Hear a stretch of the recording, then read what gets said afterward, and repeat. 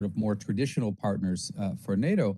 But we have been, more quietly reaching out to other international organizations like the International Energy Agency. So there's a network organization to organization that's in place, which we need to develop and which this conference will help to develop. But also, we have a partnership network with other countries, of course, over 40 countries around the world that have experience and capability on this issue, which we need to pool. NATO certainly doesn't have all the answers. We're just getting going on this. But I think quite quickly we'll be up to speed and we'll be able to add value. So let me outline in a little bit more detail how we want to approach this. And I have been assigned to play an active role in leading the effort inside NATO. So we got the strategic direction from the captains. I'm sort of down in the engine room installing solar panels. I was going to say shoveling coal, but that's probably not the right analogy now to help guide us in the right direction. So let me just offer some thoughts on the way in which we're looking at this here. First, to stress, this is very much a work in progress. So everything I say here is a little bit more how the staffs are looking at it, because we have not yet returned to allies for decisions. We're doing that in the next 6 months or so. But let me outline some ideas for how we're going to look at this, and then I'd be very interested if there's time to hear from some of the participants. So first, as the minister said, we want to make NATO the place where the world looks for an analysis, the analysis of the security implications of climate change. So we are working now on a climate change and security impact analysis. We're going to put that in place in time for the summit at NATO, the NATO summit that'll take place in Madrid in June of next year. And then on an annual basis, we will update that. I'm quite sure that there will be, if not an entirely public document, there will be a public document. And that will be something that the world can look to. And as we develop this and then develop it in future, we want to engage with all of our partners and colleagues, international organizations and other countries, NATO members, but also partners, to build up an accurate picture. We will be drafting that also drawing on the expertise of the NATO military structure, and they're working on this, and of course our national militaries as well. There is a huge amount of research that has been made, of course, and that continues to be made on the implications of climate change. The security implications, the minister outlined a lot of them, and I think that they're quite clear. What we need to do from a NATO point of view is also look at how that affects the security of the Euro-Atlantic area, how it affects our NATO facilities, and how it affects national resilience. NATO sets resilience guidelines for member states, and we need to bring climate change into that. So you can expect to see by next June a high-level report, I believe, from the Secretary General on the security impacts of climate change. So that's one line of work, and I think many of the participants that are there will be approached by NATO in the coming months to participate in this process and hopefully participate in some public events as well. Then the second element, which is adaptation. And this is, I think, going to be and is already a major element of how we look at the adaptation of our forces. COP26 had a lot of successes, but I think we all recognize that 1.5 degrees is a very, very ambitious goal at this stage. And we're likely to see more than 1.5 degrees as the temperature increase in the world. And the effects are going to be dramatic. They're going to be widespread. And our forces are going to be forced to adapt to them. And I don't want to start listing examples. I think we all know them. So what does that mean? It means we're going to have to adapt our forces, as the minister said, to operate in very extreme weather, more than they are now. We're going to have to adapt our forces to be able to deal with more disaster relief, because they will be called on to do more disaster relief as we get extreme and unexpected weather. And I don't know if the Canadian military has been called on or not, because I haven't checked that, but just in my own country, Canada, on the West Coast yesterday, if you turn on BBC, the lead story is, massive flooding that has cut off a lot of approaches to Vancouver. That's something we would have never expected, and certainly in my lifetime, that's never happened. So this is typical now for everyone, and it's only going to get worse. Our coastlines are going to increasingly go underwater, so we're going to have to adapt our establishments, but also provide support to communities, because I think 40% of the world's population lives very, very close to a coastline that's now under risk. There will be increasingly wars over resources, which could drag us in. The instability that climate change will stimulate, of course, also creates a more fragile environment, which is exploited by terrorist groups. And we can see that in the Sahel very clearly. And our forces are employed in the Sahel, not NATO directly, but allied forces with France in the lead. And the situation there is made worse by climate change, and that has immediate effects for us. The minister mentioned uncontrolled migration, which is also an issue. So I could go on and on. Our forces are going to have to be adapted to all of that. And that means adapting our training and exercise schedule to include a climate element as soon as possible. And I think as soon as possible to have training and exercises focused on climate as the main challenge, or the security implications of climate change as the main challenge. We're going to have to look at our equipment so that our forces can operate in extreme heat. I don't know what the temperature is inside a Canadian tank in Afghanistan in June, but it must be pretty bad. So we need to adapt to that. But also, for example, engines need to be adapted to be able to fly in hotter environments for helicopters and aircraft. We need to look at high-tech solutions for adapting our equipment to the security implications of climate change. NATO has an ecosystem of innovation, starting with our scientists, moving all the way through to our procurement division. And of course, in the middle, we're trying to put in place an innovation accelerator. And one of the use cases for that will be, of course, climate. We've also taken decisions on artificial intelligence and big data.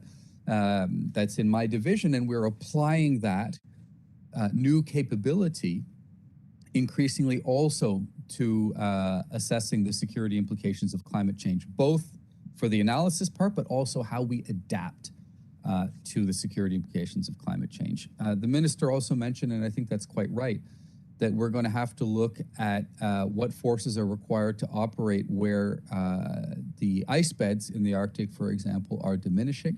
And of course, there are implications for geopolitics in that as well. So a lot of adaptation needs to take place. We are engaging with the NATO militaries. The NATO military structure is engaging with the NATO militaries to assess best practice. There's a lot going on in all of our armed forces. And I think just by pooling best practice and sharing that with each other, we could already make a substantial improvement, but then we're going to have to do more. Then let me come to the mitigation aspect, and that is, in essence, reducing to the extent possible greenhouse gas emissions on the part of the NATO establishment, and if possible, on the part of allied forces as well. And here, I want to be very frank and give you my view, but I think it's worth sharing. And it reflects a little bit what the Minister of Defense said as well. There is one thing that we have to do to be able to address this issue effectively, and that is to have a methodology. How do we assess what we're currently emitting in terms of the NATO establishment and in terms of our forces? So we need to know which greenhouse gases we're considering to measure. And I think we're going to have to start with something realistic, certainly carbon. Maybe we do carbon and methane, and then we can add from there. Second, we have to decide what's in and what's out. Which establishments, which vehicles do we count from a NATO point of view? And just to share with you some of the complications, this is easier to do in one country than it is to do from a NATO perspective, because of course NATO is about working together. So we have in one NATO country, let's say in Italy, a NATO facility, which is sort of owned and run by NATO, but that has forces from many countries participating on that base. So whose regulations apply? Is it the host country? Is it NATO? Is it participating forces? Is it all of it? And how do you get a common methodology? Just to give you a little taste of what my life is like when trying to address this issue. But we need that. We need that baseline, and we're working on it, and I think that's relatively achievable. Then comes the next question of what do we do about it? And here I think we need to be careful to differentiate. When it comes to being able to make reductions, in my view, what's clear is we can make reductions when it comes to bases, facilities that are in our host country, our own countries, or NATO facilities that are in NATO territory. And there are already all kinds of efficiency measures being carried out by allies in all countries. You know, people point at the carbon footprint of the U.S. military, and it's substantial for very good reason. But I think people also need to look at how much the U.S. military has done already to green its activities, and that includes, for example, and I just read this morning, that over 50% of the energy provided at U.S. naval facilities in the United States now comes from renewables. So they're moving hard on this, and there are all sorts of other measures to be taken. The minister mentioned some of them when it came to, for example, using simulators for training to the extent possible. But the minister also said something which I think is absolutely crucial and that we can't lose sight of: military effectiveness. Whatever we do cannot undermine our military effectiveness. And I say that for a number of reasons. First of all, the macro point. Our security is fundamental to being able to make improvements in anything. So we have to do that. Second, other peer competitors, for example, Russia and China, as far as I can see, are not approaching the issue of reducing greenhouse gas emissions from their militaries, if at all, certainly not in the serious way that we're doing it. And we have to make sure that we can ensure our security, including because we are now in a period of increased geostrategic competition. So the climate, our competitors aren't doing it, and we need to make sure that we maintain our military effectiveness in this way. Third, because they're not doing it, but also, as I mentioned, the security environment is not improving and in many ways is getting worse. And if it gets worse, we will have to use our forces more. We will have to exercise more. We might have to deploy them more, for example, for freedom of navigation operations up into the Arctic. So if the security environment deteriorates, we're going to have to use our forces actively. Fourth, we're going to have to use our forces, I'm quite sure, more for disaster relief and in very difficult environments. And that means, using them, which has a carbon impact as well. They're going to have to operate in hotter environments, more extreme environments, meaning potentially more air conditioning inside vehicles, as I mentioned, different engines. So we can find technological solutions to some of these issues, but for me, efficiency is what we can seek. And if the environment allows for it, that efficiency can lead to reductions. But what we can control is improved efficiency across the spectrum. So we are going to paint green across our innovation and scientific and procurement spectrum. And in the way that we look at everything from exercises to procurement to our defense posture to resilience. We can use our resilience guidelines not only for more traditional security issues, but also for the security implications of climate change. And I'm very gratified to see how allies have really taken these guidelines as guidance and implemented. So there's really a lot to do. I'm actually really quite encouraged by this particular line of work in NATO. And I say that because we can really do something.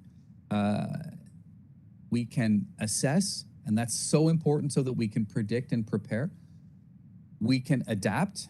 And as I say, I'm quite confident that unfortunately, the whole world is going to be facing massive implications from climate change. We, the militaries, the security people, we can do something about it to help secure not just ourselves, but secure our populations. And I'm quite sure we'll be called on more to do that. And that's a very powerful thing. And third, we can contribute to reducing the impact, the carbon impact and the greenhouse gas emission impact of our activities. That's within our power, and we will do it. So I think this is really important. I think it's great that this conference is taking place.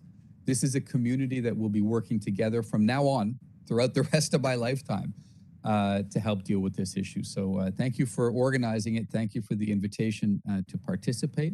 If we have time, and if that's how you've organized it, I'm very happy to take questions.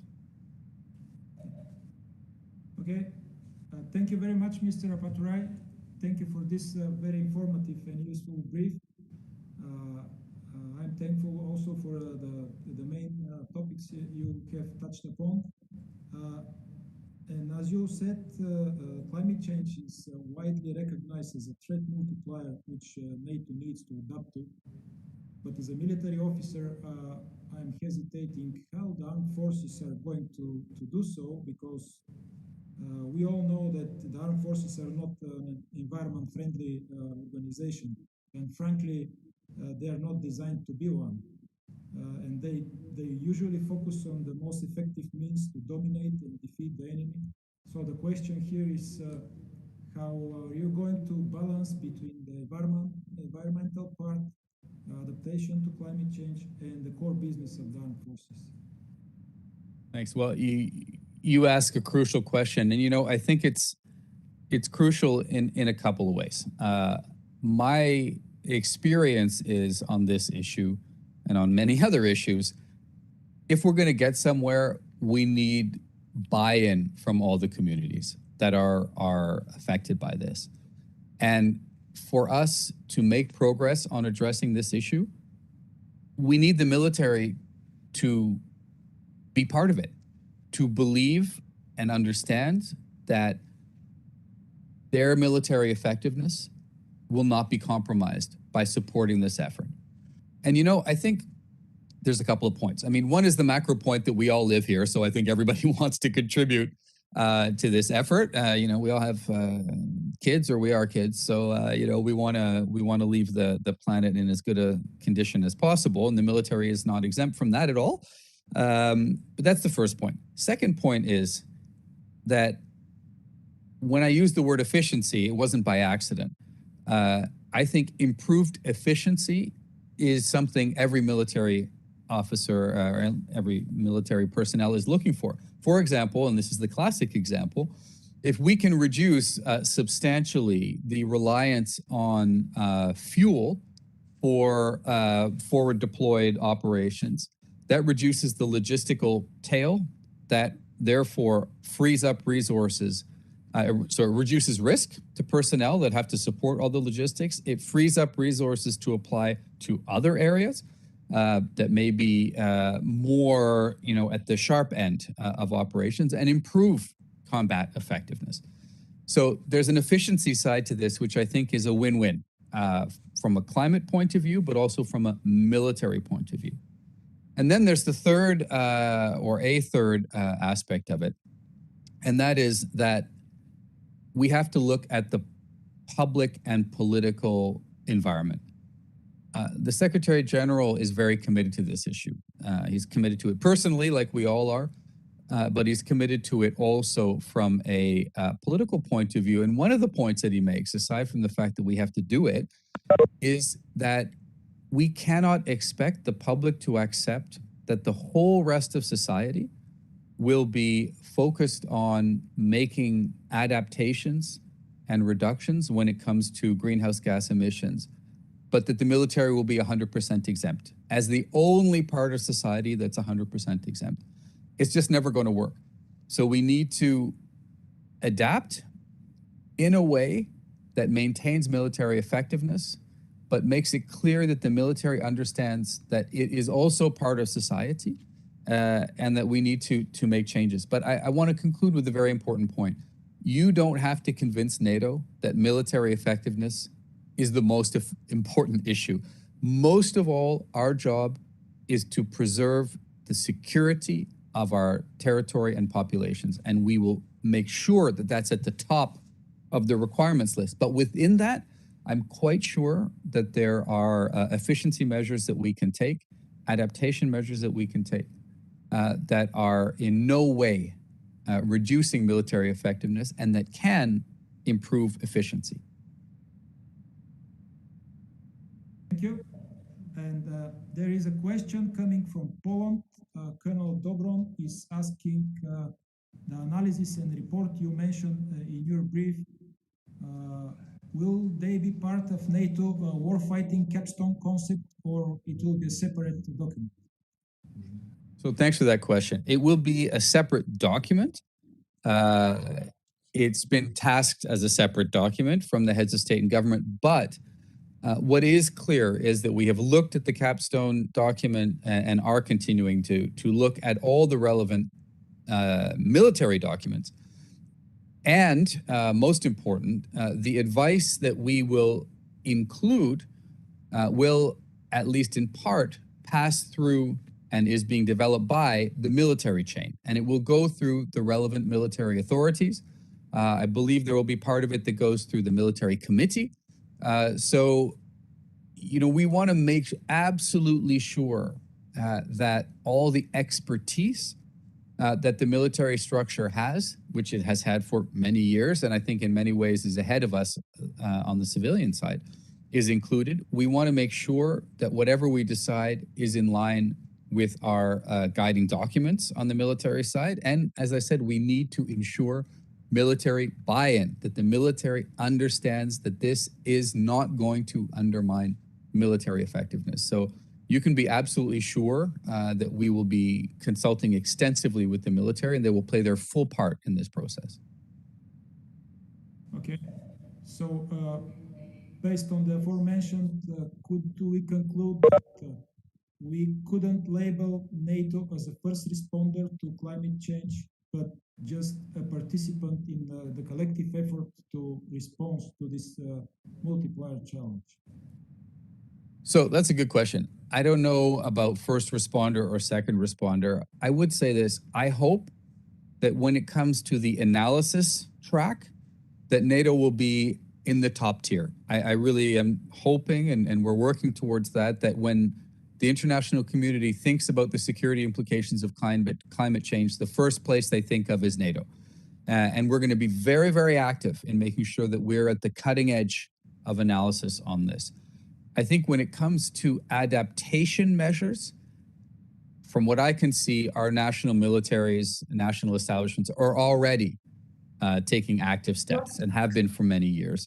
But I'm hoping that we can, as I say, set a high bar, share best practices, and hopefully provide some guidance as well to further improve on what our allies are all doing. And I've been at NATO a long time, and in every area, on every issue, there are some allies that are farther ahead. And that by bringing it into a NATO structure, then we can get everybody up to the same standard. We have an expression in English which is particularly applicable here: a rising tide floats all boats. And the tide is rising, but we want to make sure that NATO is at the top of its game. And then when it comes to mitigation, that is cutting greenhouse gas emissions or improving efficiency, will we be first? I don't know, but we'll certainly be in the game.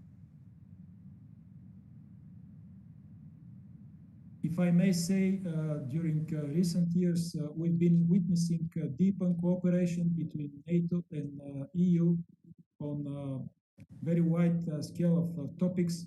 Is climate change one of them? And is it going to deepen as well, for example, military mobility and some other projects which are going on between the two organizations? Great question. And, I was just with some senior EU folks in the last 2 days precisely talking about this. So if you look at the EU's new strategic compass, which is a draft document at this stage, and it's out in the media, so you can go look at it. They devote a lot of attention to climate change, including the security implications of climate change. And so this is a document that's in design, but from what I understand, this is probably one of the least, if not the least, controversial elements of that document within the European Union. So I expect that to remain. I think you'll also see in our strategic concept, the NATO strategic concept, which will be drafted in time for the summit in Madrid in June, substantial language devoted to this as well. So the two organizations, I think, are really, really upping their game from a policy point of view, from a practical point of view on this issue. It is also, I think, so clearly of common interest to the members of both organizations. There's no politics in this. It's a shared problem. So I think also from a political point of view, it's probably easier to move forward on this file than almost anything else. So to get to the point, we already address this issue with them, with the EU, and we're going to deepen that cooperation. That was sort of the conclusion of the discussion I had 2 days ago.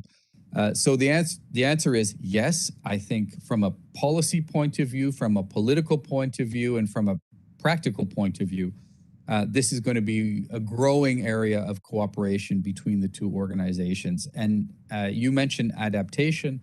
I think from an analysis point of view also, we can definitely do more together. And from an innovation point of view, we can do more together. So there's really quite a lot of ground we can cover. NATO has a lot of expertise on the security aspects of climate change. The EU has a lot of expertise, I think, more broadly on climate change. It also has very substantial resources, which can be applied, for example, as you mentioned, to critical infrastructure for when it comes to military mobility. They have legislative authorities, which we don't have. They can set standards, which we can't do in the same robust way that they can do, but which benefit everyone in this context. So long answer, short answer, yes. So much for both, for the short and long answer. As usual, Mr. Apaturai, your intervention was with highly appreciated added value, and I think our conference is going to proceed in the same way further on. So thank you once again for your participation. It is always a pleasure for us, and we are looking forward to working again with you in the future. Thank you, and have a good day. Thank you very much for having me.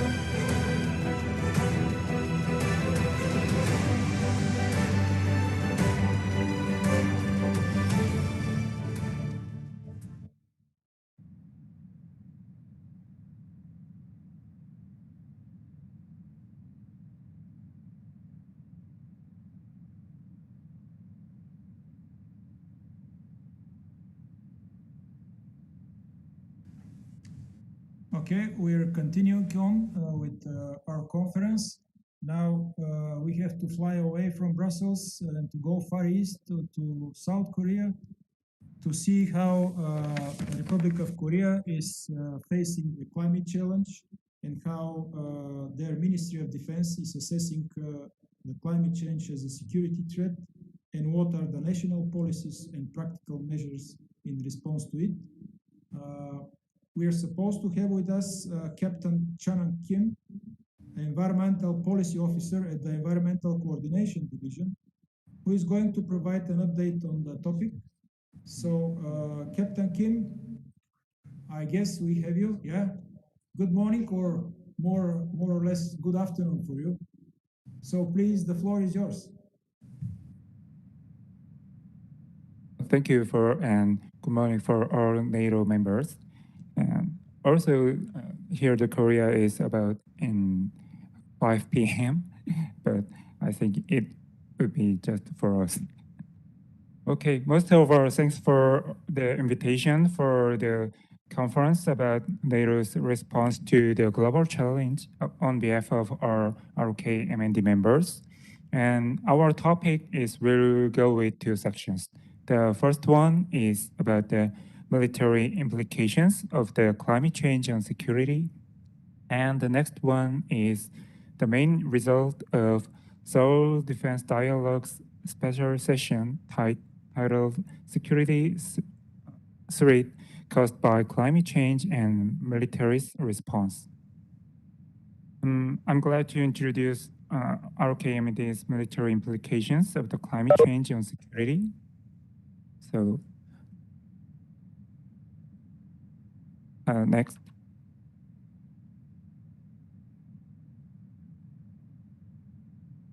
We will go with the presentation.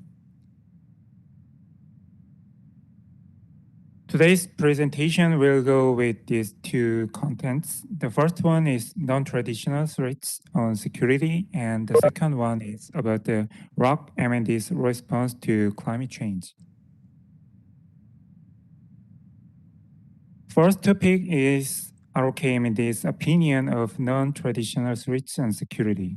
As the climate is changed, so many military issues are occurred. First is particulate matter. As the temperature is higher, matters in air react more and more. So especially in winter to spring, MND decided all soldiers who train on outside to wear masks since 2019. So before the COVID, RKMND have already made all soldiers wear masks to protect their respiratory organ. Unclear visibility on maritime is also a problem caused by particulate matter. The second one is sea level rise. Some studies say average sea level rise on Korean coast is about 3.1 millimeter per year. And moreover, average rise on Jeju Island is higher than Korean coast. Jeju Island is one of the strategic points of RK, so if the sea level rise is ongoing, moving crops in Jeju would be a really big concern for RKMD. And the third one is about heat wave and severe cold. Clear distinction of four seasons is one of the Korean characteristics. So under the climate change, temperature difference between the seasons are continuously intensified. Of course, even before the climate change issue came up, maintenance of military performance is RKMD's task. However, we should consider not just military equipment, also the soldiers who drive the machines. Next. The fourth is about outbreak of an epidemic. There is some study on the relations between epidemics and climate change. For example, before the climate change, wild animals' living area and humans' living area were distinguished. However, after the climate change deepens, their living areas are started to move and invaded to each other's. So the study said many zoonosis epidemics like COVID, AI, MERS, SARS are spreaded and occurred more easier than before. Of course, the climate change might not be the main factor of epidemic, but I just want to say climate change can cause harm to people with indirect way. The next one is irregular dry season. In dry season, securing drinking water source for remote troops or some troops which is operated in island area is important. As the climate is changed more, the dry season is going more irregular and deeper than before. So to secure drinking water source is one of the security security issues we solved. The last one is food shortage of North Korea. Climate change can cause the North Korea's food shortage, and it can give us various ways of ripple effect in order. Since the climate change problem had not focused on, hunger problem was already serious in North Korea. If the food shortage make more hunger deaths in North Korea, ripple effects such as crisis of the North Korea system should be also considered. Next. As we have seen previous chapter, ROK-MND also agreed that there are so many military issues related to climate change. So ROK-MND tried to solve some problems with the other department of Korean government. The first one is adapting smart water management system to troops where we operated as consolidated units like Air Force. Smart water management system is very similar to the smart grid system, which is made to control electricity with efficiency. They are all controlled by IoT and AI to supply the water. So they monitor water pressure and water amount simultaneously by units, and as soon they get some unusual data, control the valves and track the leakage point. Moreover, as the season changed, if the water demand is predicted to be increased, the system can notify the increase to the water supply source manager automatically. ROK MOE, it means the Ministry of Environment, and their purpose is to supply smart water system to country is related to finding the efficient way to control all kind of water source. And they want to get the information about how much water demand would be in every season, every month, and how to use the water with detailed. So with this gathering information, ROK-MND can know how to supply water properly and where to supply more. Rainwater harvesting is another collaborated project with MOE. Simply to say, rainwater's water quality class is about middle.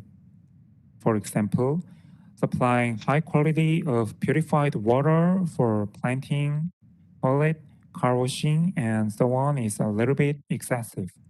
So to control water use properly, ROK Army builds rainwater harvesting facilities. With just minimized purification for rainwater, we can use them for previously explained purpose. To prepare dry seasons or emergency situation, borrowed tap water will be supplied by ROK MOE, especially for soldiers who are in remote area or island where will have little water resource. As the climate change is stronger in dry season, finding water resource for remote troops need more struggling than before. So preparing deep dry season, ROK MND makes water supply plan with the help of ROK MOE. Next. Next one is forest project in military area with Korea Forest Service. Before the time of CCUS, and CCUS means the carbon capturing and utilization and storage system. The CCUS's successful introduction, before the time of CCUS's successful introduction, forest would be the most powerful carbon capturing tools for all countries. Moreover, to capture the particulate matter for protecting soldiers' respiratory system, forest around the military area is efficient way. Also, in viewpoint of military operations, it can give benefits for hiding troops from the enemy. The third one is to develop particulate matter capturing equipment with Ministry of Science and ICT. Adapt plasma tech to diesel purifying filters for reduction of particulate matter emission to air. The demonstration project is going on from 2020 2020, and the target year to introduce the filter to all military equipment is 2023. Next. ROK M&D also has own greenhouse gas reduction projects. In 2021, ROK M&D's budget related to climate change is about to over than $60 million. First one is to build hydrogen charging station project, which is collaborated with MOE. One of the most important mission of Korean government is to make sufficient hydrogen charging station for the hydrogen car users easy access. But it is hard to find feasible area. In some area, some residents deny the station because they worry about the explosion, or some area is too expensive to build station or too far from the other infra to access. However, in Korea, many troops or units are operated in all over the country. So ROK M&D allowed to use the area being around the troops for building the charging station and also allowed to use for civilian. The second one is introduce recycled material-based things to military, such as apparel, paper, and so on. To reduce the landfill of waste plastics and to reuse the resources, ROK M&D started demonstration project about using recycled material. In the first half of 2021, we adapt about 10,000 pieces of apparel to the soldiers, and we are considering the projects expanding positively. And next. Next project is adapt green remodeling to degraded buildings. To increase the heating energy efficiency, ROK M&D adapt the technology to degraded buildings when they are remodeled. The third one is Smart Grid project. The project is especially efficient for Air Force because Air Force is usually operated by consolidated units. To maximize the energy efficiency with Smart Grid, adapting the system to Air Force is better than to Army, we thought. So most of Air Force in Korea are adapted Smart Grid systems step by step. Developing greenhouse gas inventory is the last mission during this year of ROK M&D. We are making this inventory with two-way survey. At first, we check all kind of oil use as top-down way. Because all oil in Korea is imported with the total information of imported volume, we tell the military amount from the others. After that, we picked some representative troops, oil use data from each kind of force as bottom-up way. With these two-way inspections, we are calculating the total amount of greenhouse emission from military section in Korea. With the data, we can notice that the emission trends of each forces are different from each others. So this is the end of the first presentation, and in sequence, I will let you know the main result of Seoul Defense Dialogue. The Republic of Korea Ministry of National Defense, as known as M&D, successfully hosted the 10th Seoul Defense Dialogue from the 8th to 10th September. The SDD is a vice ministerial dialogue launched to promote security cooperation in the Asia-Pacific region.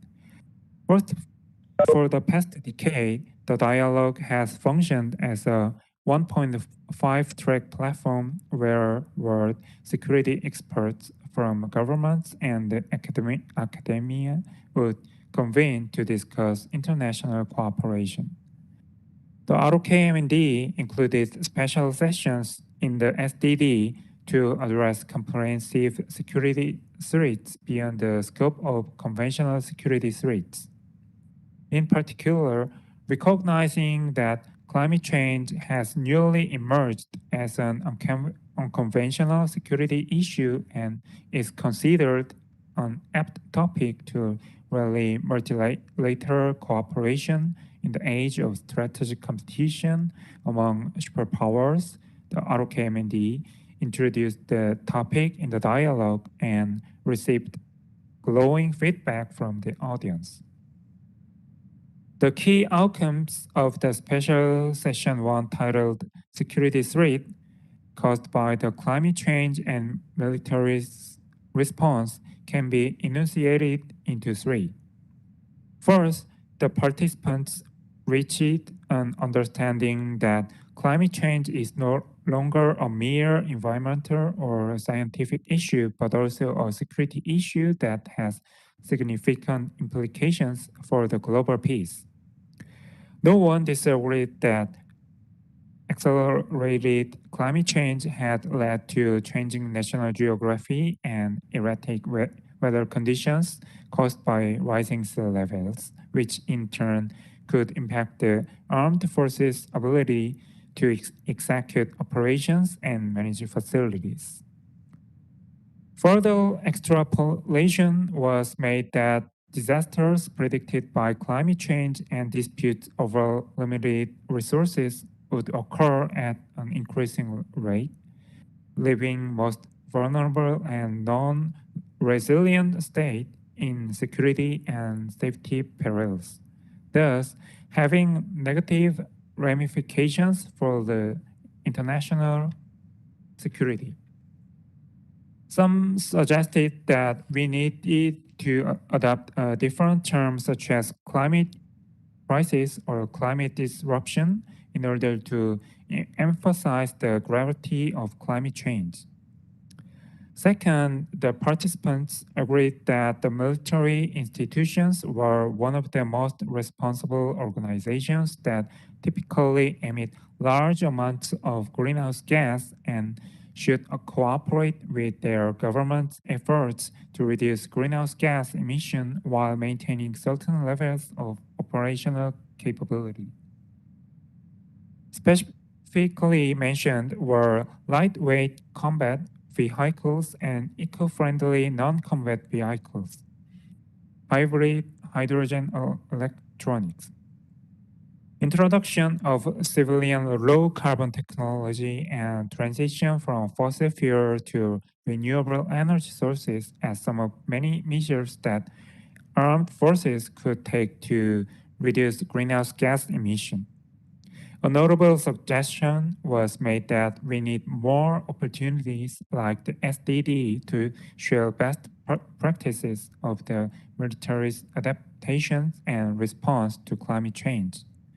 Third, a consensus was reached that climate change was a transnational security issue impacting the global community and could only be effectively managed only when parallel efforts were to be made by individual states and the global community with a united and cooperative front. In this regard, the armed forces of major countries that drive emission reduction efforts need to share with those of developing countries their best practices and trial and error with an aim to raise awareness of climate change while initiating necessary cooperation and support for the developing countries to build capacity in adapting and responding to climate change.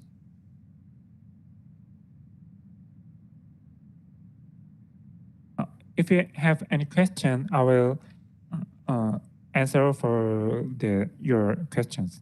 And after that, in sequence, I will introduce the next cooperation about the climate change with Korean and NATO.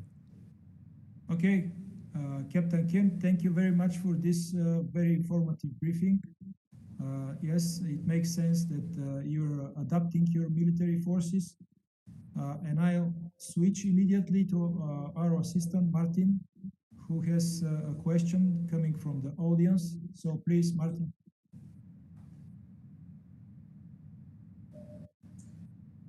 Good morning from me. First of all, Captain Kim, thank you very much for your insightful presentation. My question here pertains to the dynamics currently on the Korean Peninsula. You mentioned yourself the ongoing food shortage in North Korea, and given the evident link between climate change and one of its side effects being drought, do you expect that in the short or midterm, climate change itself can have substantial impact on the dynamics and security architecture on the peninsula? Thank you very much.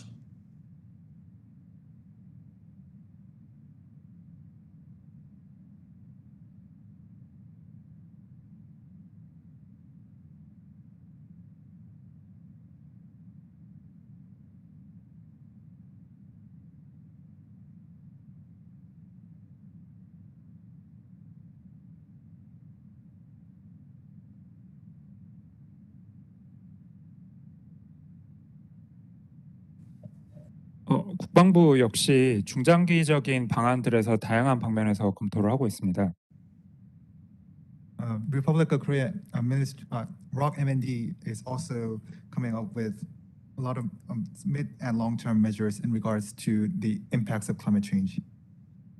그 중에서 이제 북한과의 문제는 항상 예전부터 다각도로 검토되어 왔던 문제들이었습니다. And issues regarding North Korea has been analyzed through a lot of angles. 그래서 아까 전 발표에서는 대표적으로 체제 붕괴 정도에 대한 것만 다뤘지만 그 기후 변화가 다방면으로 간접적으로 미칠 수 있는 영향들이 많기 때문에 국방부에서는 그에 대해서 예의주시하고 그 전염병에 대한 사항들까지 포함해서 검토하는 것이 국방부의 주요한 입장이라고 판단됩니다. So while in my presentation I have only mentioned a case of a possibility of the North Korean regime being crippled, but MND is also looking into various side and secondary effects that could be caused by climate change, also including the effects of the epidemic as well.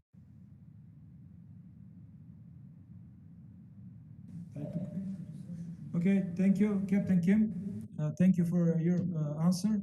And now, if I may, as our conference is mainly focused on NATO's approach to climate change, it would be very useful to know how you see the future cooperation between the Republic of Korea and NATO on the topic, but also in other areas of common interest. So please.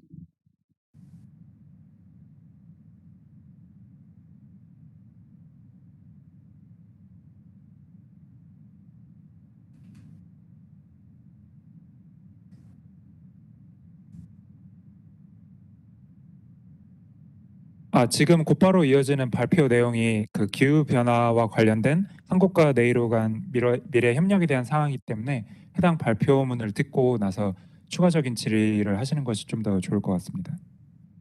So the next part of my presentation actually covers future cooperation measures between the Republic of Korea and NATO. So I will continue my presentation. Go ahead.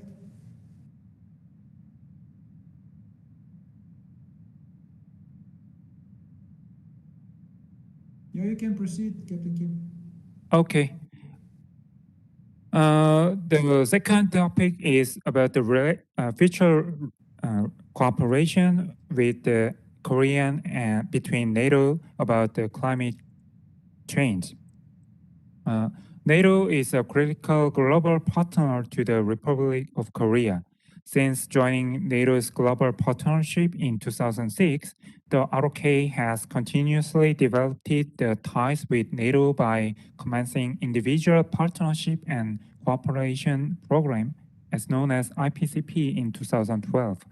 In particular, the ROK and NATO have built robust cooperative relations and mutual confidence in the field of defense, including but not limited to participation in NATO-led meetings and training events such as NATO interoperability platform, military education exchanges, and high-level military exchanges.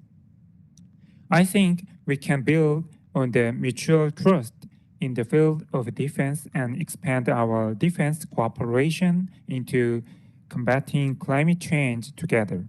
This will be enabled by our common focus on the impact of climate change to security, as well as our shared view and willingness to act now to achieve carbon neutrality in defense. NATO proclaimed climate change and security as its main agenda this March and adopted NATO's Climate Change and Security Action Plan at Brazil's summit in May, highlighting climate change as a security threat and leading the effort to seek multilateral and practical measures against climate change. As aforementioned, the Republic of Korea Ministry of National Defense has been devising carbon-neutral defense policy and action plans. Thus, NATO's policy and action plans will provide important points of reference. Borrowing a page from NATO's action plan to assess climate change's impact on security on an annual basis, as well as to develop NATO's own mapping and methodology for gauging greenhouse gas emission from military activities and facilities, the ROK can take away lesson learned that the defense sector can play a leading role in carbon neutral policymaking. I sincerely hope that NATO, with its advanced response to climate change and the ROK armed forces with a zealous intent to reach carbon neutrality, can multiply opportunities for mutual growth in the area of climate change and security. That is, through discovering avenues of cooperation in sharing policy, action plans, and best practices. It is in this regard that I would like to thank Sofia Security Forum and NATO for igniting the light in the communication between the ROK Ministry of National Defense and NATO on matters of climate change. This is the end of our presentation, and thanks for the listenings. If you have any more questions, please let me know. Thank you very much, Captain Kim. It was very useful for us to know what is going on the adaptation of military force of South Korea in response to climate change challenge.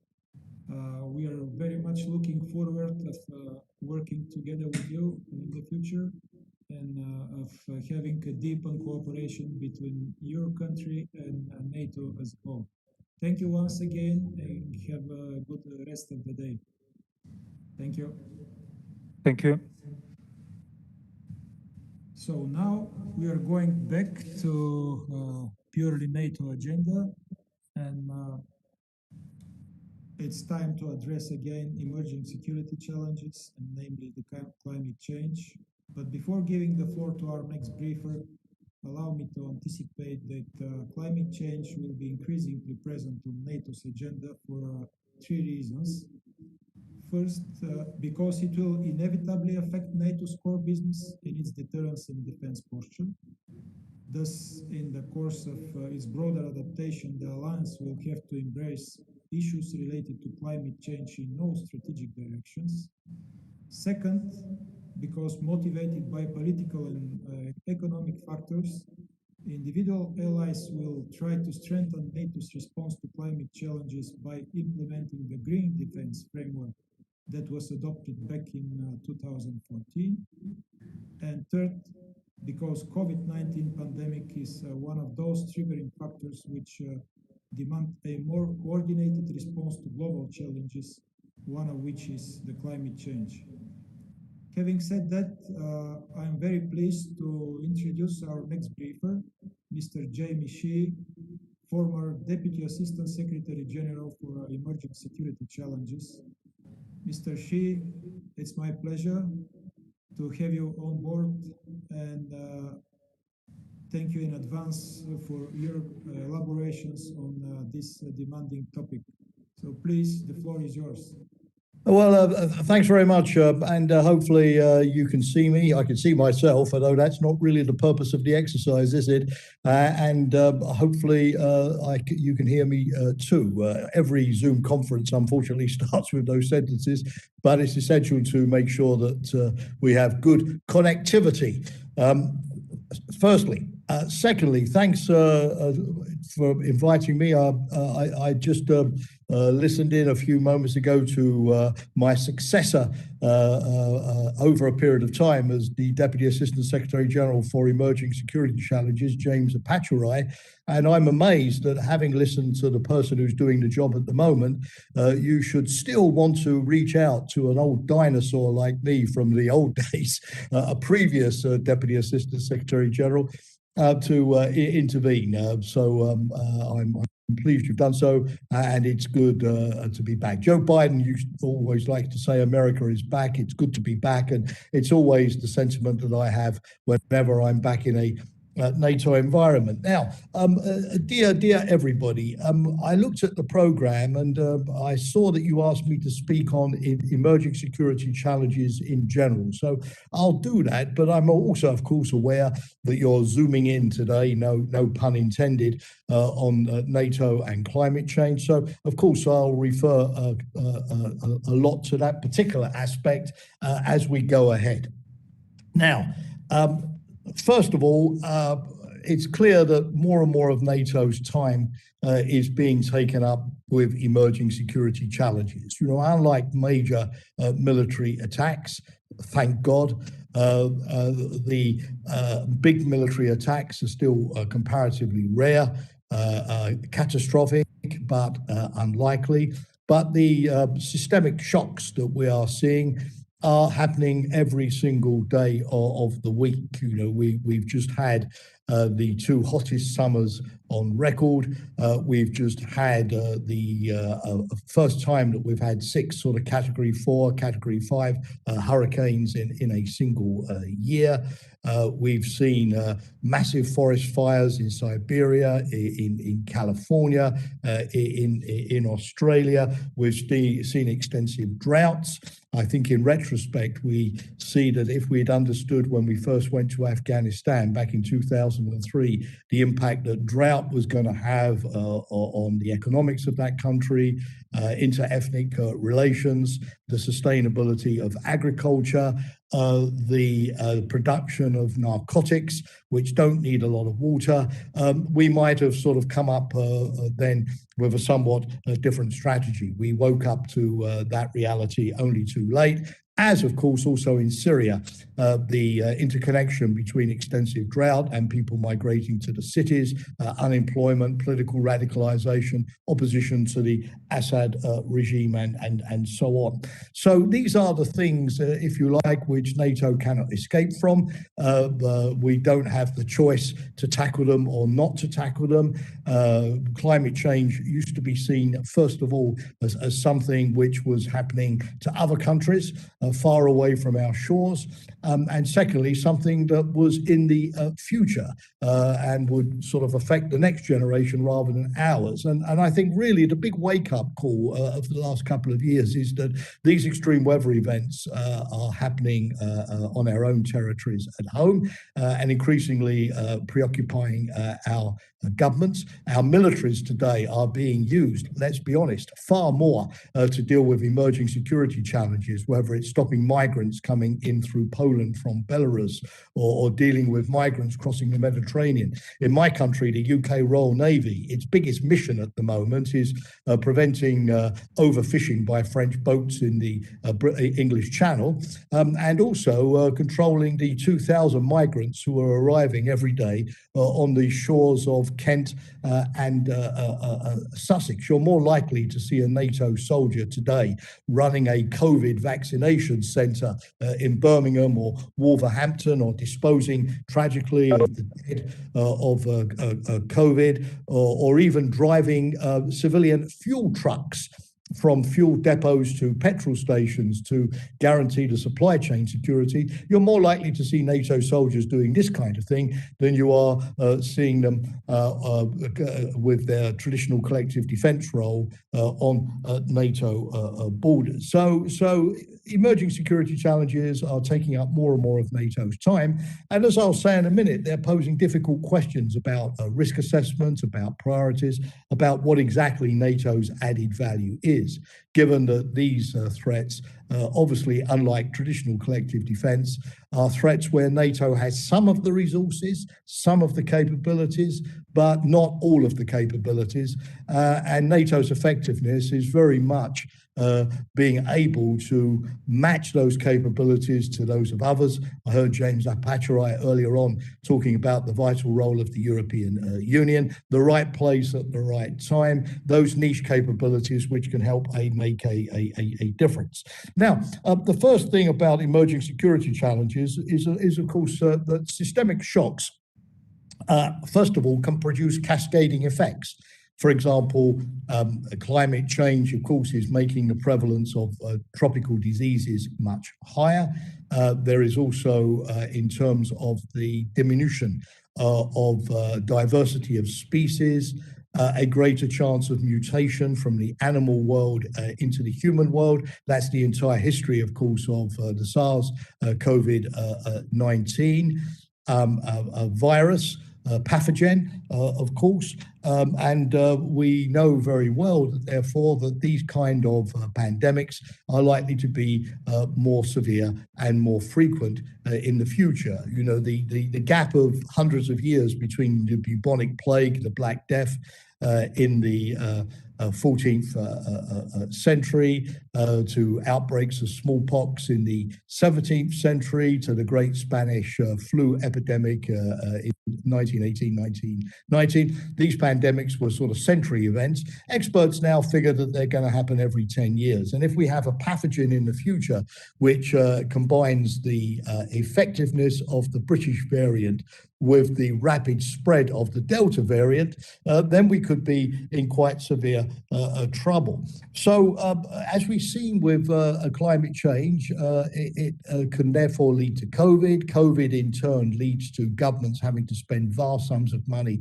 propping up their economies, harder then to spend money on classical security and defense as budgets come under strain. It can lead to disruptions in the supply chain. So I was quite interested the other day to see that the World Health Organization was reporting that we are short of about 2 billion syringes.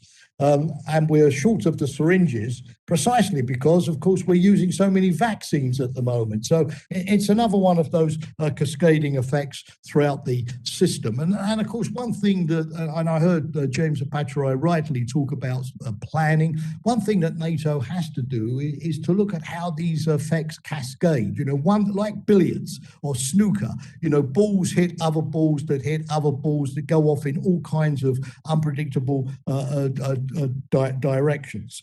And that is something that we have to be able to track. The other thing is with systemic shocks like climate change is that you could find that governments become so preoccupied by internal crisis management, you know, enormous forest fires, extensive drought situations, major flooding incidents, which are happening in all of our countries now, severe power outages, rising gas and fuel prices at the moment as certain supply chains are knocked offline by extreme weather events. You know, think of Fukushima and the supply of nuclear power in Japan just a few years ago in the wake of a tsunami which hit that power station. And as governments become distracted, then obviously there is the chance of geopolitical politics to enter the fray. You know, authoritarian states, our adversaries, take advantage of the fact that we are then preoccupied domestically with dealing with these kind of issues. Secondly, you know, the military dimension of these sort of phenomena is also real. You know, the lesson of COVID is that our forces also could be put out of action temporarily through a pandemic, which puts them into quarantine, which puts them in hospitals. This could be an invitation for terrorist organizations to weaponize SARS-19. To manufacture these kind of viruses, knowing the devastating impact that they could have. So in the wake of COVID, clearly NATO needs to step up its effort in chemical, biological, radiological defense against what we could be seeing in the future. It's also the case that these situations give diplomatic opportunities. China has been carrying out vaccine diplomacy vis-a-vis the Western countries, trying to ingratiate itself with countries in Asia, Africa, or the Middle East by being able to offer faster its Sinopharm vaccines vis-a-vis the COVAX mechanism that the Western countries have been supporting. So geopolitics doesn't stop just because we have a common problem called climate change or COVID. Quite the contrary. People look for opportunities to exert leverage, to find advantage, to form new partnerships, or to demonstrate the superiority of their system in being able to deliver this kind of aid vis-a-vis the model of the democracy. So the challenge for the alliance more generally is to be able to sort of match together the sort of immediate physical problem of dealing with the manifestations of climate change. How do you get your military to fight forest fires?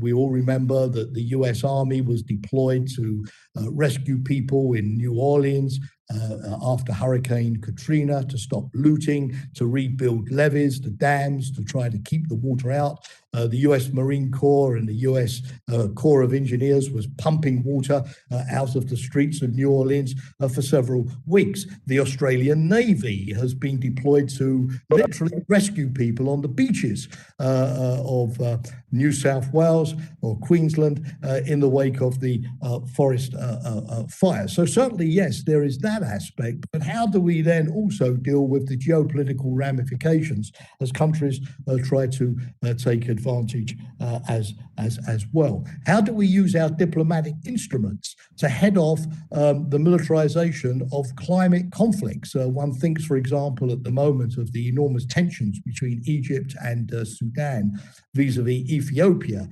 over the Great Renaissance Dam project, exploiting, of course, the waters of the Blue Nile. And Egypt has even threatened war over this because its population has now gone above 100 million. And it desperately needs the waters of the Nile. 90% of Egyptians live on either side of the river. But Ethiopia has also, in recent months, gone over 100 million people for the first time. And it therefore needs also to exploit the Blue Nile for its own development. But Ethiopia at the moment is involved in a bitter civil war in the Tigray province, as everybody knows, which is a major humanitarian crisis. And a country, I'm simply speculating, might sort of take advantage of the fact that the country is preoccupied internally to then push its claims over vital environmental resources. Refugees are going to be another issue as well. The United Nations calculates that there will be about 60 million climate refugees by the middle of this century.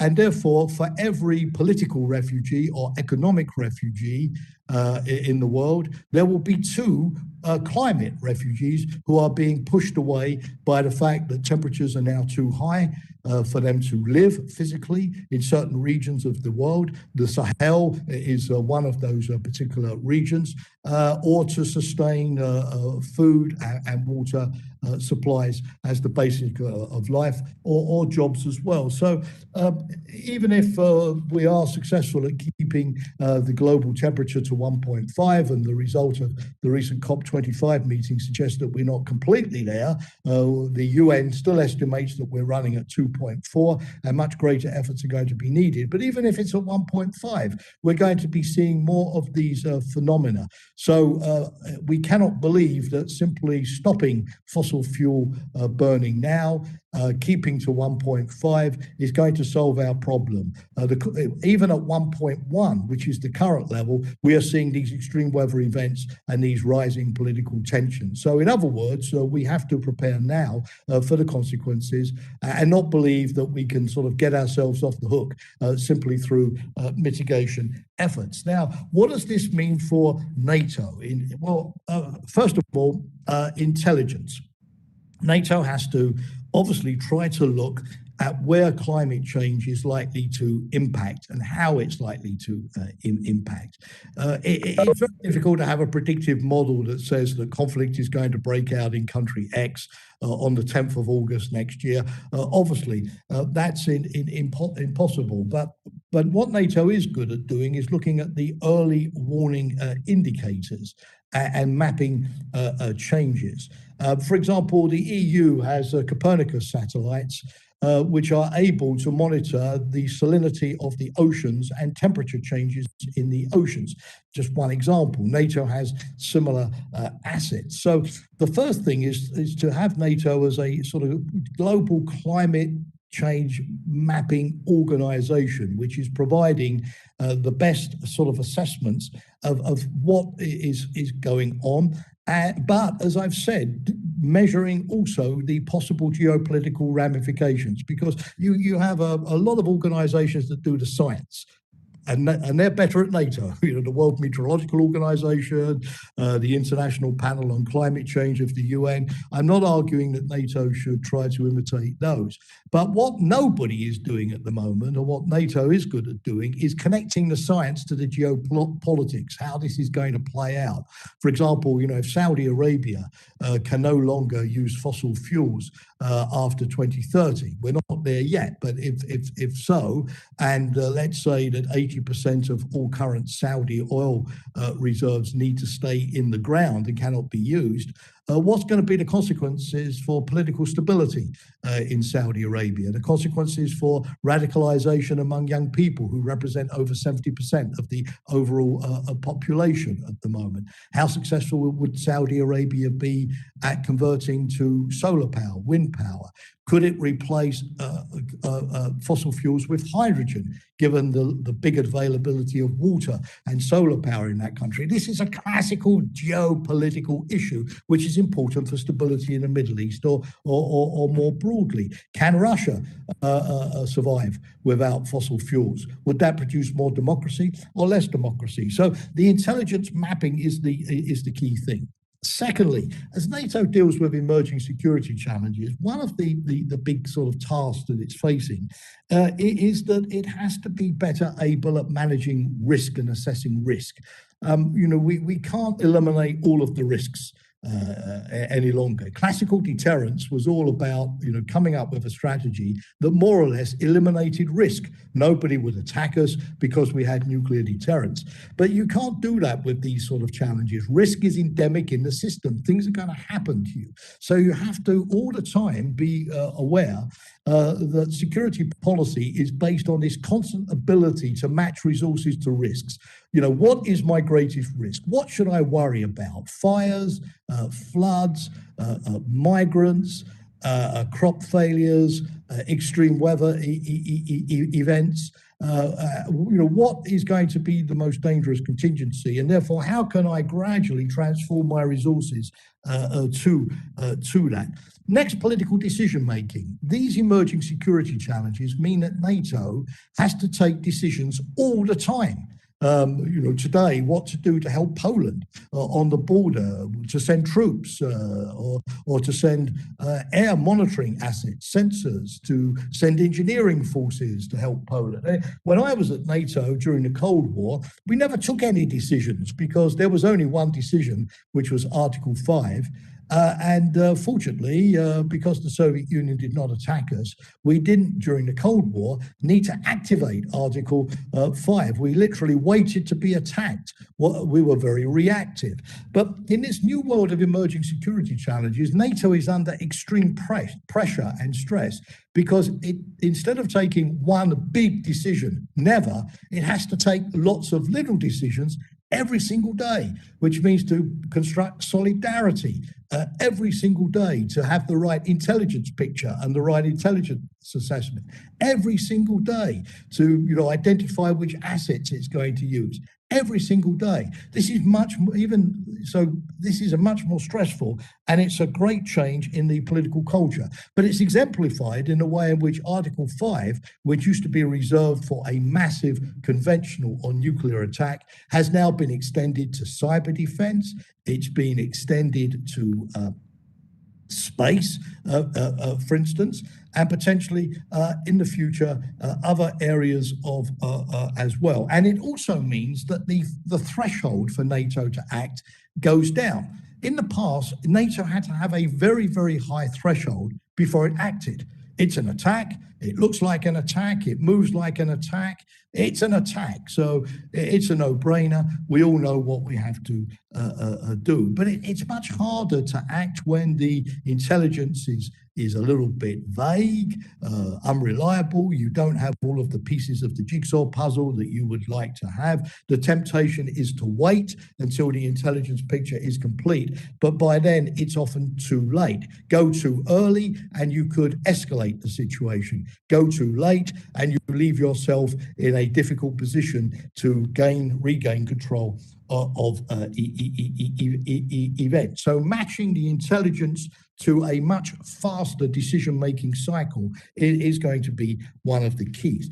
The next thing, very briefly, is the shift from deterrence to resilience. Now, deterrence was great because it meant that you could protect everything without protecting anything. Let me explain. You had a threat of nuclear deterrence and response, which meant that your adversary knew that an attack was going to be too risky to contemplate. So when it came to your physical assets, you didn't have to defend anything because an attack was virtually impossible. But today, in the age of resilience, where man-made or natural phenomena are going to happen, governments, for the first time, have to protect everything, not just, air bases or naval bases. They have to protect their supply chains. They have to protect their cyber networks. They have to protect their cities. They have to protect their national health services. On and on it goes, as you well know. And of course, it's impossible for governments to protect everything all the time, everywhere. Again, the need for critical choices. It also means a diversion of planning in NATO. And this is going to be, I think, an interesting debate. Some countries in the alliance think that the emerging security challenges are probably the shape of the future, and they are starting to remodel their armed forces, like the UK with its integrated review, to basically do the small niche stuff, cyber capabilities, humanitarian rescue capabilities, riverine capabilities, flat bottom boats and so on, as saltwater and seawater converge with the rising sea levels, expeditionary forces. These are great, for dealing with extreme weather events, humanitarian rescue, climate change scenarios. But if everybody in NATO starts going for homeland defense, homeland security, driving petrol trucks to stations, building COVID hospitals, who is going to do the classical defense? Who's going to provide the divisions? Who are going to provide the tanks? Who are going to provide the air defense? Who is going to provide the fighter aircraft? Will we have two NATOs? A NATO where certain countries, very much impacted by the new challenges, invest in these niche capabilities, but can no longer deploy mass and bulk for traditional warfare, Because let's be frank, Russia still does traditional warfare. Russia does tanks. Russia does multiple rocket systems. Russia does jet aircraft. It does aircraft carriers, all of these things. So the problem is it would be easy for NATO if climate change and emerging challenges had replaced the need for traditional defense. But unfortunately, our adversaries are very good at doing both. They're very good at doing the hybrid warfare, the propaganda campaigns, the weaponization of migrants, the cyber attacks. But they are also investing very heavily in nuclear weapons, in hypersonic missiles, in maritime assets, electronic warfare, in tanks, and all of that. So in terms of, the balance of military planning in NATO between the small and the big, the classical and the new, there are going to be issues. So just to conclude, what are the consequences for NATO? Do we maintain a very high threshold for NATO action, classical Article 5, or do we lower the bar to make, if you like, solidarity cover far more contingencies below the Article 5 level? In other words, it doesn't have to be a military attack before NATO gets involved, number one. Second big question, do we leave resilience basically to the European Union? Yep. If I may, yeah. I think we can speak for hours about these topics, but would you please conclude shortly, because we need to continue with the next briefer in 10 minutes. Yeah, absolutely. So do we leave resilience essentially to the European Union with its larger assets, or does NATO also invest more in physical protection, resilience of its assets? What kind of technological capabilities can NATO work on which could be helpful in dealing with emerging security challenges? Norms. Can NATO get more involved in the debate on norms, like, the regulation of artificial intelligence? Because one way of dealing with this challenge is not just with a response, it's by regulating the environment and setting standards. One example for you to think about today is geoengineering. If countries to deal with climate change start getting into geoengineering, what kind of norms and regulations would need to apply? Two final things, and then I'll stop. Can NATO develop the ecosphere? Because you need a large number of actors around the table, as we know. So can NATO be the convener where the private sector, the NGOs, the different organizations meet to discuss these issues? And finally, advocacy. A military organization like NATO, as we've discovered with the Secretary General's push on getting NATO more involved in climate change, the military have a very strong credibility with the public in their educational role. Warning, drawing attention to the consequences, mobilizing action. It's no surprise that some of the most influential people on the climate change and security debate are former military officers and leaders. They have moral credibility. So how can NATO play more its educational role in alerting the governments and the public to the dangers ahead? Sorry to have gone over time. Really apologize. You probably will never invite me back as a result, but thanks again for giving me the platform today. No, thank you very much for your thoughts and your deep analysis on emerging security challenges. And I'm sure that we'll be looking forward to having you on board again in the future. So thank you once again. Have a good day. And we believe that you'll continue to be so active in the area of security challenges which NATO is facing. Thank you once again. And now, ladies and gentlemen, we are continuing with our program, skipping the break because we are a bit late behind the schedule. So we are continuing in 2 minutes immediately with the next speaker.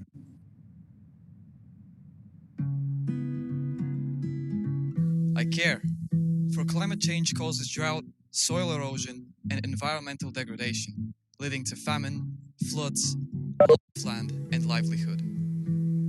I care. Climate change is one of the defining challenges of our time. I care. Climate change is a challenge to all people, countries, and organizations. It affects us all. Le changement climatique est un sujet qui me tient particulièrement à cœur. C'est un défi mondial que nous devons et nous pouvons relever que collectivement. I care. Climate change is a security challenge. I care. Factors related to climate change contribute to increased instability and geostrategic competition. I care.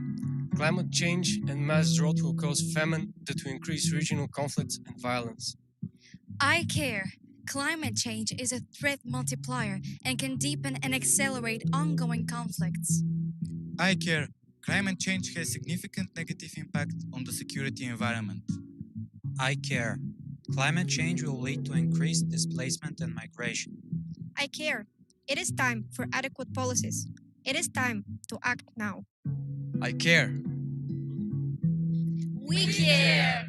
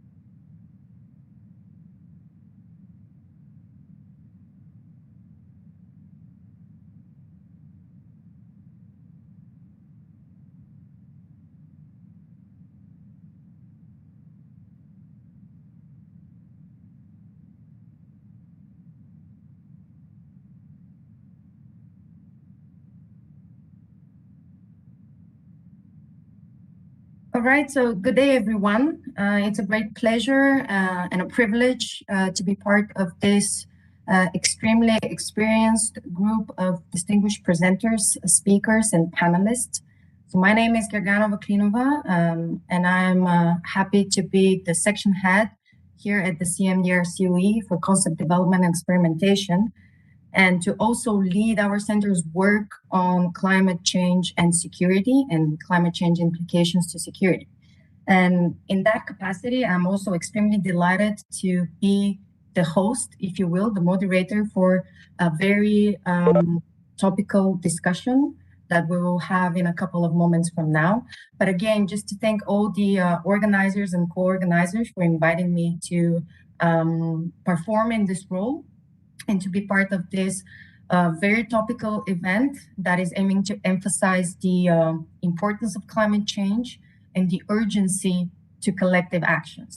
And you've seen that we've been zooming in and out on different aspects of climate change because it is a multidisciplinary, multifaceted phenomenon, if you will. So it is actually my great pleasure to have at this time Dr. Rory Keane, who is the head of the United Nations Liaison Office for Peace and Security, located in Brussels. And he is representing the United Nations Departments of Peacekeeping Operations, Political Affairs, and Field Support in building partnerships with the European Union, NATO, and other organizations based in Brussels, which is, and we're very happy to have him on board today because this has been a recurring theme, the importance of cooperation and partnerships in building and fostering these partner networks. Dr. Rory Keane has worked on peace and security issues for a number of years in various capacities. He has served in the Sahel region. He has also worked in Liberia, in the Democratic Republic of Congo, and also the Great Lakes region. So a very rich experience when it comes to the topic of today's discussion, and that is sustainable development in climate disrupted environment. So Dr. Keane, I'm sure that I'm perhaps not doing enough justice to your very rich professional background and expertise, but without further ado, I would really like to pass the floor over to you to discuss something very important. So the climate development nexus is a reality to reckon with. Significant body of research points to the direct and indirect effects climate change bears on livelihoods and well-being, and importantly, to the link between climate change and conflict. So my question to you is how to ensure sustainable development and security in a climate disrupted environment? The floor is yours. Thank you very much indeed. Firstly, on the technical side, can you hear me okay? Very good. So yeah, my family are quarantining today, so I'm working from home. So if the internet connection is not good, I can also maybe turn off the screen. So I'll take maybe then. Thank you firstly for the invitation to join this NATO event on approaches to climate change. It's a great honor for the United Nations to be invited and to be associated with this event. We were very heartened by the NATO summit from the 14th of June, which puts a strong focus on climate security. This, as you know, is also a priority for the United Nations. It's a priority for Secretary General Guterres. So I think it's an area where we can also further UN-NATO partnership into the future. So I think there is a solid basis for moving forward. We already have a very strong relationship indeed with NATO.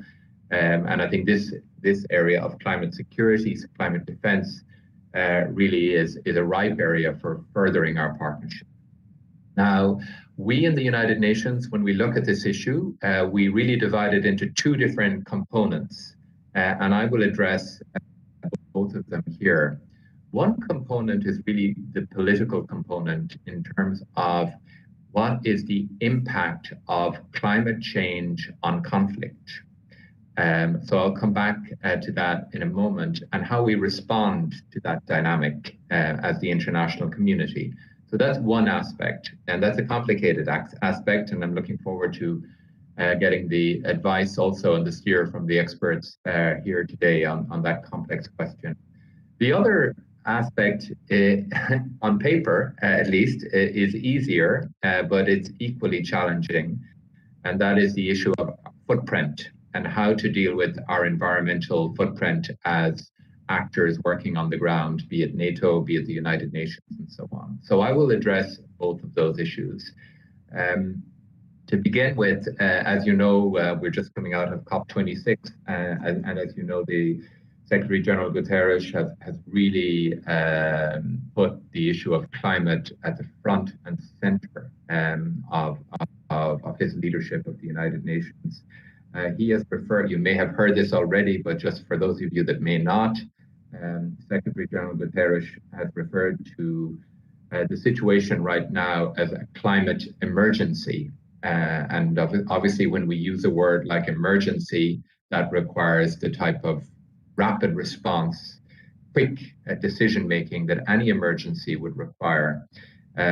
He calls it a code red for humanity. So we're living in a code red for humanity. And that means our actions need to be quick and need to be decisive. And we can come back later to some of the quick and decisive actions that perhaps we can take together. In terms of the United Nations,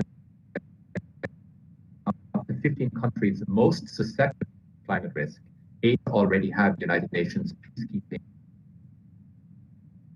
or special on that. So it tells us basically that conflict and climate change are often converging in the same countries. That's something that we also need to take into consideration, and why this issue is indeed so relevant for the United Nations and also for NATO. The Security Council, the United Nations Security Council, has recognized the adverse effects of climate on stability. Dr. Keane, I'm sorry to be interrupting you. Peacekeeping settings, namely Mali, African Republic, DRC, Cyprus.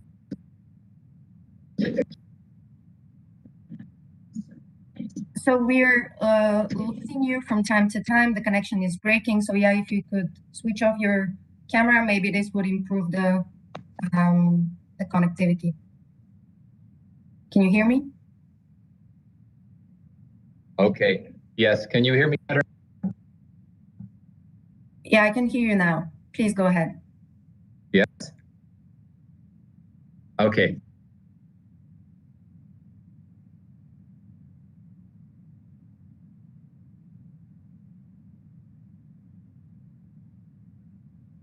Yeah, thank you. Okay, so may not have considered of the Security Council, but increasingly member states and the Council itself are beginning to see that climate and security are interlinked, and therefore there is a place for a discussion on climate within the Security Council. So that is not a small issue either. In terms of what we need to be careful about when we look at the interplay between climate and security, what we need to be careful about is not lazily saying that climate change causes conflict, because it doesn't. And that is an important point.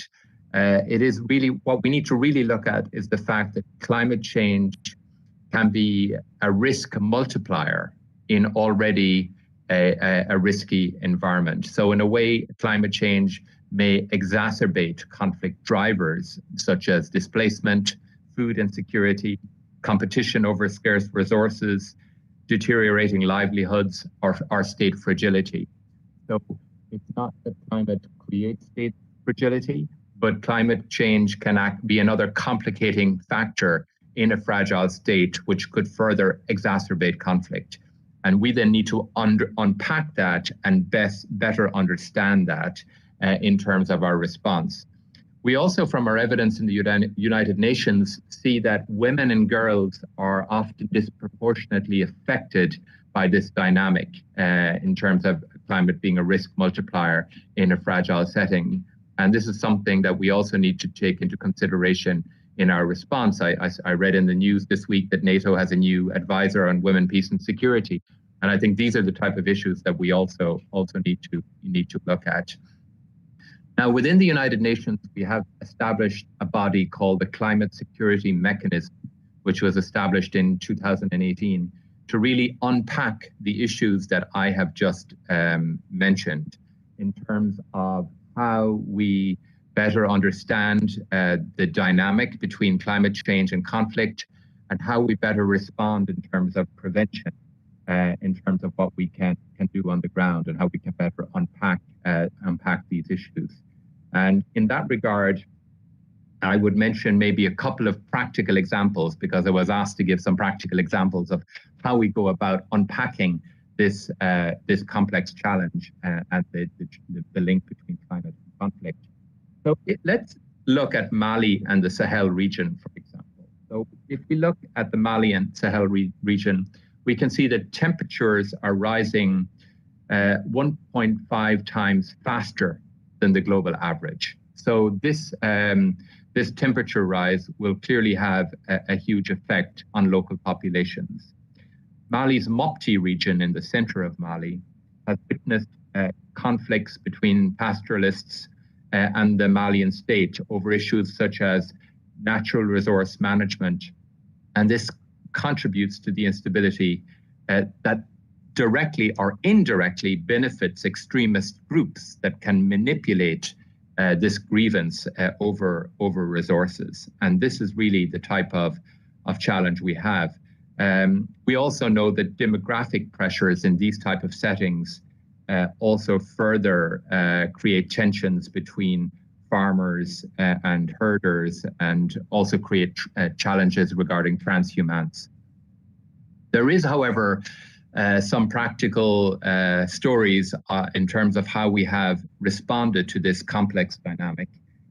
In South Sudan, for example, our mission there, our UN peacekeeping mission in South Sudan, UNMISS, has worked with more than 13 state authorities to better regulate and manage farmer-herder points of tension. So they look at the tensions between the farmers and the herders, and then they try to help them to mediate and to find practical solutions to those problems on the ground. So it's very practical work. It's trying to mitigate the problem. It doesn't solve climate change, but it helps to mitigate and have some upstream prevention work.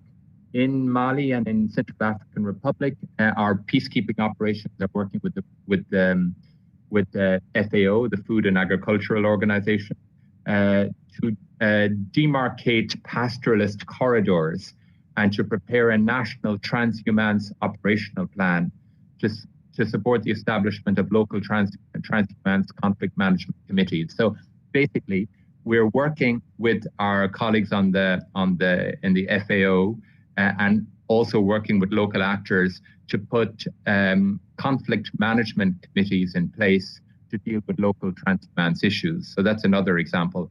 And then in the Middle East, our colleagues in peacekeeping and UN political affairs are working to establish a regional climate security network to better support regional analysis of the problem and regional initiatives in terms of mitigating the problem. So that is, I'm not in any way suggesting that we have the answers or that we have a panacea, but what we are doing is trying to further explore the dynamic between climate and conflict, and then by working with local actors, trying to put mitigation strategies in place so that some of the resource issues that are confronted can be dealt with in a responsible manner, with a view to reducing grievance, because we know if scarce resources accentuate because of climate, that this will ultimately accentuate grievance. And we know that grievance can be manipulated by terrorist groups and various other actors. So we need to really try to unpack this, better understand it, and respond to it. It's a huge challenge, but this is an important area of work. The second area of work, which I think is quite relevant to NATO also, is much more on the footprint issue in terms of our own operations on the ground and how we can basically reduce our greenhouse gas emissions footprint on the ground, how to reduce our carbon footprint on the ground. And of course, this, in the wake of COP26, this becomes a very relevant and very timely issue indeed. UN peacekeeping, I don't say this with any pride, but UN peacekeeping accounts for more than 85% of the estimated greenhouse gas emissions of the UN Secretariat. And if you think about it, that's normal, because UN peacekeeping has, approximately 90,000 troops deployed across the globe. So obviously the footprint is going to be rather large. But we have to obviously do much better in addressing this footprint. And in this regard, the United Nations Department of Operational Support, DOS for short, has put in place a 6-year UN environmental strategy. And the UN environmental strategy runs from 2017 to 2022. Now that's interesting in itself because it means that we've been working on this since 2017. So it's not that we have come to this the last 6 months or 12 months. We've been actively working on this area since 2017. And the United Nations environmental strategy to deal with these issues regarding footprint is broken down into 5 different pillars. And I think the pillars are rather self-evident. I'm sure they're the same areas that NATO allies are working on. And they are energy, waste, water, and wastewater. Then fourthly, the wider impact that may require mitigation measures. When I say wider impact that may require mitigation measures, let me give an example. When we dig a well as the United Nations in a country to provide water for our troops, we need to make sure that we are not indirectly and unconsciously providing water shortage for a local community. It's very simple, it's very practical, but it can easily happen. And then the final point, or the final pillar of the strategy is to put environmental management systems in place within the countries that we are working in. So every UN peacekeeping mission should have an environmental management system in place and should be implementing that system. Right now, we are particularly, and we're in 2021, late 2021, so we're in the 5th year of the strategy, and we're putting a lot of emphasis on the energy pillar of the environmental strategy, because if we can do better on energy, we will really help to reduce the environmental footprint and the carbon footprint. So the UN Department of Operational Support is working closely with missions to reduce their energy consumption and to introduce greener energy production methods. And let me now give you my advocacy point. I'll be rather direct with you. The one practical thing that we can do today, I mean, I don't mean next week, but today, is that we can take the decision to reduce and ultimately eliminate all diesel generators in our operations. This would have a profound effect, and it is within our grasp to do it. We have started working on this within the United Nations, of course, with a global organization with a very diverse membership, and it is of course a challenge, and we have a long way to go, and I'll come back to that in a moment. But NATO colleagues, you have no excuse. You are a first world rich alliance. So I think it is very important that every NATO nation takes the decision to put a moratorium on, to ban the use of diesel generators in your operations, because now there is alternatives. And this will have a profound effect. And indeed, you may be doing this already, and you may be far ahead of us on this, and I imagine you are. But just to reiterate the point that it is particularly important. Now, in terms of where we are in terms of implementing the 5 pillars of the strategy, let me just, in conclusion, give you some updates on that. And I have to be also very honest with you that on issues like energy, we have a long way to go. Now, we do have some emerging good examples. For example, in Somalia, the our UN Support Office in Somalia has signed a power purchase agreement with a local service provider in Baidoa to purchase renewable energy from a plant, and that will feed the power of the UN mission, but will also feed the power of the local community in Baidoa. So that is maybe a good example. We all in the Democratic Republic of the Congo also we are working with or to have developed a renewable hydro-powered grid, and that DRC and Uganda are working on, and that this is now providing a limited amount of energy for the mission, but it's still rather limited. But at least it's going in the right direction. So there's clearly a lot more work to do there. If you travel to the headquarters of our UN mission in the Central African Republic, you will see solar panels right throughout the headquarters compound in Bangui, which is helping also with the energy aspect. So there is some emerging light, pardon the pun, but there's a long way to go. In terms of other aspects, in conclusion, very briefly, in terms of other aspects of the DOS environmental strategy, we are, as I mentioned, encouraging all missions to put environmental management systems in place. One of the key aspects of this is measurement.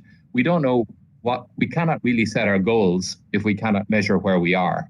So we need to be able to measure how well we're doing today or how badly we're doing today in order to improve. So having an environmental management system with indicators, training, and so on in place is really a critical part of this equation. We've also done well in terms of water. More than 70% of water is now within UN missions is now metered to monitor demand. So having a metering system, a measurement system of water use in missions is really critical. You may have this already, but I think it has been useful. We also have put in place wastewater retreatment centers in 10 missions, and this has also been useful. So we're able to use wastewater for non-drinking purposes, including for irrigation, for dust control, which is a problem in places like the Sahel, and also for car washing and so on and so forth. And then maybe also to mention, although we have some way to go, we have as I've mentioned, we've put together energy infrastructure management plans in 5 missions, and this is a work in progress. And we've also put in place waste management plans in 11 of our missions, and this is of course an important aspect, and also includes aspects in terms of reducing single-use plastics and areas such as that. So I'm painting a picture of work in progress. I'm painting a picture of a United Nations that is conscious that it needs to do better. But it's very, very clear that this issue of footprint and this issue of better understanding the dynamic between climate conflict is really the 2 pillars of what we need to do. And that we now have much more political will within our membership to make progress on these issues. And we need to really make it happen as soon as possible, based on the fact that our Secretary General is referring to the situation as an emergency. So we need to treat it as such. Thank you very much. Sorry about the internet connection beyond my control, and thanks again for inviting the United Nations to this event. Over to you. Dr. Keane, thank you very much for painting this picture, presenting the UN's approach to climate change, and also really highlighting that climate change is a driver of instability, and also highlighting the importance of acting now and acting collectively. I think it was particularly useful, and I believe others will join me in saying this, focusing on the internal and external aspects when it comes to assessing and analyzing climate change implications, both on own activities, but also the results from own activities in terms of exacerbating climate change developments in the future. So I really thank you for highlighting that. And one other point that I really want to emphasize, a point that you made, was the population-centric approach when it comes to mitigation of climate change implications to security, the point that you made when it comes to assessments, when it comes to decision-making and planning, to factor their gender perspective, so the different implications, the different needs, the different experiences, because this would ultimately improve what we do, how we do it. So thank you very much for your participation today. I'm sure that there are a lot of questions, but due to the lack of time, we will make sure that we forward all those to you. We will save them and forward them to you. And we hope to soon be able to welcome you again to some of the other series of events that we're planning on climate change. So once again, thank you very much for being with us today. Take care and all the best. Thank you very much. Thanks a lot. Thanks so much. And I think that one of the points that Dr. King also mentioned in terms of his role as the head of the United Nations Liaison Office is on cooperation and also on establishing and fostering these partner networks. And I think this is a very good segue into what are we to discuss next in the next 60 minutes or so.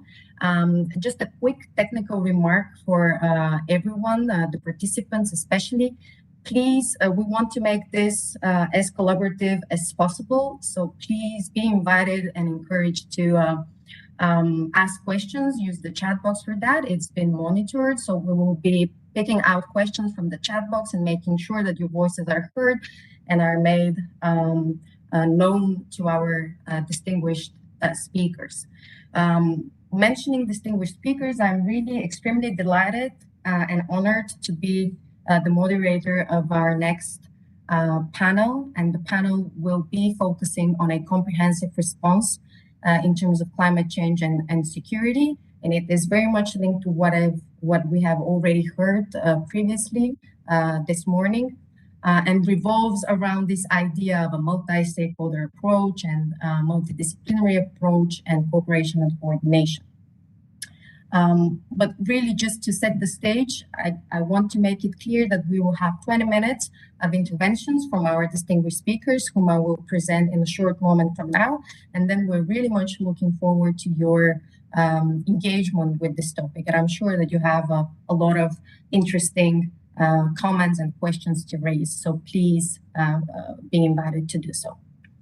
So I think it's perhaps needless to say why are we here and discussing climate change, especially against the backdrop of the currently concluded COP26 and against the what the previous speaker mentioned.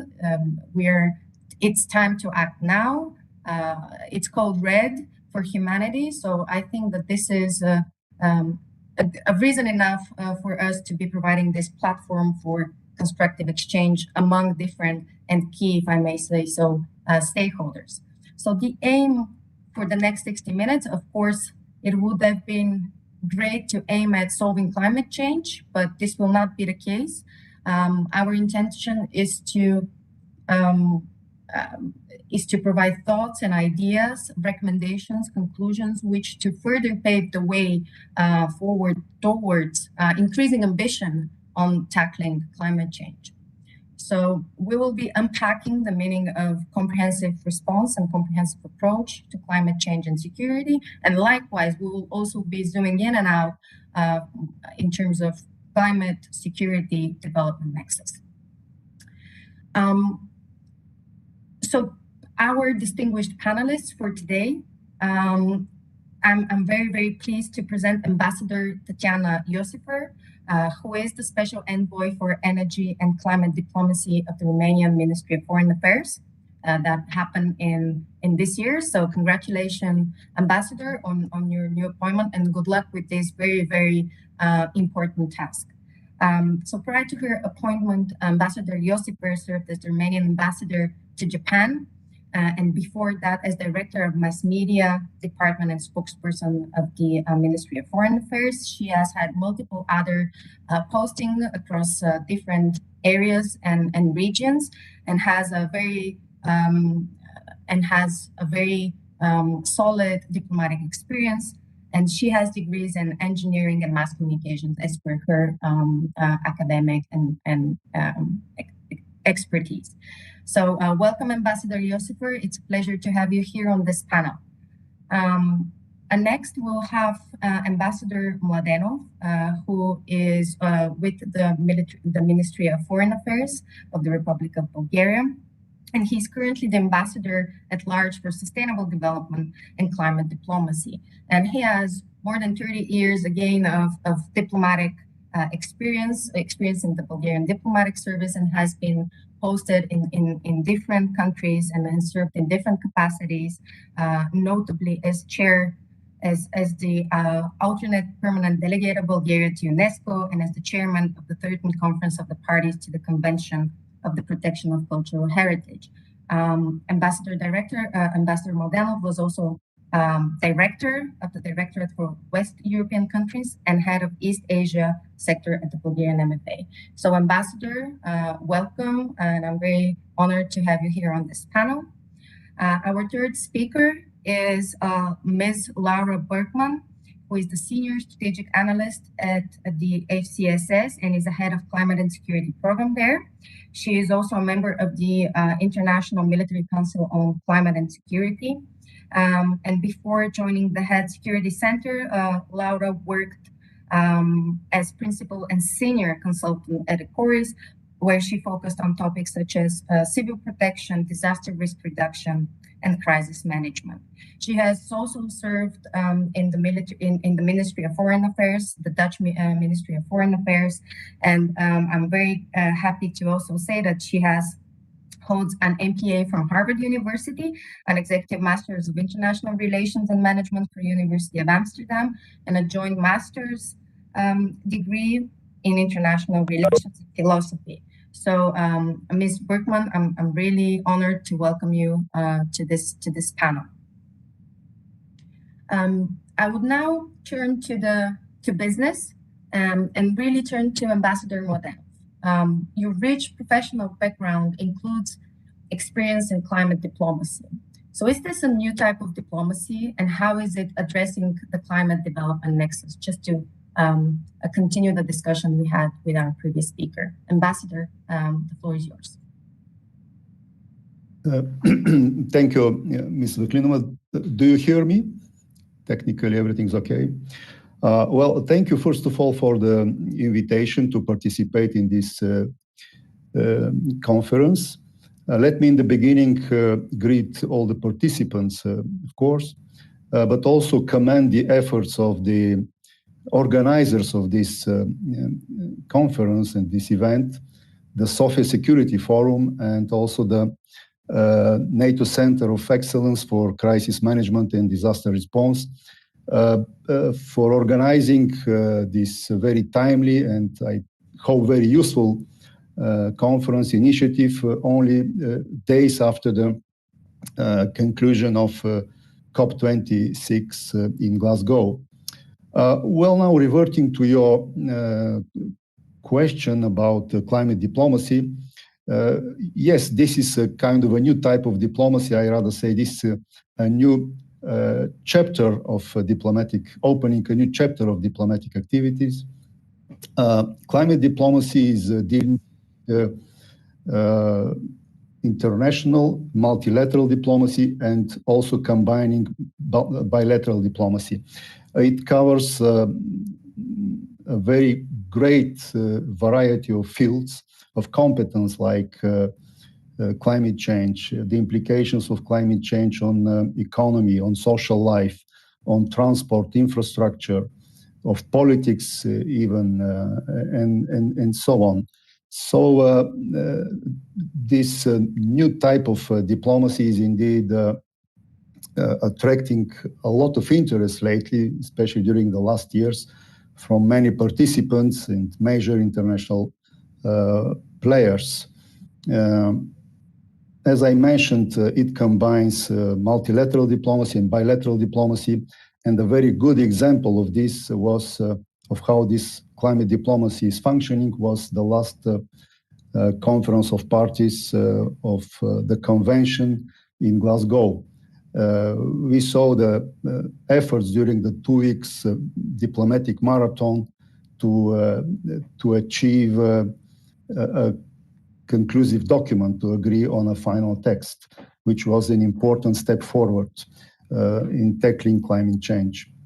But also on the sidelines of the event, of the conference, we saw a lot of bilateral initiatives which also were very important for promoting the cause of climate neutrality and achieving the goals of Paris Agreement. I must say also that there is intrinsic link between climate diplomacy and sustainable development, since this is also a part of the question how climate diplomacy relates to development. We can say that this is sine qua non, a condition without sustainable development cannot happen. I mean, if we do not address correctly and tackle climate changes, of course that the perspective and the path towards sustainable development will be practically impossible to achieve. And here I would like to refer to basic documents. The one is the IPCC report, the Intergovernmental Panel of Experts on Climate Change, a last report that was published a few months ago, which scientifically very eloquently proves the adverse and negative impact of climate change, and mainly on carbon dioxide emissions, on global warming, that negatively impact the ecosystem and practically represent existential threat to humanity.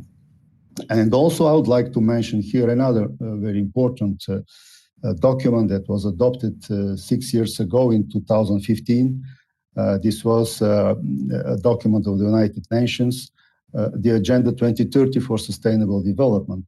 And there we have 17 goals of sustainable development, some of them that are relating directly to climate change. For instance, goal number 13 requests and commits the member states and the parties to tackle and to address climate change and to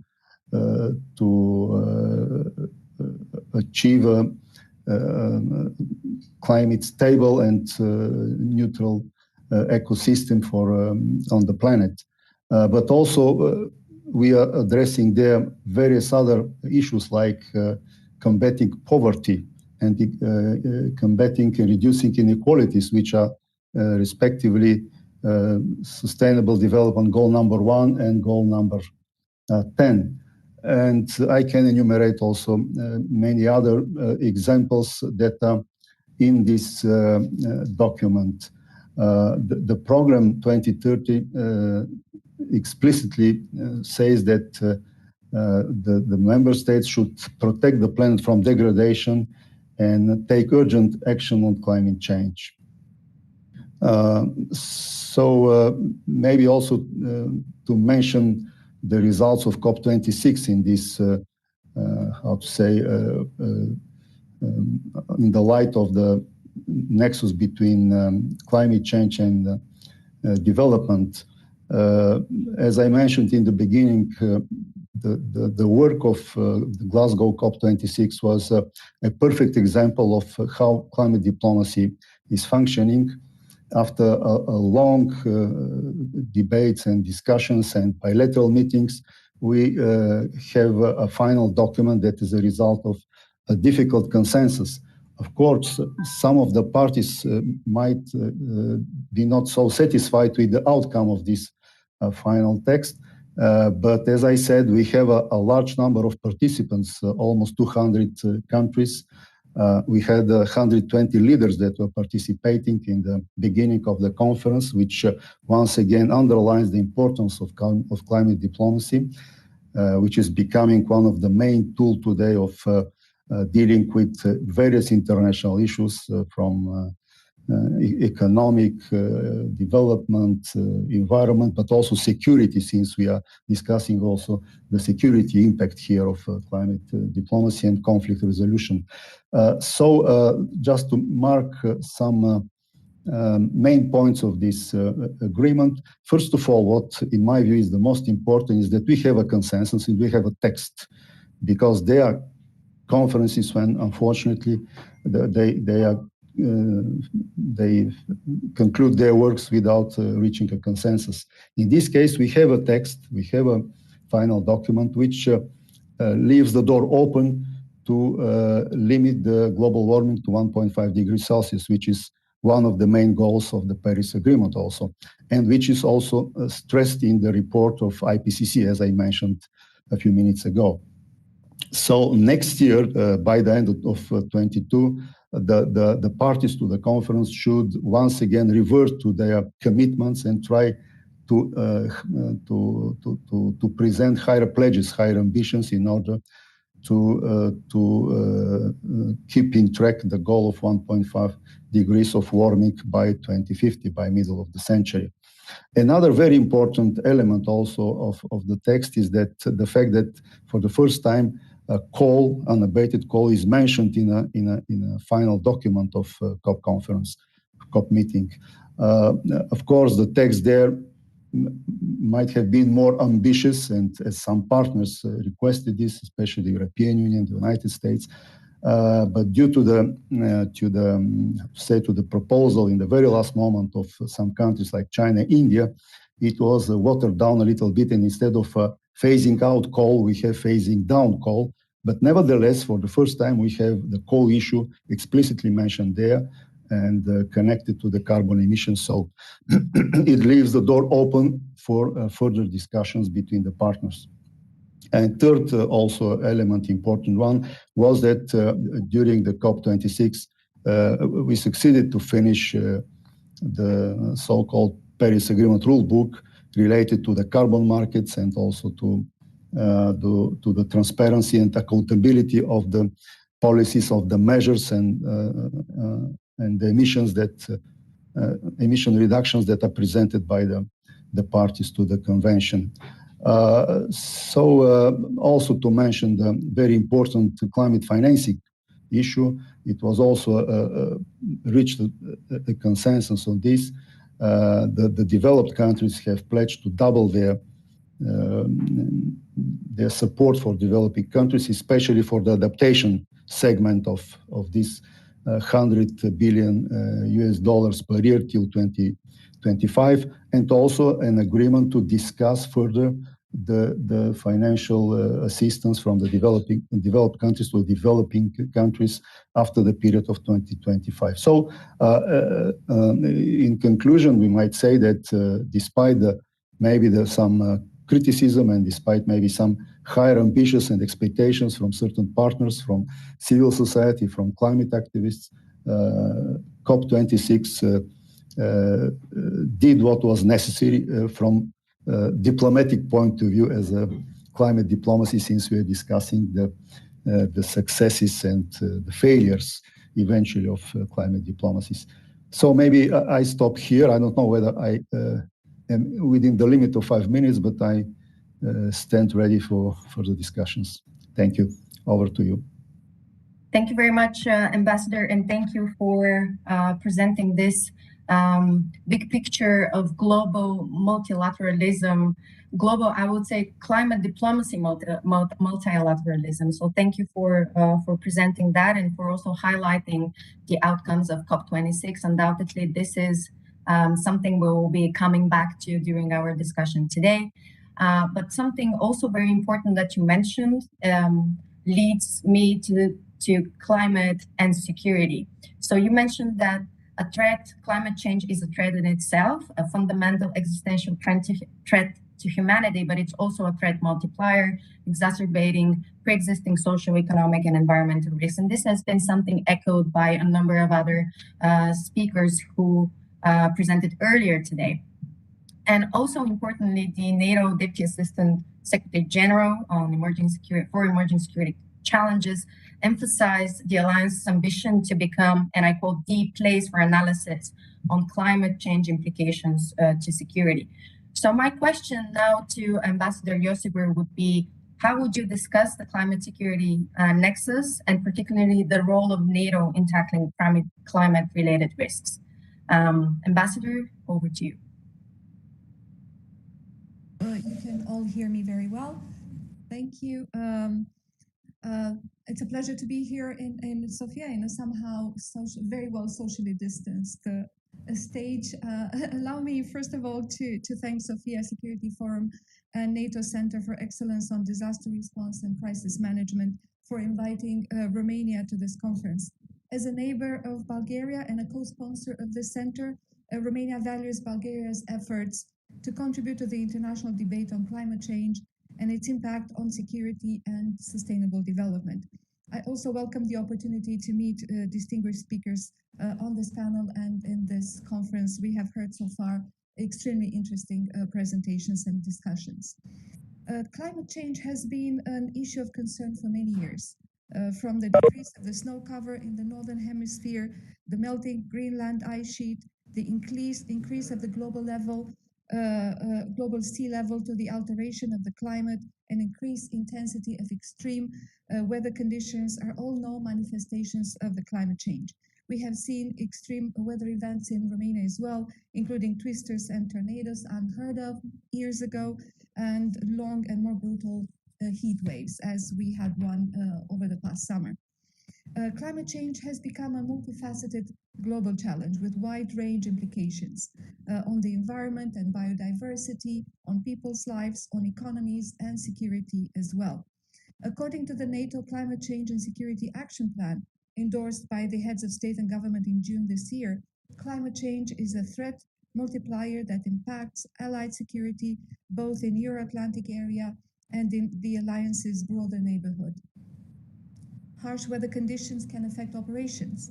The consequence of climate change can increase the vulnerability of states and provoke displacements of population, migration, loss of resources and land. They can also fuel conflicts, and as we can see in Sahel. The Arctic region is at the center of security repercussions of climate change as the melting ice sheet opens new communication lines with strategic implications for security of the NATO member states. While the issue of climate change has been included in NATO's considerations since the 2010 strategic concept, this year we have seen the topic take a much greater political profile on NATO's agenda. I would say that this is part of NATO's pattern of action because the alliance is used to raise up and adapt to any security challenge that affect ally security and do its utmost to address it.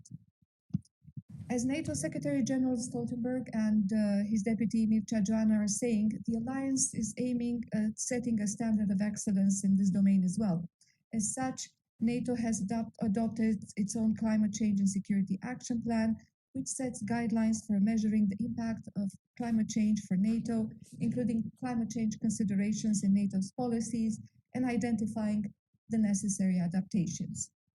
There are a few key aspects we believe would be important to be taken into account in the development of NATO's role in this area. First, we need to have a thorough assessment of the climate footprint in which the military forces and military activities have based on which to determine the right measures. It would be relevant, I believe, for the military activities and operations to be mindful of the local natural environment, as so not to generate or increase its fragility. At the same time, the effectiveness of the military forces and operations need to be assured as well. Therefore, both military effectiveness and military green footprint need to be taken into account. This is particularly relevant at a time when NATO needs to fulfill its core mission of collective defense and strengthen its deterrence and defense posture in order to protect the security of its member states. Secondly, NATO's efforts should be part of and accompanied by the wider effort at the international level. That is why NATO dialogue and cooperation with the UN and the EU are essential. At the same time, NATO's partnership with other countries, both from the region and beyond, can be very useful for sharing with partners our best practices, standards, and approach to be developed by the alliance. And we heard earlier today the experience from the Republic of Korea. Thirdly, NATO can bring a very valuable contribution to mitigating the consequences of climate change through its long-standing expertise and capacity to offer support in disaster response and crisis management. And the NATO Center of Excellence here in Bulgaria can bring a valuable contribution to this issue as well. Fourthly, climate change considerations should be included in NATO's policies and efforts on resilience, civil preparedness, innovation, and capability development. In conclusion, there is a clear climate and security nexus, and this should be reflected in the work of every major international organization involved in both areas. A comprehensive approach and cooperation at the international level is essential. The UN, EU, and NATO can lead by example in these areas while reaching out and extending their expertise to regional organizations as well. We should all contribute to a more coordinated effort in this area and give even greater prominence to this topic in the multilateral arena, including in the UN Security Council. Thank you very much, and I'm really looking forward to the debate. I thank you, Ambassador Yosifur, for highlighting NATO's understanding and approach to climate change, and also providing some recommendations as for what could be improved. And surely there is indeed room for improvement. And as it was mentioned already earlier, this is a work in progress. So this is one of the many utilities of this conference today, you know, gathering this community of interest for ideas as per the way ahead. And we've heard from previous speakers, as I mentioned, that NATO is stepping up efforts and measures to reduce its impact on the environment and its military's emissions by increasing energy and resource efficiency, mostly through becoming greener in terms of technology, and also researching in that field and sharing these results, while all the while preserving and increasing potentially operational effectiveness, what has been mentioned as ensuring the effectiveness of military operations and the safety of forces. We also heard on the 4 pillars as it comes to the NATO 2021 climate change and security action plan, and I will not be repeating those. They were excellently elaborated by the NATO Deputy Assistant Secretary General. But I would now really like to zoom in a little bit and turn to Ms. Bergman with the question on how is climate change impacting security and what are major climate-related considerations for military operations. And I would like to pass the floor over to you, Ms. Bergman. Thank you, Gargana, and thank you to the Sofia Security Forum and NATO for the opportunity to speak today. It is such an honor to be part of this distinguished panel. So let me start with the first part of your question. How is climate change impacting security? So there are many ways in which climate change affects global and national security. I will mention 3 that I consider most pertinent. First, it increases geopolitical tensions between states over climate responses. Second, it puts further pressures on geopolitical hotspots as states compete to secure their economic and political interests. And third, the physical effects of climate change will increase the potential for instability and internal conflict in already fragile and vulnerable countries. My distinguished fellow panelists already mentioned a few elements of these components, but let me elaborate on these points briefly with examples. So firstly, climate change increases geopolitical tensions over climate responses. In order to reduce global warming, the mitigation debate now and in the coming years will center on who bears more responsibility to act and to pay, and how quickly. Countries will compete to control resources and dominate new technologies that are needed for the clean energy transition. Most nations will face difficult economic choices and probably will count on technological breakthroughs to rapidly reduce their net emissions. This means that there will be winners and losers in the energy transition, which will shape interstate competition for decades to come. There will be growing divisions between developed and developing nations, between petrostates, non-petrostates, and between China and the United States. Ultimately, all roads will lead to China, and as greatest emitter of fossil fuels and greatest investor in renewable energy, very little can be achieved on climate change without China. We have to be really aware of this moving forward. Second, climate change leads to further pressures in geopolitical hotspots. The melting ice caps in the Arctic are already increasing strategic competition over natural resources and new trade routes. In Africa and the Middle East, increasing temperatures, floods, and other extreme physical effects of climate change are increasing risks of intrastate and interstate conflict over water and migration. Some countries are now considering alternative ways to gain more control over climate-related pressures through geoengineering technologies. This will likely be a game changer, as it could put state and non-state actors that master these technologies in a position to deliberately and unilaterally intervene in the Earth's climate system. The risks and unintended consequences of deploying such technologies are still unclear. Third, the physical effects of climate change impact the vital security interests of countries. Climate-related hazards such as extreme heat and rainfall and the increasing onset of droughts and floods complicate and reduce access to safe drinking water, food, and energy. And countries that are fragile and vulnerable are hit doubly hard as they lack the coping and adaptive capacity to respond adequately to climate-related risks and disasters. These present fundamental pressures that force people to move elsewhere or seek alternative, even illicit ways to make a living. And the effects of climate change in vulnerable countries further deepen conflicts, and they make it harder to build peace, and they negatively affect social and gender equality. The UN, NATO, and the EU have a key role to play to mitigate these impacts and use their mandates to support these most vulnerable countries and nudge member states in the right direction. Now, for the second part of the question, what are major climate-related considerations for military planning? Efforts to respond, mitigate, and adapt to climate change should take security concerns into account. Military planning and operations need to be climate-proof to ensure that stabilization missions, peace-building operations, take into account root causes of instability so that efforts towards building capacity and resilience are more successful. In addition, much work needs to be done to reduce the carbon footprint of the military. The previous speaker already mentioned some very good examples of how this needs to be, how this can be done. The International Military Council on Climate and Security, of which my organization, the Hague Center for Strategic Studies, is a founding member, gives a voice to the concerns of a growing number of militaries and security communities about climate and environmental change, including about the very real risks they pose to global stability, conflict, and security institutions. The IMCCS, the acronym for the Council, is an international network with global reach into the highest levels of security and defense policymaking. It is a vehicle for the development of credible security analysis and policy development.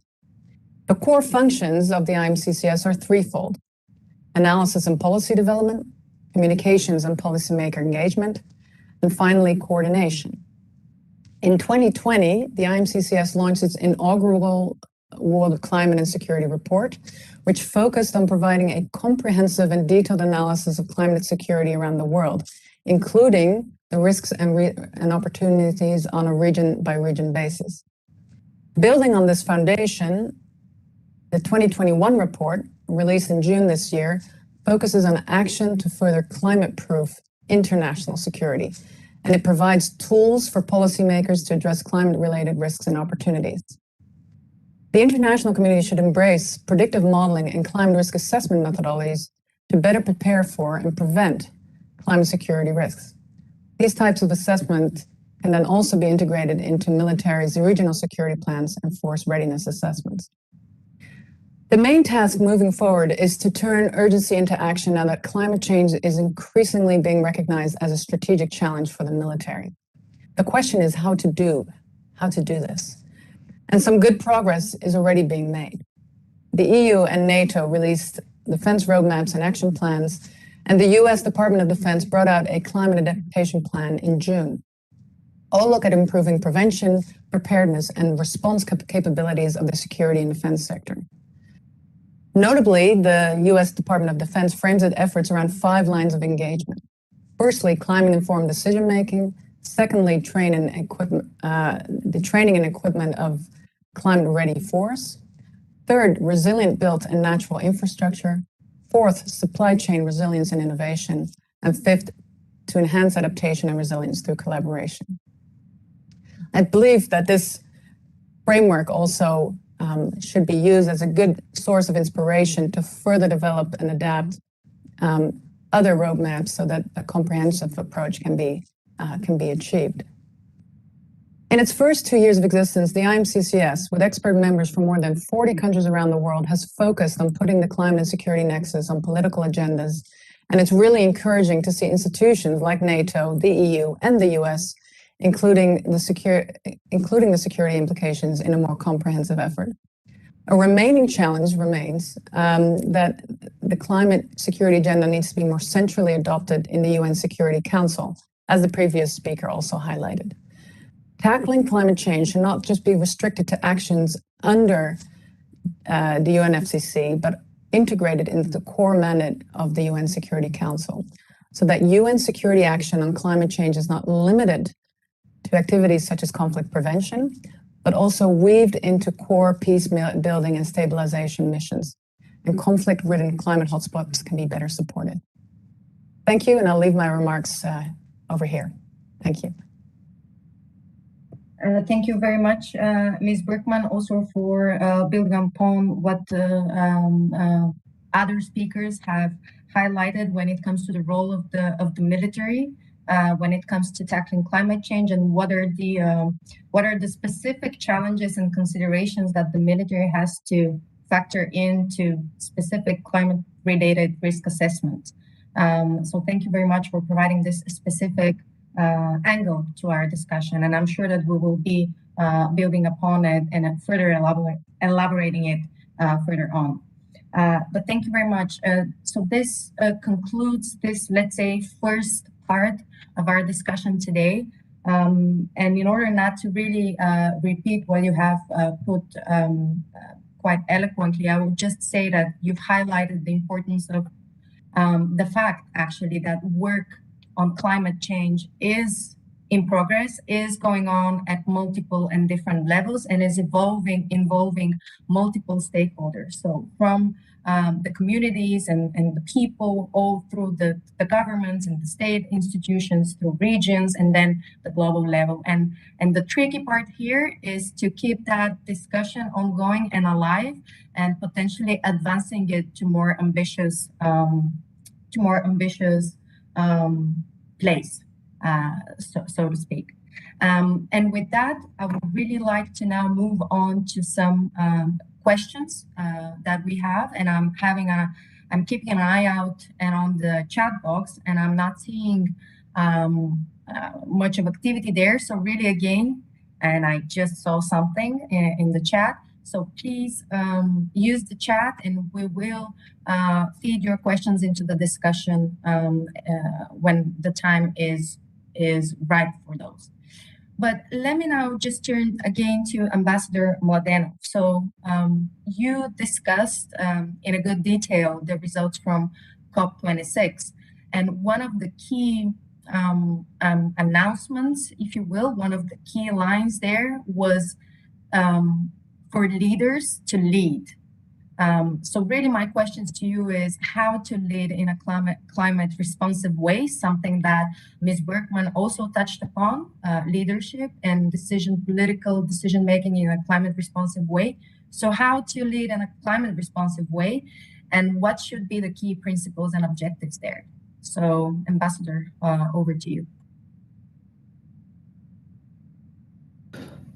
Yes, thank you, Ms. Vaklinova-Gergana, for this very interesting, very good question indeed. And this is fundamental for the success of our work, of humanity and all stakeholders to achieve climate neutrality by 2050. I here would express my own opinion on this leadership question.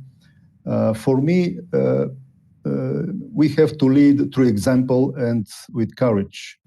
And I think that during the last years, and also at Glasgow COP26, for instance, the European Union and the United States demonstrated clearly a good leadership. What I mean is that the European Union presented 2-3 years ago a very ambitious plan, Fit for 55, this package of documents and this engagement to reduce further by 55% the carbon dioxide emissions by 2030. We have to say that this was a decision taken by consensus by all 27 member states, and it was not an easy decision in the sense that some countries feel challenges to commit and to implement this decision. But nevertheless, it was taken in the name of having a common position and in the name of playing the role of climate leader in climate diplomacy in globally. So the adoption of the climate law by the European Union, which is put into the legislation, these commitments of the EU member states is also very important. That is why, by the way, at COP26, European Union was negotiating as a whole, not individually by countries, but represented by the European Commission. Another example of leadership is also the United States, especially the new American administration, which returned to the Paris Agreement and which presented on the eve of the COP26 new higher ambitions and pledges to reduce carbon emissions and to reach climate neutrality. So these are examples to illustrate how leadership is functioning. Another, in my view, principle of leadership is to have a long perspective, to look strategically and not to look to the short-time gain. This is very important, for instance, for the private sector, when many businesses are looking for the short-time gain, but they miss the long-term perspective. And nowadays, it is almost a well-known sentence that there cannot be a successful business without healthy ecosystem. So if a business is, the private sector is looking cleverly, strategically ahead, it should think globally and strategically for the long-term perspective. Another principle for good leadership and for the leaders is to seek consensus and to be ready to compromise. For this, leaders should respect differences. It is not easy, but we witnessed how it functioned during the last COP26 meeting in Glasgow. I would quote here, for instance, cite here the bilateral declaration between the United States and China, where the two countries agreed on maintaining a cooperation mode of work in order to tackle the climate changes. Another principle for good leadership, in my view, to seek partnerships, to listen to the civil society and to involve as much as wider possible different stakeholders. Another very important trait principle of leadership is to be trustful. It is something very important today because we witness in various international fora and in international relations in principle that there is a decrease in the mutual trustship. If I'm not mistaken, there were some reports lately by different NGOs that published figures, what is the level of trust between the countries to each other, and the responses were given by the citizens. And we see a clear trend during the last, let's say, 10 to 15 years of decrease of the trust between countries at the level also of citizenship. It means that we have to work also at the level of public diplomacy, what we are doing now, I think, today with our conference also in a certain way. So to be trustful and to evoke the trust of your partners is something very important for good leadership. And last but not least, I would like not to miss to mention that women are very good leaders. What we have, and this is also my personal experience working in diplomacy with many colleagues, women are excellent champions for the cause of climate change, addressing the climate crisis, and they are good leaders in this. So we have to empower, the good leaders have to empower women and girls and to give them the possibility to lead and to work in international environment and to lead with dedication some very important causes for the humanity as climate change. What are the objectives, as this is a part of the question of Ambassador, I really I apologize think, of for course, stepping for in. leading Can you hear me? on climate change, on addressing climate change, the main objective is to preserve the planet, its ecosystem, and its natural habitat for humankind, to preserve the planet for the next generations. Well, also to lead high ambitions to mitigate the impact of climate change, but also to Ambassador, can you hear me? Create, to define, and to conduct a very ambitious adaptive policies. Here, I would like to mention, for instance, the European Union Adaptation Strategy, also a recent document that is very important and very thoroughly detailed, explaining what measures could be taken. Here also, I would like to mention the NATO Action Plan. It was mentioned by other panelists also, but also NATO is taking a lead in this to address the climate change, to mitigation and adaptation, taking its proper measures, as we heard from the previous speakers, even to try to Ambassador, I apologize if you can hear us. Can you hear us?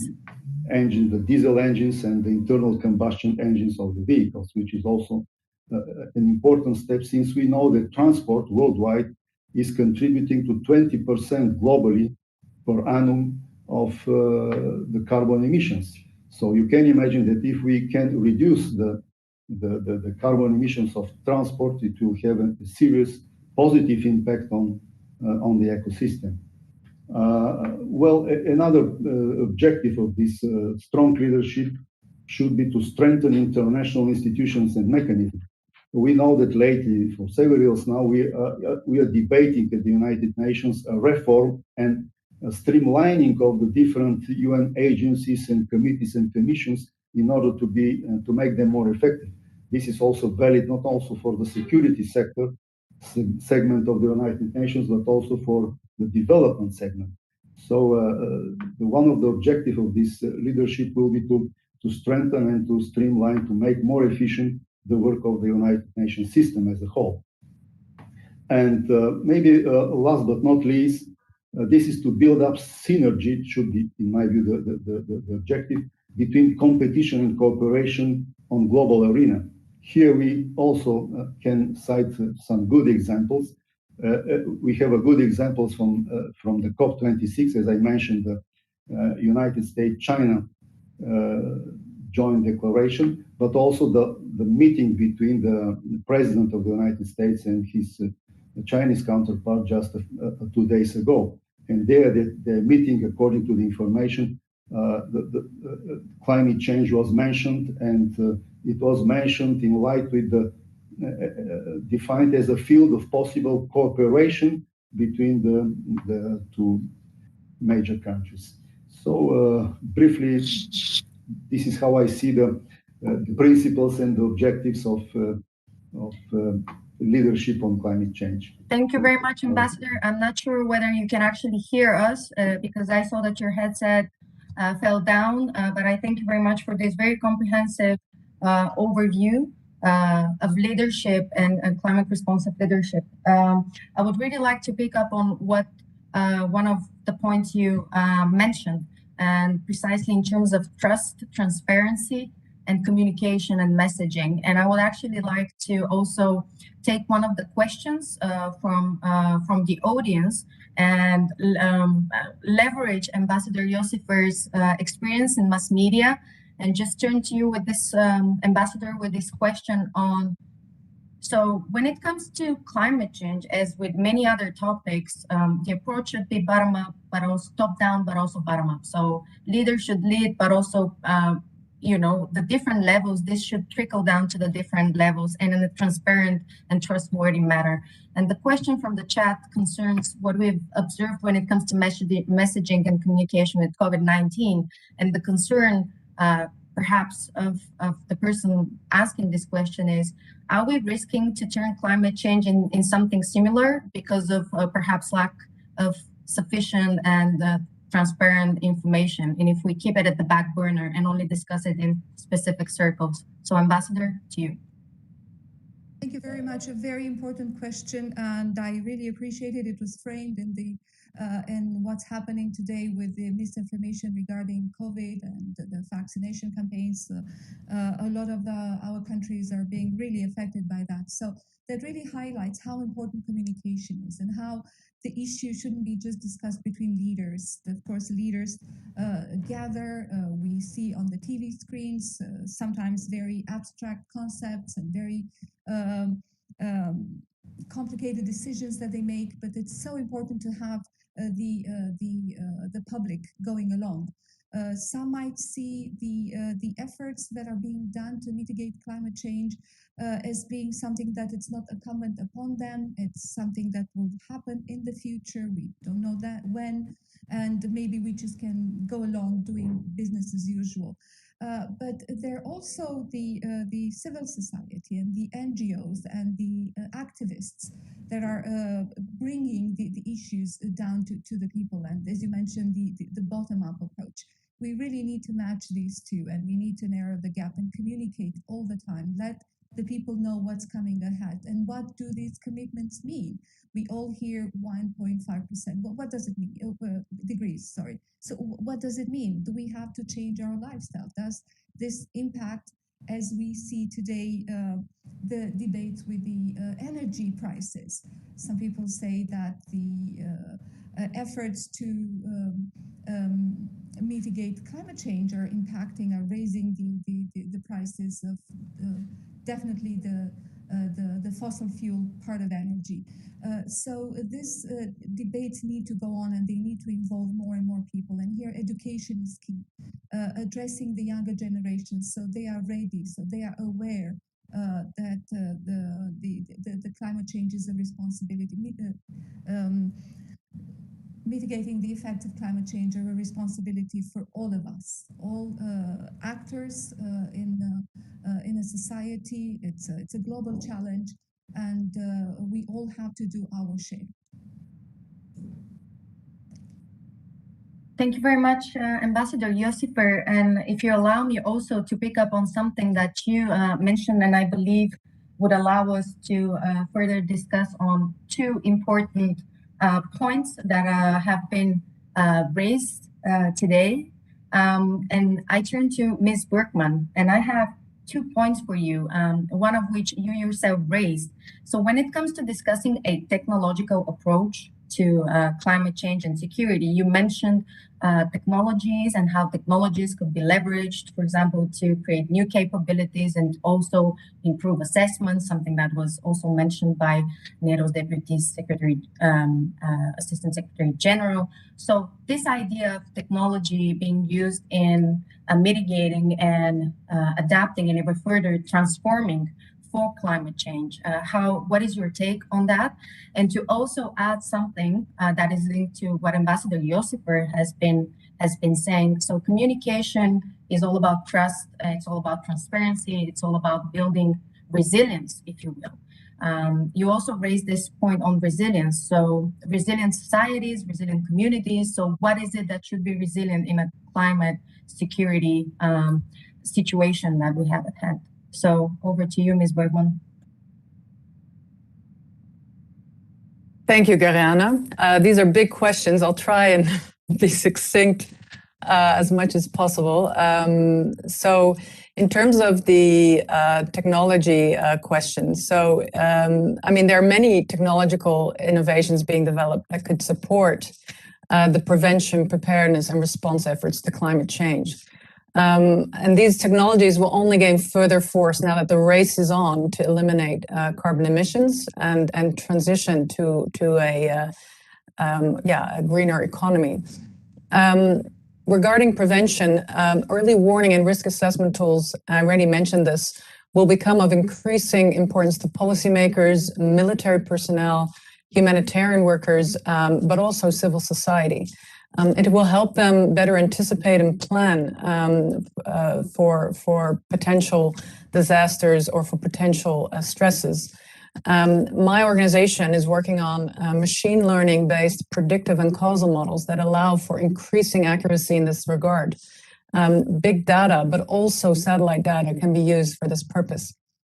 With regard to preparedness and response, technological innovations in military operations can make a huge difference to personnel on the ground. To support extreme weather operations, for example, one company that I've heard of developed the capability to actually make water in the desert using a simple yet advanced method to extract moisture from the atmosphere. There are many more innovations, and we really have to look at also startups and other small-scale industries that are, really trying to push the envelope to make a difference. I guess more broadly, smarter water management and irrigation solutions will be key to manage the acute shortages of water in vulnerable and fragile countries when you're talking about also resilience. These tools should not just be developed to prevent further crisis, but also as instruments to build peace. I'm leading the work on behalf of my organizations in this broader water, peace, and security partnership, where we combine early warning, but also on the ground awareness raising, capacity development, and dialogue facilitation to bring parties together to build trust and thereby also better come to good and sustainable water sharing agreements. We are currently active in Iraq, Mali, Ethiopia, Kenya, Niger, Chad, and advising a couple of others. So technology is not just about literally, raising or engineering feats, but it's also about smarter collaborations where you can get people together that can really add value to a problem. However, maybe I may take a moment as well to also forecast that not all technologies should be taken lightly, because as I mentioned in my previous intervention, geoengineering is an example where I think we might be in for quite an interesting ride. Geoengineering includes things like spraying seawater thousands of meters into the air to seed the formation of clouds, and that will deflect sunlight. It also involves installing sun shields or mirrors in space to reflect the sunlight. You could even think of geoengineering as injecting sun-blocking particles into space. We lack a complete dialogue on this at the moment. And if this innovation, which could potentially do also a lot of good if it's adopted to prevent disaster, if deployed unsuccessfully, the results could be very harmful, and it could permanently affect the Earth's biosphere, or at least in a region, it could do more damage. It could also potentially be used as a weapon by controlling weather patterns and their intensity. What would the world do? And that's a question that might be quite pertinent if China decides to develop and use geoengineering capabilities against Taiwan. This is something that we should be mindful of moving forward, that the use of geoengineering can be good for short-term unilateral action against climate issues, climate challenges, but it can also be used in a different way. I'll leave my answer there. Thank you. Thank you, Ms. Bergman, and specifically for highlighting the flip side of the coin when it comes to technology and the use of innovation, especially in terms of in terms of different aspects when it comes to climate change, and also in light of what has been mentioned as strategic competition and geopolitical, different geopolitical realities. So thank you very much for raising that point. Unfortunately, we're moving towards the concluding part of this excellent discussion. So before we actually you actually move to your, let's say, concluding remarks for this event, I would like to really quickly just go back to Ambassador Josiper. It's just itching me to ask you that question, because we already heard from Ambassador Moldenov on the outcomes of COP26. But my question to you, Ambassador Josiper, would be, what is a key objective that you would like to pick up on, that you would like to highlight, potentially suggest improvement, or anything that you consider relevant to the outcomes of COP26? So, Ambassador. Thank you very much. I listened to Ambassador Mladenov. He really presented a very good wrap up of what happened in Glasgow, and I just want to mention something that he did not do, an issue that it's important for Romania, and it was one of the accomplishments in Glasgow, was the leaders' declaration for forests and land use. Leaders from more than 100 countries signed up on this, representing 85% of the world forests, and they promised to stop deforestation by 2030. I think this was a very important step, because, as we all know, forests are carbon sinks, and this is a very important step towards the mitigation of climate change. Forests are very important for all of us, and including in our part of the world as well. So this declaration, I think it's extremely important. Of course, we will have to hear more.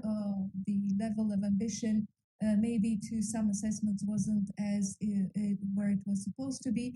So hopefully in next year in Egypt, we will hear more commitments and more steps forward. Thank you very much, Ambassador. This was really my intention, by means of wrapping up this part of our discussion, to just say, that the way ahead is to be a way ahead towards raising ambition, towards acting collectively, and being inclusive of needs and experiences when it comes to tackling the different aspects and the different implications of climate change in terms of security and development, sustainable development, and peace writ large. So thank you all very much. So at the very end of today's discussion, I would like to kindly ask you in 1 minute to provide your, I would say, foresight when it comes to what is the future for a comprehensive approach to climate and security.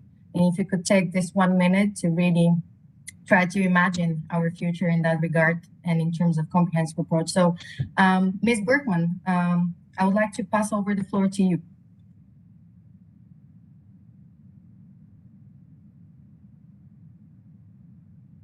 Thank you. Sorry, I was having problems unmuting myself. So in 1 minute, I think pointing to the need to work together and collaborate on this very complex and multifaceted issue, I think it's key that we really look at, and start embracing the idea that we're in for a paradigm shift.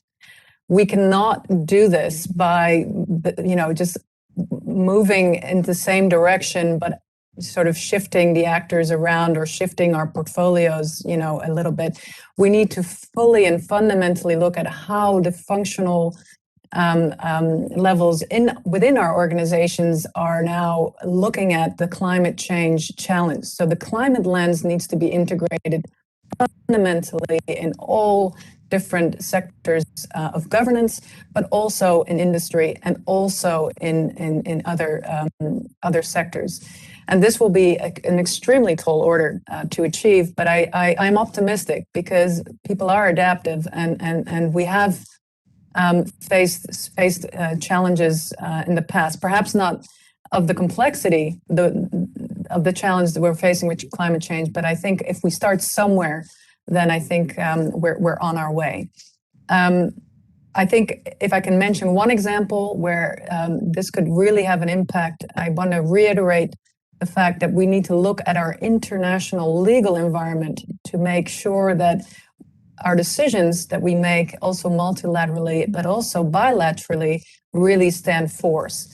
And there I would argue, I think we can definitely make more improvements to make it more predictable when actions can be taken. So looking at the multilateral legal environment and adapting those to be more climate proof, as well as really within organizations, changing those functional departments to have that climate lens. That would be my main message. Thank you very much, Ms. Berkman. Just picking up on your last sentence, multilateralism, and that really kind of leads me to Ambassador Maldenov now with the same question, Ambassador. So what future for comprehensive approach, what future for climate diplomacy, if I may add? 1 minute, sir. Thank you. Well, thank you. Very good question indeed to wrap up the discussion.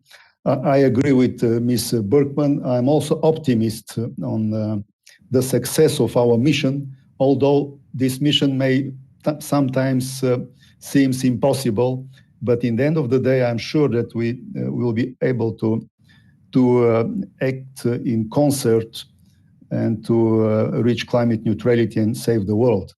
I think that the comprehensive approach of ours should be based, first of all, should be holistic one, should encompass various spheres and fields of activities. It should be driven by science and technology. It should be approach effective one based on rules-based multilateralism, which means that it should be also transparent and accountable. Of course, also I think that, as I mentioned in my previous intervention, that this approach should seek a positive interaction between competition and cooperation on the global scene. Since, as other panelists mentioned here, that green transition in relation with climate change is also a new field of competition. So this is my message, and this is my view on the comprehensive approach of addressing climate change. Thank you. Thank you very much, Ambassador, for these optimistic concluding remarks. And last but absolutely not least, Ambassador Josiper, over to you with your foresight and I wouldn't say prediction, but your take of what lies ahead of us.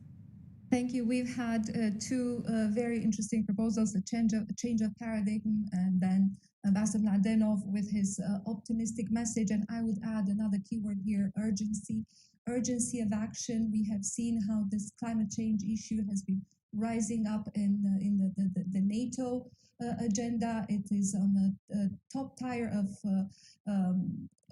international organizations, national governments, debate in our countries, and I think we are all ready to move very fast ahead because the deadlines are very short. 2030, the carbon neutrality by mid-century.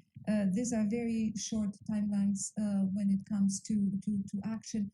So I think urgency would be another word, and I can see things moving very fast towards reaching those goals that we all heard and we all set up for ourselves, lastly including in the COP26 meeting in Glasgow.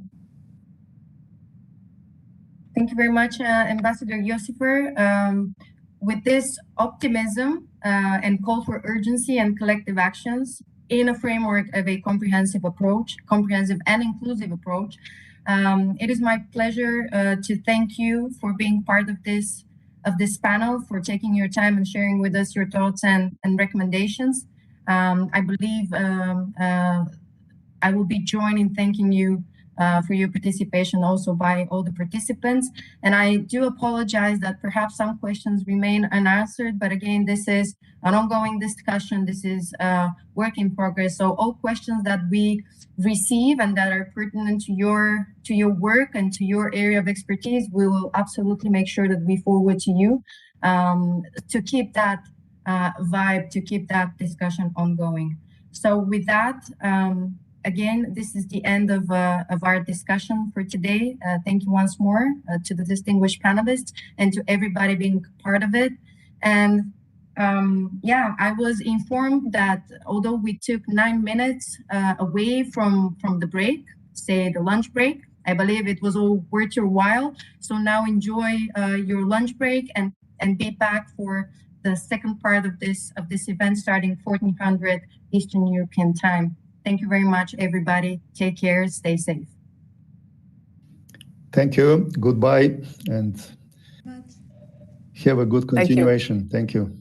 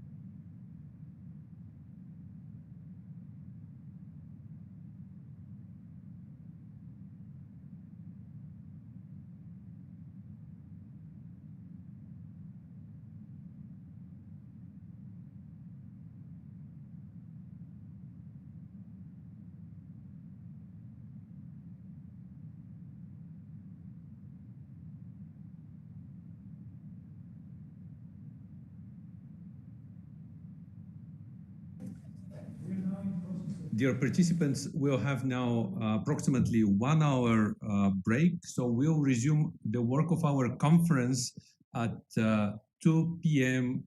Eastern European time. So take your time, have a break. Thank you. See you soon.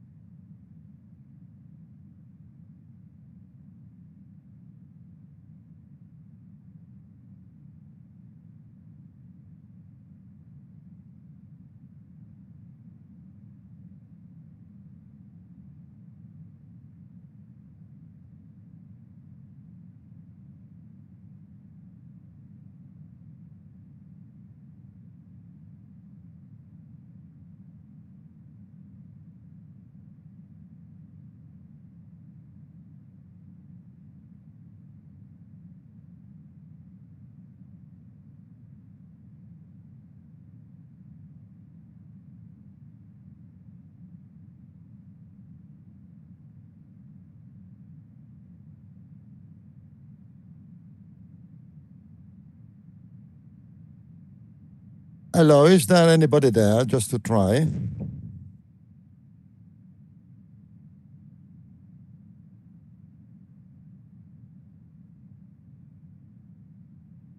Flamen on anybody? Yeah. Yes, this is Sandro. Oh, ciao, Sandro. When I'm on my own, in half an hour, more or less, 40 minutes. Yeah, I was just trying to get in touch with somebody from the organization to see if they could hear me. But anyway, doesn't matter. No, so it's only you and me now. The organization is eating. They are eating. Doesn't matter. We come back later. See you in 10 minutes. See you then. Ciao. Ciao, bye. Ciao. Parliamo italiano. Se vuoi, sì. Ciao, tra di noi. Ci vediamo tra una decina di minuti. Dico sempre che sono gli italiani che mangiano a pranzo, guarda un po'.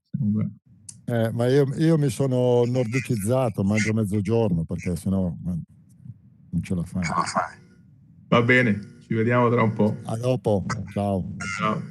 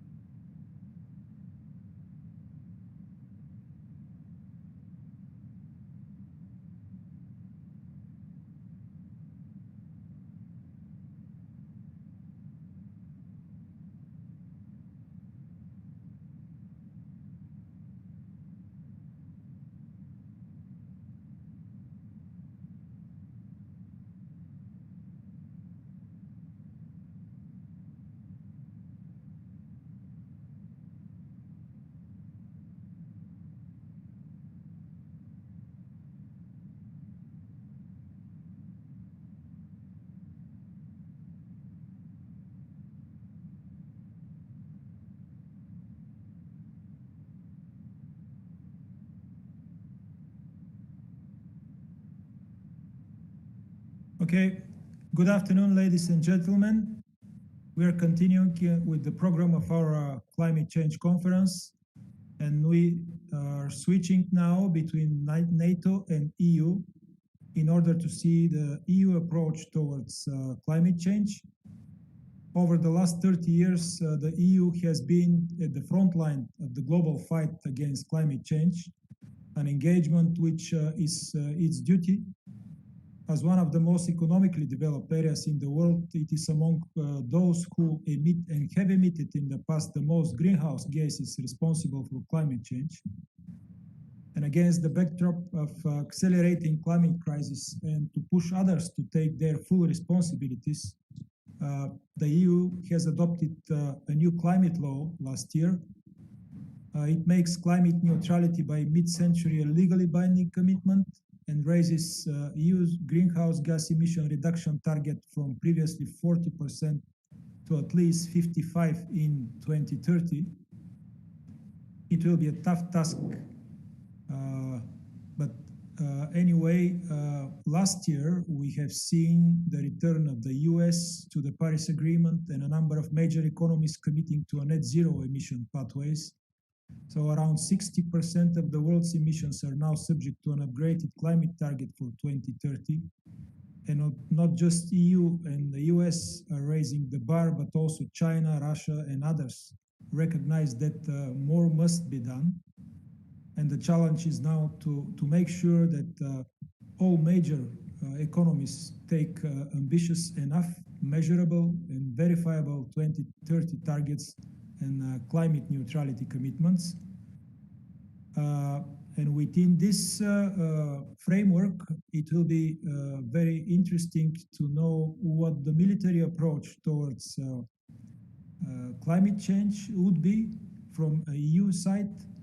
And having said that, I have the honor and the privilege to present our next briefer, Lieutenant General Giovanni Magnone, Deputy Director General of the European Union Military Staff. General, welcome to our conference, and please take the floor and elaborate on the UMS approach to the climate change and security nexus. Again, it's our pleasure. Please, the floor is yours. Thank you. Thank you very much. It is a pleasure. Good afternoon. As just have been introduced, I'm the Deputy Director General of the European Military Staff, and it is a real great pleasure and honor to take part in this conference. It's a really pity that I cannot be physically with you in the beautiful city of Sofia, but anyway. My words come just after the lunch break, which is usually a tough period to be watchful, but nevertheless, the topic that we are discussing today deserves our complete attention due to its vital importance and in the extreme urgency. So I hope I will contribute to keep you awake. During the following minutes, I will present the EU military level perspective on the climate change and security and defense nexus. We will see why it is so important for us, what is being done at the EU level, which is the contribution of the European Union military staff to this endeavor, and which are the main challenges we have ahead. But let me first recall the why. Why is climate change so important for us, for the EU military instruments, I mean? I will just mention some of the several reasons that explain that. First, I'm sure that you have heard this argument many times, but it does not make it less true. Climate change is a threat multiplier. It may not be a direct cause of a crisis or conflict, but it could be one of the decisive links of the chain of factors and events that precedes them. The impact of the climate change effects on the security landscape is manifold. We're talking about unmanageable migration flows, about internal disputes for the use of scarce water and food, about breeding groups of violent and extremist groups, and the number of regions that will see the security and stability threatened in the following years will rise, and many of them are in the European Union neighborhood. Secondly, climate change and environmental degradation affect the way we operate, shaping on one hand the operational environment and on the other aggravating the living conditions of our personnel. It affects, for example, the payload capacity of our helicopters under an extreme hot weather, or it increases the risk of floods in the area of operations. In a nutshell, it can reduce the mission effectiveness and even hinder the fulfillment of the mission's objectives, if not properly addressed. Additionally, we also have to factor in the impact of the duty of care. We need to address environmental health of our personnel. That is to say, we must not forget that it is our personnel on the ground who is carrying out the mission, and we have to ensure they can do it in the best conditions. Third, we, the military, have to take our share in reducing the carbon and environmental footprint. The global defense sector is an energy-intensive industry, and in Europe, armed forces are the largest public owner of free land and infrastructures, and most of these military infrastructures, we must admit, is not sufficiently energy efficient. We are far away from example of manufacturing tanks not powered by fossil fuels, but there is quite a lot of room for improvement and to become greener. This also will respond to the social priorities demanded by the EU citizens concerning the climate change. The core values of our democracies must also be represented in our armed forces. EU is committed to play a global leading role in addressing climate change, including its effect in the security and defense field. And the military instruments should take part in this endeavor as part of the wider integrated approach. To sum up, addressing the climate change and security and defense nexus is a must, as it increases tensions and conflicts, shapes our operational environment, worsens the living conditions of our personnel, and is a urgent response is demanded by our societies. Now, after having restated the importance, I will give you a brief outlook on the EU's approach to it. If we look to the past, in the European Union policy framework, climate change impact on security and defense has just been something briefly mentioned. In a slightly rhetoric way, we could argue, and therefore, in reality, no substantial tangible actions to tackle the problem have been undertaken in the near past. But let's not over-rationalize the past this time, basically because we don't have time, and check what we have done recently and which are our plans for the future. Since 2019, the EU has progressively placed an emphasis on the climate change and security and defense nexus. An important milestone in the development of the EU approach to this topic is the Council conclusions on security and defense in the context of the EU global strategy. This paper not only underlined the importance of the environmental issues and climate change for security and defense, but acknowledged for the first time the relevance of climate change for CSDP, missions and operations, including its impact on military capability planning and development. Then a number of discussion and reflection processes took place during the next year, until November 2020, where the climate change and defense roadmap was presented. This document proposes a set of concrete short, medium, and long-term actions addressing the links between defense and climate change as part of the wider climate security nexus, notably in the areas of civilian and military CSDP, capability development, multilateralism, and partnership.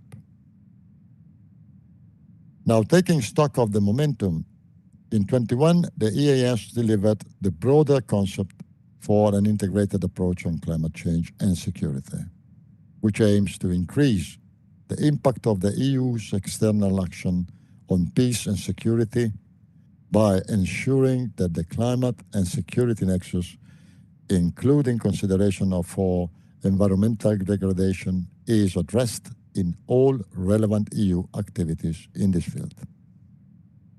This concept complements the external dimension of the European Green Deal, particularly in the field of crisis and conflict management, and addresses actions also set up in the climate change and defense roadmap. It strives to provide relevant EU actors with a framework for operational approaches and principles when addressing the linkages between climate change, environmental degradation, and peace and security in the external action context, while applying the EU integrated approach to conflicts and crises. By and large, we could say that these two documents, the roadmap and the concept, are the cornerstone for the policy framework for the climate change and security and defense within the EU. Concerning the work done by other EU bodies, I would like just to stress the role of the EU Commission and the EDA. Both of them have taken important measures for addressing the impact of climate change and security. In particular, the EU Commission is strongly contributing to achieve existing climate protection goals as reflected in the European Green Deal. To note is the allocation of 30% of the multi-annual financial framework 21-27 for climate change-related expenditures. We are talking about some 24 billion euro. Besides, the European Defence Fund has earmarked 133 million euro of its 2021 budget for energy resilience and environmental transition.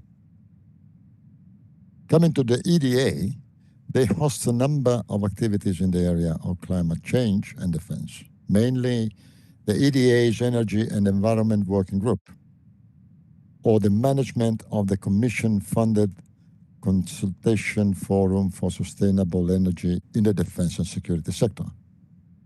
These forums consist of a large defense energy network of 30 European countries, providing a common platform for member states to share best practices and exchange of information, especially on the collection and analysis of data. The UMS, of course, also participates in these initiatives. Together with the Commission and DDA, the EUMS is also an active contributor to the overall integrated approach. Let me show in the next few minutes which is our role. Well, as the source of military expertise inside the EU, the EUMS has provided its input since the initial steps, either in the form of military advice when requested, or through staff-to-staff level collaboration during the drafting process of documents. And let me highlight some of the main points that define our position in this subject. First and foremost, the defense sector efforts to address the EU green goals need to be balanced within the mission-first principle and based on realistic objectives addressing both military requirements and the European defense technological and industrial base. These objectives should be addressed in a phased approach, short, medium, and long term. So to speak, operational effectiveness must be paramount, and it must not be risked at all for mission successes and the safety and security of our own troops. Secondly, we need to strengthen the link between early warning and early action by improving the integration of climate-related risks into existing conflict analysis, intelligence, early warning, and conflict prevention instruments in order to enhance situational awareness in support of CSDP missions and operations planning, as well as capability building. Third, the necessity to back the necessary action in the defense sector with a coherent, dedicated budget. Moreover, given that the European Union is currently facing some capability gaps, we have to prioritize the investment on show force. Of course, also taking into consideration efficiency over replacing existing capabilities to make them more energy efficient in a balanced manner. Fourth, it is important to mainstream a climate and defense awareness and perspective at all levels, including in education, training and exercises, taking into account all the actors involved in that domain. In that sense, military advisors on climate and defense could play an important role. And last, the revision of the capability planning scenarios and strategic planning assumptions taking into account the climate-related risk is especially relevant, considering that the most likely scenario could be rescue evacuation operations, support to humanitarian assistance and disaster relief, or stabilization and support to capacity building. Therefore, we need to adapt the EU capabilities in order to prepare them for more extreme weather conditions, as well as for new spaces of maneuver, such as the ice-free Arctic or polluted and wasted areas. This process should be also addressed in a phased approach, specifying concrete and feasible objectives in the short, medium, and long term. Now, some of you are maybe thinking that these are too many words, but you are wondering where are the real outputs and actions to implement all this stuff. Well, in this regard, being prudent but also proud, I can tell that the EUMS is being an active contributor to the engagement and commitment of the EU as a whole with the development of tangible actions in the field. For instance, the upcoming environmental footprint assessment of the CSDP missions and operations, both civilian and military, I mean. This action is depicted in the roadmap, and it is currently at its definition phase. Aim of the initiative is initially to develop and put in place the measurement capabilities requested, and afterwards gather and analyze data on the environmental footprint of CSDP missions and operations in order to provide a baseline to measure progress in this field. And this is a preamble for identifying and implementing actions to reduce the environmental footprint.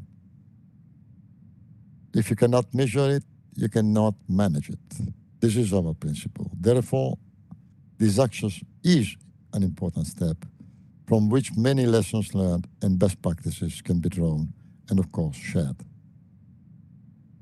In addition to this assessment, I would also like to highlight a revision undertaken this year of the European Union military concept on environmental protection, energy efficiency for EU-led military operations. This concept provides the strategic guidance for the consideration of environmental protection optimizations during all phases of an EU-led military missions and operation, starting with the mission planning. The concept addresses relevant energy-related aspects, such as the use of renewable energies, and provides an overview over associated activities and factors, which can enhance environmental protection and energy optimization on the longer run.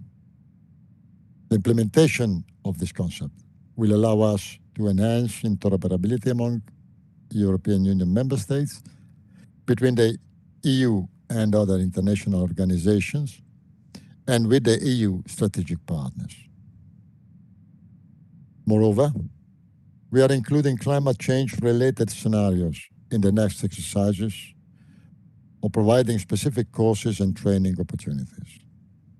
Thus, I feel we are on track, although we have a long way to run yet.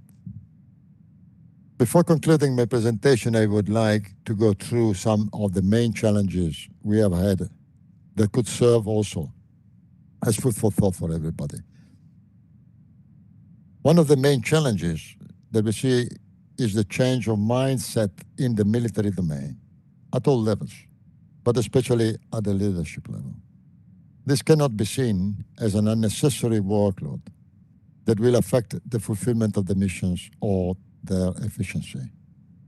We have to focus on the benefits, which are mainly shorter logistic chains, less exposure to attack, less dependence on resources, which sometimes comes from other competitors, or reduced cost, better acceptance of the local population in the area of deployment as well.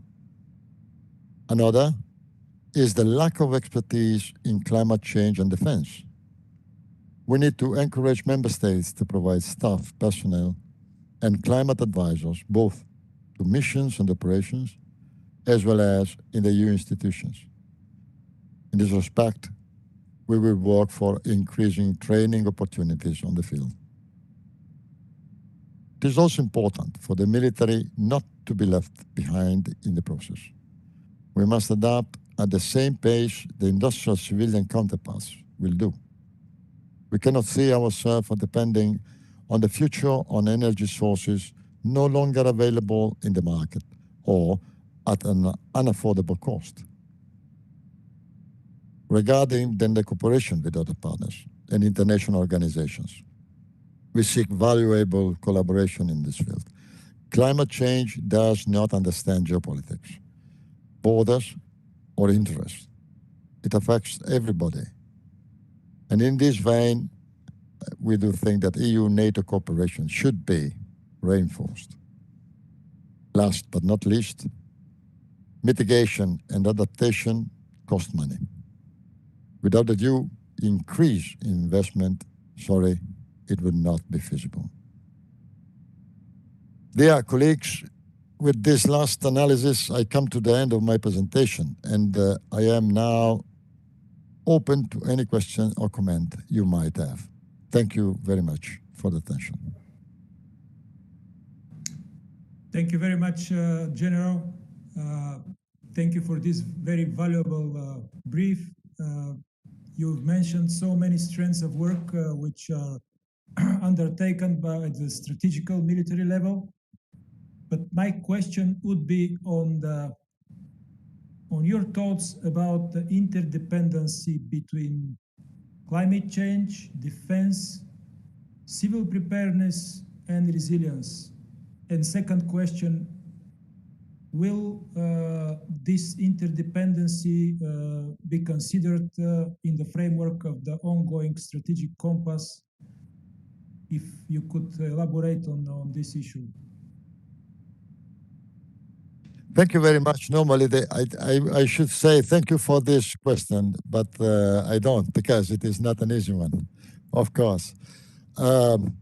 Yes, interdependency. We are all in the same boat, I would say, isn't it? We need the cooperation and collaboration of everybody. The problem is that the mentality that I mentioned before at the level of the military leadership also should be changed at the level of the civilian. Some of the leadership already understood. Some is already oriented to this deal that we have in front of us, to this endeavor that we have to tackle and win in the next few years, if not months, but not all of them. So yes, everything is independent. I would say that we military have the big advantage that once we receive an order, then we do our best to execute it in order to achieve the best result. But I must say that in the last couple of years, I have seen a strong dynamism at the level of European Union towards this direction. We, the military staff, are talking with the civilian colleagues, not only of the EAS, but also the Commission, as we have never done before. And this is, I would say, one of the biggest or strongest catalyzer in these dialogues that we have, that I have ever seen. So I think that the level of awareness is growing quickly, fastly. And I am optimist about that. The concept that I mentioned at the EU military level, approved by all the member states regarding the planning and conduct of operations, is really a masterpiece in my view. It should be exported to the civilian world as well. We will provide this concept to our civilian counterpart because, of course, it is a detailed manual, more than a concept even. Strategic compass. In the intention of the pen holder, this issue is very well tackled. Then, as you know, the different views of member states on climate change and on the measures that need to be taken in order to win the battle are different. And I have no idea about the influence of these different views on the development of the draft that still has a long way to go before being approved in March next year. So for the moment, the answer is yes. Difficult to preempt the final result of the discussion at the political level. Thank you, General. And there is a question coming from the audience. Our colleague, Mr. Sukolov, is asking, are there projects under PESCO that address climate change and the threats it poses to security, or is this left to individual member states to tackle? I would say that there is no specific project within the PESCO framework that address the climate change as such. All the projects within the PESCO framework are addressing the climate change. Because as I explained before, all the capability development within the European Union framework, where PESCO is the main battleship, are oriented in that direction. So whatever studies are ongoing in the development of capabilities takes deeply into account the need to be oriented to fight against climate change. Starting from tanks, finishing with organization of command and control. So the answer is yes, not a single specific one oriented to study or to propose solutions, but the whole of the PESCO endeavor is oriented by the climate change issue. Thank you very much for this response. And I believe that even the MPCC will be tackling the issue with the climate change with a specific position within it, dealing with this matter in the future. And once again, allow me to thank you for this valuable brief and conversation. And I'm looking forward to working with EUMS again in the future. Thank you, General, for your participation, and all the best. Thank you to you, and you know that here you are still considered home. Yeah. Thank you. Bye-bye. Thank you to you. Bye. Bye.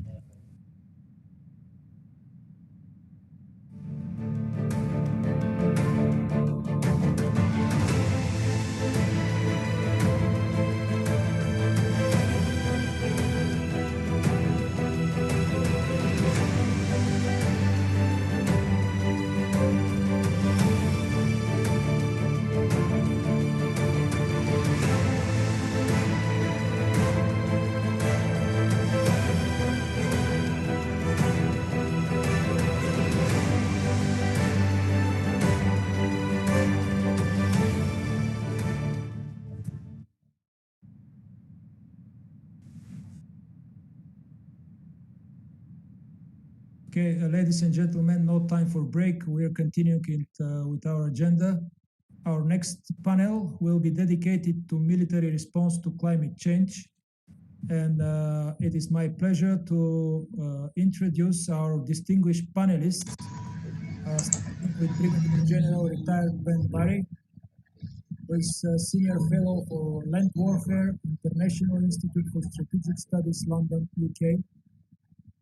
Then we have Dr. Sandro Carnell, Head of Research, Center for Maritime Research and Experimentation, NATO Science and Technology Organization. And last but not least, in this program, my fellow colleague, former CMDR COE, who is now working in the Polish Armed Forces General Command in Warsaw. Hello, gentlemen. Welcome to our conference. And thank you for your willingness to contribute to our deliberations today. It is now obvious that climate change will increasingly affect the current and future operational environment, and the military will need to ensure its operational effectiveness and efficiency in increasingly harsh conditions. And here I would mention, for instance, the increases to ambient temperatures coupled with changing air density can have a detrimental impact on available helicopter performance and air transport capability. Similarly, preventing the overheating of military aircraft and air-based installations would require an increased logistical effort and higher energy consumption. Moreover, many transport routes are located to coastal roads, which are particularly vulnerable to weather extremes. Having said that, I would say it not only poses challenges on engineering and technology development, but also needs to be factored into our operational planning scenarios and probably in our decision-making process. Considering all the aforementioned, I am pleased to give you the floor to share with us your thoughts and probably to update us on any ongoing processes in your organizations, countries, etc. And I would start with Brigadier General Ben Barry. General, please, the floor is yours.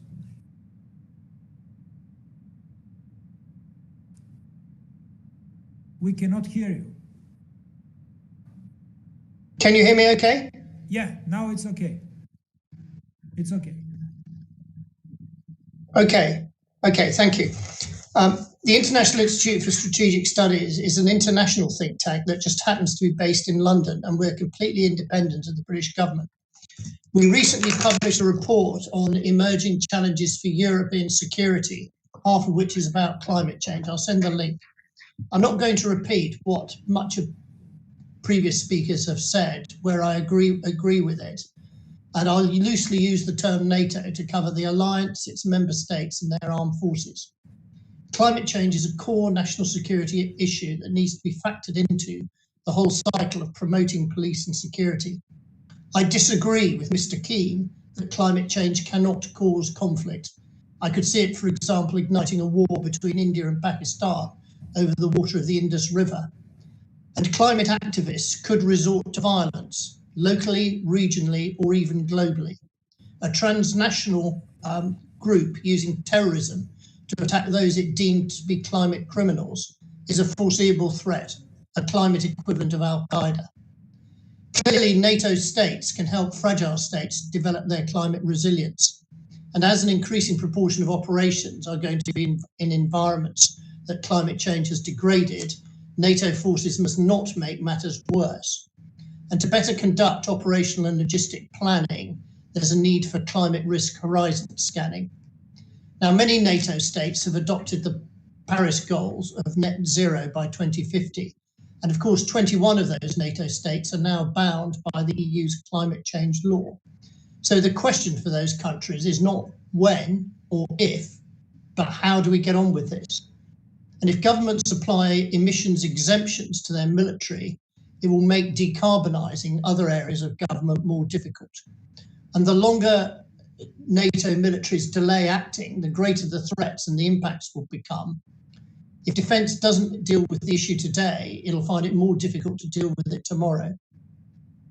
Now, based on open source information, our current assessment is that the NATO nation with the best developed military strategy and plan for climate mitigation is the UK, the only NATO country that we see that has set hard targets for its armed forces to reach net zero by 2050. There are to be no exemptions for the UK military. They've decided not to purchase carbon offsets, but to generate their own. They want to be a fast follower of civilian technological development. And the British are funding defence R&D and experimentation, for example, on synthetic aviation fuels and hybrid electric drives.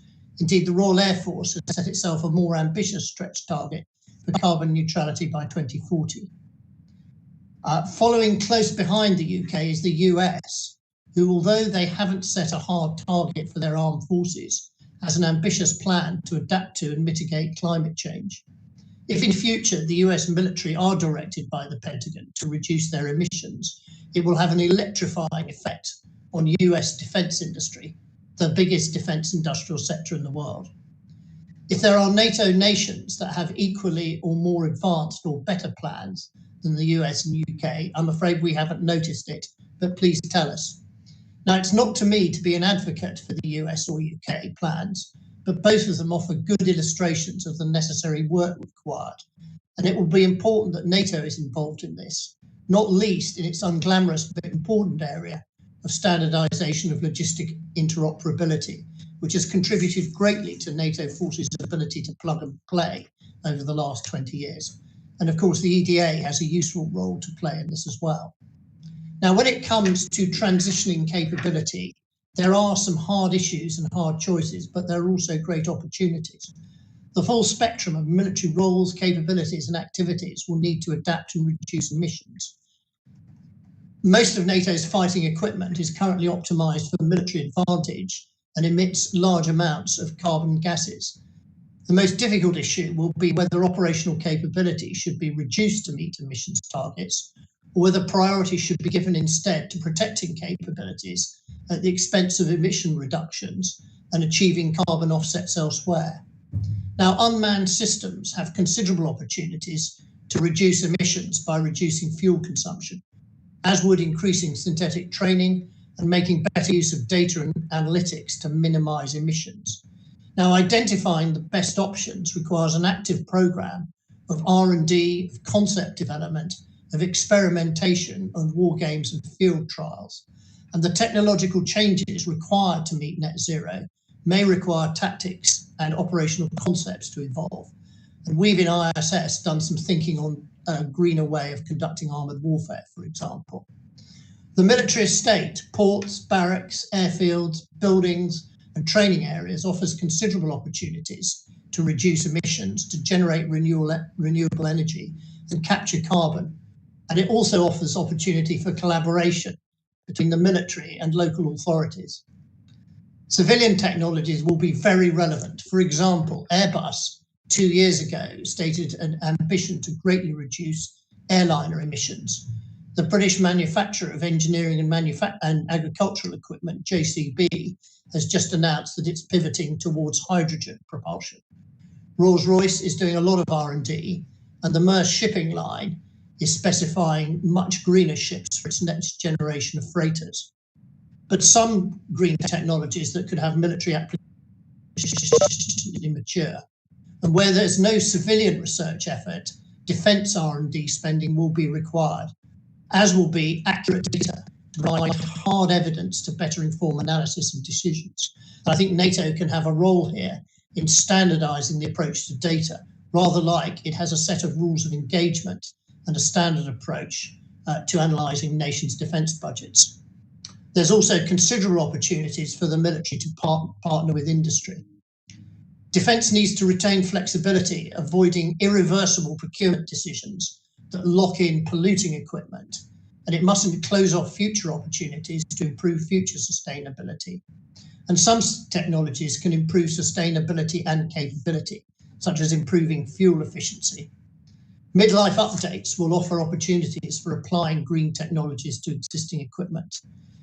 The military are going to need a portfolio of targeted investments in sustainable technology, and defence industry should be challenged to improve the sustainability of the supply chain. There's considerable opportunity for potential dual-use civilian military technologies. Now, the public in Europe are going to want to improve sustainability, but they'll be unforgiving of reductions in military effectiveness. And some of the necessary changes could be difficult, drawn out, and painful for some groups. And this increases the importance of internal and external communications and explanation. Both the public and defence ministries and the armed forces must see climate change as a threat to security and understand why armed forces are such an important climate actor. And the senior leadership needs to set clear goals and ambitious targets for change. They'll also need to continuously prioritise where they want to reduce emissions. So that's going to need a clear strategy and roadmap for implementation, all underlain by a transparent data baseline. So there needs to be top-down direction to change, but it needs to be integrated with identifying, encouraging and funding bottom-up emissions. And armed forces should also collaborate widely across government, for example, with transport departments, to promote the shared objective of reducing emissions. Now, many businesses are emphasising the importance of climate adaptation by designating chief climate officers to their boards.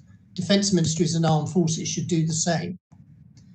Climate adaptation will be needed across all the lines of development, what the US calls the .mil-PF framework, not just equipment.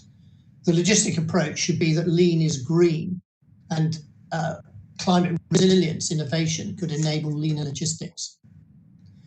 And I've identified in that report some success factors for defence and military adaptation to climate change. Does the whole of defence understand that climate security is a national security issue? Is it going to change its behaviours and attitudes? Is it going to use climate adaptation and mitigation to improve its military effectiveness?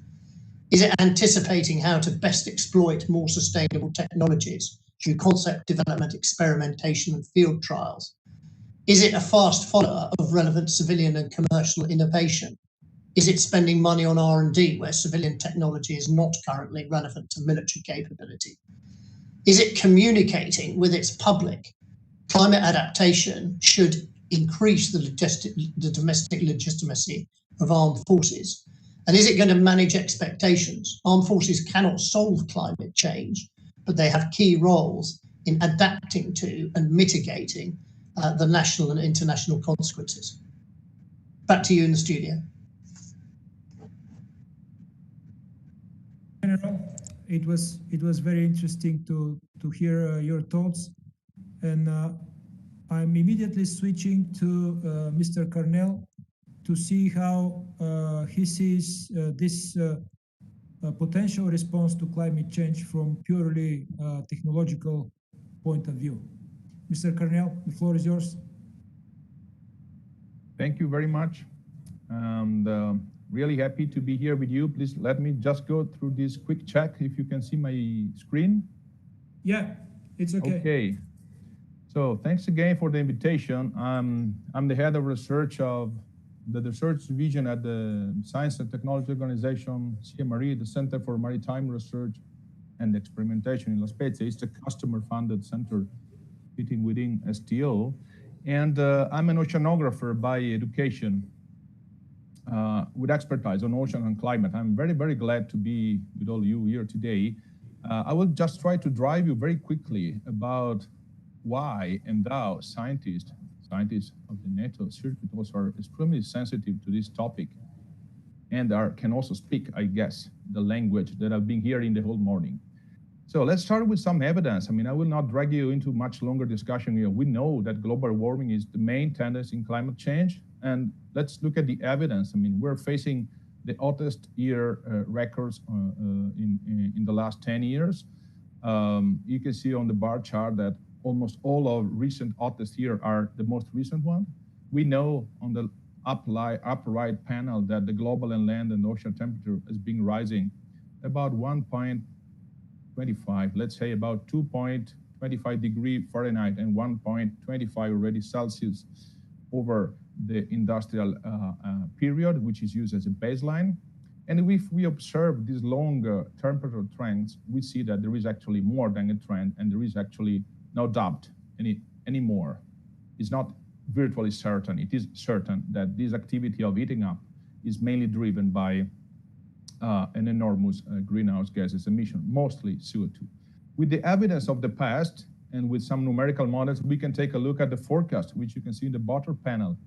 I brought for you two scenarios. One is more conservative on the left side, and one is more extreme. No matter how you put it, the situation is going to be only getting worse in the next years. We all know after the COP26, the very hard action that are being proposed to the nation, but we all know that this is a difficult path ahead of us in order to maintain the temperature below 2 degrees at the end of the century, and it will be even harder to go at 1.5 Celsius degree. So this is the evidence that we start from. And we can continue with some consequences, because whatever happening below this thin or relatively thin curtain, transparent curtain we have on the top of our head, which we name atmosphere, well, the heating up of the planet is not only on atmospheric temperature. Everything is getting warmer, everything including our oceans. Of course, the focus of my discussion will be based on ocean, working in a maritime center, but ocean, are extremely powerful in driving many aspects of our climatic system, because they are the biggest thermal reservoir within the planet. So when we say that the oceans are getting warmer, we're actually giving a lot of extra information into the climate crisis. A lot of the effects that we see in the ocean then are reversed and transferred also to the coast. They're transferred to the hoods. They're transferred to the population. So there is a lot of interplay into this climatic system. We cannot really get away from the climatic problem if we just chop down all these different sectors and if we don't look at them in a very holistic way. Well, this has captured the attention of many in the last years, and we know that if we take it from another perspective, let's get rid of moral motivation, preserving the future climate for future generation. Let's talk just about free services. Everyone likes free service, right? Free drink, free Wi-Fi, provisioning, regulating, cultural supporting services are given every day freely by the ocean, if, of course, they are healthy. If they are not, well, these services become intermittent, less predictable, or can even stop. So the purification of water, the climate regulation, the productivity, the food they give in terms of fish, okay, the mitigation of the climate they offer, okay, all these free services can actually degrade until they can even stop. And for NATO, for military, what does it mean? Military operation, as much as economy, loves predictability. If these things do not get predictable anymore, then we are in deep problem. Many military organizations recognize this recently. I've just copied here some of the recent papers from other countries beside the one we just heard. And the point is that if we go and take a look at the most relevant aspects about the climate security, how it is impacting, how climate change is impacting climate security, well, drought is one of them. We already heard about it this morning. We see in this graph that the population area experiencing desertification is being steadily increasing, as well as the dryland areas. The impact on several aspects, on fisheries, agriculture, food shortage, leading very quickly to regional tension is evident. I may even comment here quickly about the Lake Chad drying up in a desertified area in Africa, and the link about this aspect and even the upsurging rise of local terrorism action in derivation of social and economic tension is very well known by all of you. Drought is one of these aspects, but extreme rainfall could be another one. Here you can see how the global precipitation has been increasing over time in line with the expectation of climate change. This is creating higher damage to infrastructure, affecting again agriculture, creating disputes on boundaries. If I go quickly through another one, we can talk about flooding. Flooding is one of the hardest one, the strongest one, because as we can see the forecast here, at the end of the century are already projecting an elevation of about 1 meter compared to the reference level of the beginning of this millennium. So flooding is surely one of the strongest driver that we're going to face in terms of endangering human settlement in coastal areas, disruption of coastal infrastructure and coastal and transport network, impacts on the global supply chain that is all organized to bring the goods until the very edge of the ocean, where then the things are taken by the supercargo. I remind you that more than 90% of our goods are moved every day through the seas. So impacting a coastal region means also impacting the harbor and the connection with the backbone of the global supply chain. Well, I may proceed a little bit on this and mentioning the extreme events and how the oceans are related to the extreme events. A warmer ocean is more prone to generate a more frequent and stronger extreme events. Here I just copy the track of Hurricane Irma in 2017. It goes hand in hand with the sea surface temperature. When the sea surface temperature is higher than 28 degrees, roughly, well, the hurricane is getting extra energy from the ocean and moves faster and more distant to its origin. All these aspects are, in a way, mediated by the rising of the global temperature. And one of them, of course, is also related to ice melting. I rearranged the schedule and also the slides of this presentation by listening this morning, almost all the people who spoke before me mentioning the relevance of the Arctic. Here you can see the 3 different routes that are now under investigation. The classic one, the Northwest Passage, and the one that will be soon permanently open, the Transpolar Route, shorter, more efficient, and getting away from national borders. Well, from the Greenland, we are losing about 300 gigaton of ice every year melting into the ocean. 3,000 gigatons of ice is equivalent to the weight of 3,000 the Roman Colosseum a day. 3,000 the Roman Colosseum a day becomes melting and goes into the ocean as water, mostly as fresh water. This is changing not only the geopolitical context of the region, but also the circulation of the area. So the Arctic is playing a paramount game into all these situations. Here you see an animation taken from satellite data that is showing you how much the decreases in the ocean curve and how much of the ice of Greenland is actually becoming river and flooding into the ocean. So what is characterizing these problems? Well, the fact that they are global, that the sea level rise is not only affecting some Polynesian lost atolls, but is affecting also Miami, New York, Venice, Shenzhen, Ho Chi Minh, Mumbai, and other mega cities. So the first fact is that this is a global problem. You cannot get away from them. It will be on the top of any other problem.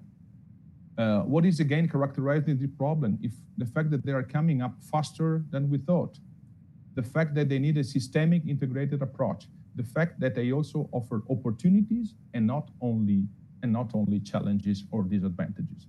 So how does a research center step into this? Well, you perfectly understand that characterizing the environment of the ocean has a lot to do with a lot of the emerging disruptive technology, computing, autonomy, artificial intelligence, big data, space.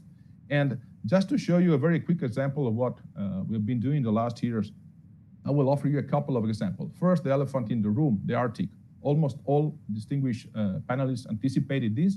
When I arrived at the center, I really push a lot for elaborating a joint, shared, multinational Arctic science and technology strategy. A backbone approved by our scientific committee and by our customer, our main customer, ACT, which is enabling us to go every year in the Arctic. You see on the bottom left panel, the last things we did in 2021, this summer. That's the Spitsbergen Island in the Svalbard region. And with our vessel, the Alliance, the NATO research vessel owned by NATO that is ice capable. What did we do up there? Using also a lot of maritime unmanned system that my predecessor, the General Berry, anticipated before me, that you see on the right side. Using some of those autonomous robotic assets, we investigated how much the ocean is changing. And here I'm copying you other data that we collected in the last years. You see how the sound speed, which is that plot in the middle, is changing dramatically in the last decades. In the upper panel there, where the upper circle is showing you the typical sound characteristic of the typical water around Iceland in the last 30 years. The bottom one is showing you what is the evidence in the last 10 years. What does it mean? It means that you know that below water we are blind. We do not talk via electronic ways. Our cell phones are not working.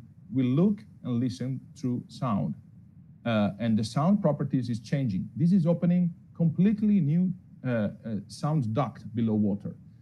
To put in a different way, what we know about the INORD is very much relevant for future military operation. And this has a lot to do with the ASW activity, for instance, the anti-submarine warfare activity in the bottom waters. This is an immediate perception of why we should take care of this problem from a military point of view. The second thing I want to offer you, and this is the last one from my center, is the fact that we need to fast a digital ocean transition. As General Barry said, we need to experiment these things in a virtual replica situation because it's cheaper, it's safer, it saves time, it helps us understanding more. Compared to some years ago, we have the possibility of doing this. We can come up with a digital replica of the ocean, provided we replicate the physics of the ocean, we use a lot of data, we use artificial intelligence to understand the results, and this is not a video game. With this idea, you can anticipate what's going to happen much faster and in a much more precise way. So I'm wrapping up and getting to the end of my talk. This already, you have seen them this morning, why we should be actually worrying about the military effectiveness on air, on land, on space, on maritime operation. Many speakers before me already anticipated. I will not steal your time here. And I go to my last slide at this point. Well, that's my personal takeaway. I mean, NATO has shown a growing interest on climate change in the last years, especially after the SecGen talk of September 2020, with an accelerated speed. This resulted sure in the publication of the NATO Climate Change and Security Agenda and the Action Plan, the Senior Group and NATO Task Force on Climate Change, where I have the honor also to sit, and also for the SecGen participation to the COP26 in Glasgow.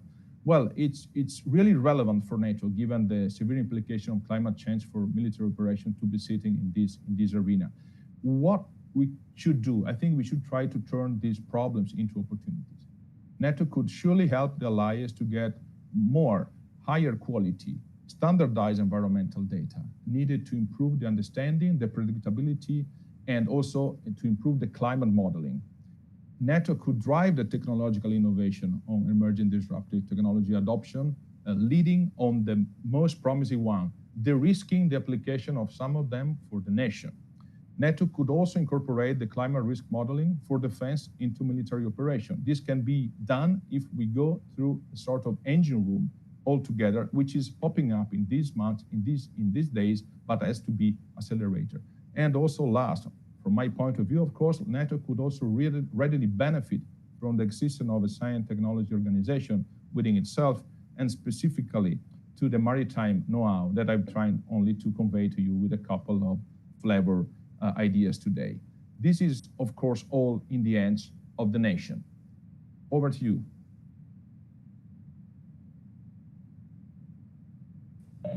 Yeah, thank you very much. You were so informative. Thank you very much for this scientific oversight. And I immediately go with a question coming from the audience for you, Mr. Cornell. It's about, so the question says, environmental changes stemming from ontological factors extend beyond the traditional domains of sea, land, and air to also include the space domain, whose own environment has drastically changed to potentially elicit significant security challenges. Should we also not include the space domain when considering environmental change and the effects of military effectiveness? So back to you, if you could elaborate on it. It's a rather complex question. I want to, as you saw in the last part of my talk, I was putting in evidence the role that space has. The role as a space mainly in the way that it can provide us an easy, fast, complete synoptic detection of what's going on Earth. So it's a fundamental piece of this puzzle in order to allow us to understand better and faster the situation that is going to happen. For sure, the space is another domain of warfare, but I'm not sure the question is pointing up to that aspect. So I want to capture this aspect of the question, and unless I misunderstood it, of course, we definitely include the space domain when we include the environmental change. At the moment, we include it mostly and essentially as the major source of information capable of driving a lot of our understanding for the future. Over. Thank you. And now we are going to hear about Polish military approach to climate change. And I have the pleasure to introduce Colonel Dariusz Dobron. Dariusz, please take the floor. Thank you very much, Plamen. I hope you can hear me. Yeah. Okay. Once again, thank you very much for a kind introduction. And first of all, I would like to say that I am honored to be the part of this respective forum. And I'm taking occasion to pass my gratitude to my fellow sisters and brothers from CMDR COE. Okay, I will start to share my screen.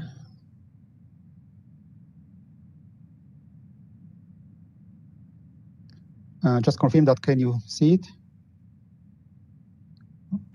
Okay, thanks.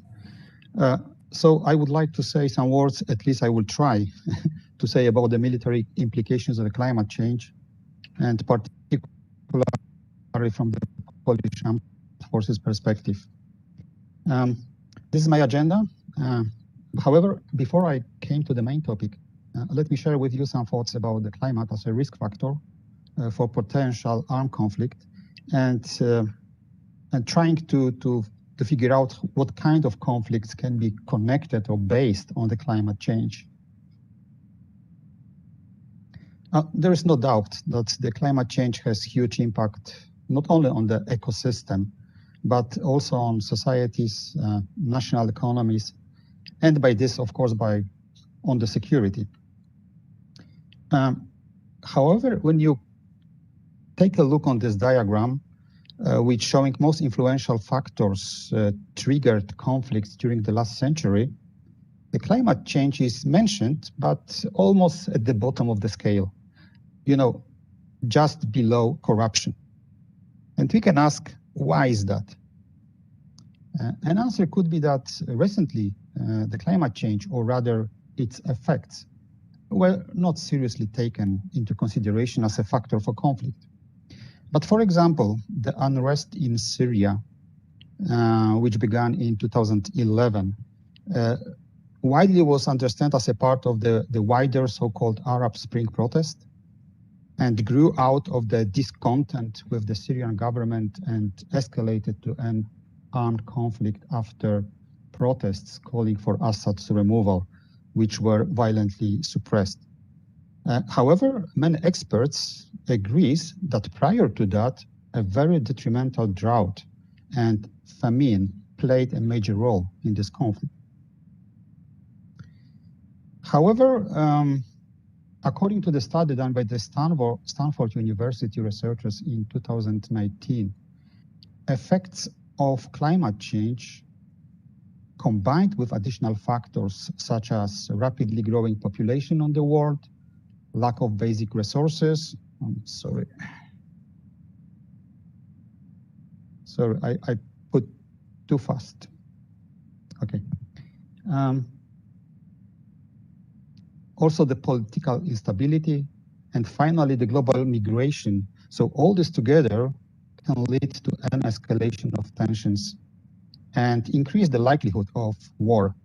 Therefore, we are calling the climate change as a threat multiplier.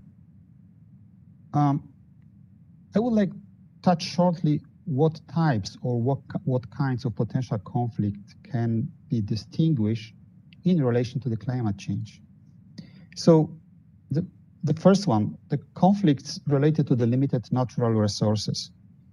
And the main catalyst could be the shortage of the certain raw materials or ecological deficit especially if access to those resources is politically determined. According to the United Nations, over 40% of internal armed conflicts in the last 60 years broke out against the background of the struggle for natural resources. And this is estimated that 75% of civil wars in Africa were partially financed by the income from illegal mining of minerals. Second, the conflicts about territorial loss or border disputes.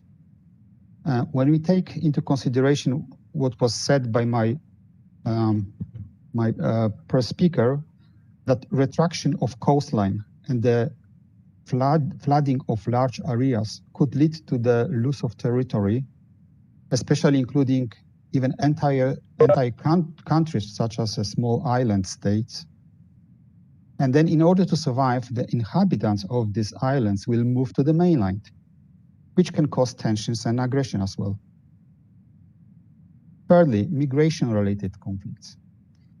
It is estimated that by 2050, the number of climate migrants is projected to increase to over 140 million. And recently, a very vivid example of the use of economic migration for political purposes are action taken by the Belarusian authorities. I don't know that you are aware, but since September, around or more than 30,000 illegal migrants has tried to cross the border between Belarus and Poland only. I'm not talking also about the Lithuania and Latvia. And these actions forced Poland to engage large number of law enforcement services, including more than 15,000 soldiers. And of course, Poland was forced or will be even forced to spend a lot of financial resources and even including the building of border wall.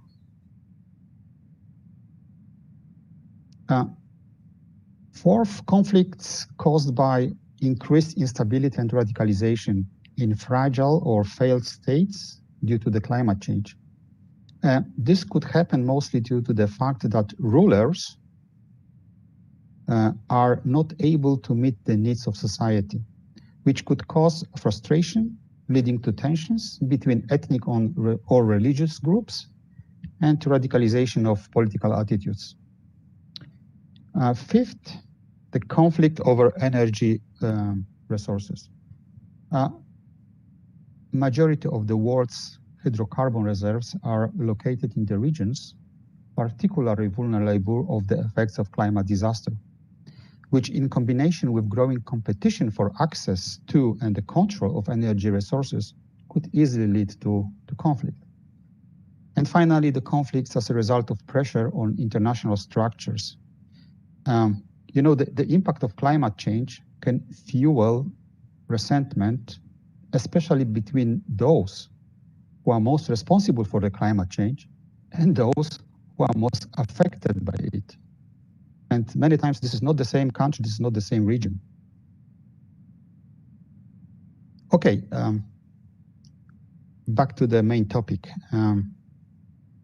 I have to honestly say that the climate change or emerging security challenges are not so much well underlined in the armed forces. Maybe because this, I would say that the armed forces are not echo by default. Even more, I could say that the armed forces are the main user of energy and the main producer or emitter of greenhouse gases. And I would say that in Poland, I can underline that our War Studies University took some researchers, some very good researchers, in relation to the Polish armed forces and security of Poland in the age of climate change. Also, the so-called New Europe Institute has also took some initiatives to prepare some, at least, researches about it. I can say that Poland has already struggled with natural disasters the scale of which has exceeded the civilian responsiveness. Therefore, Polish armed forces many times took part in the removing the effects. However, let's start with the document, which is the baseline for the Polish state security. And it's called the National Security Strategy of the Republic of Poland. The last edition is from 2020. And what is worth to mention, that for the first time, the entire chapter is dedicated to the social, economic, and environmental development or security. But the question is how the provisions of the strategy will be implemented and what will be the role of the armed forces in this.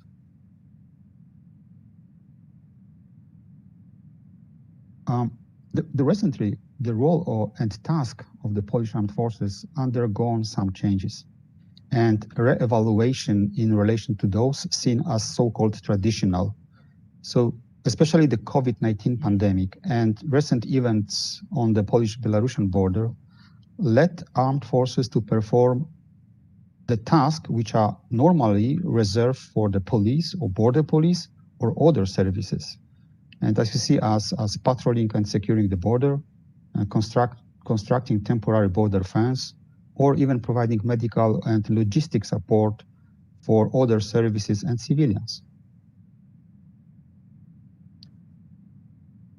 The preservation of the critical for military and state infrastructure is also the key task. If you can just imagine that the level of water in the Baltic Sea will rise to over 1 or 2 meters, seaports and majority of the coastal infrastructure could be underwater. So the freedom of navigation may be at risk. The same is true for highways, roads, and bridges as essential elements which provides freedom of movement and freedom of maneuver, which is very important especially for the military. The Polish armed forces have been heavily involved in the crisis response and the humanitarian operation, but so far mostly abroad. As example, in the Lebanon, South Sudan, or Republic of Congo. But now it's very likely that they will be used internally. And for that purpose, so-called military reconstruction units were developed. Each of them could be a battalion size, where the composition of the subunit is adjustable to the needs. So it's not fixed, can be adjusted to the respective situation. Also, the role of the territorial defense forces is growing to become maybe even the first responder or let's say first supporter during the crisis or disaster. And especially because those units are very regionally connected.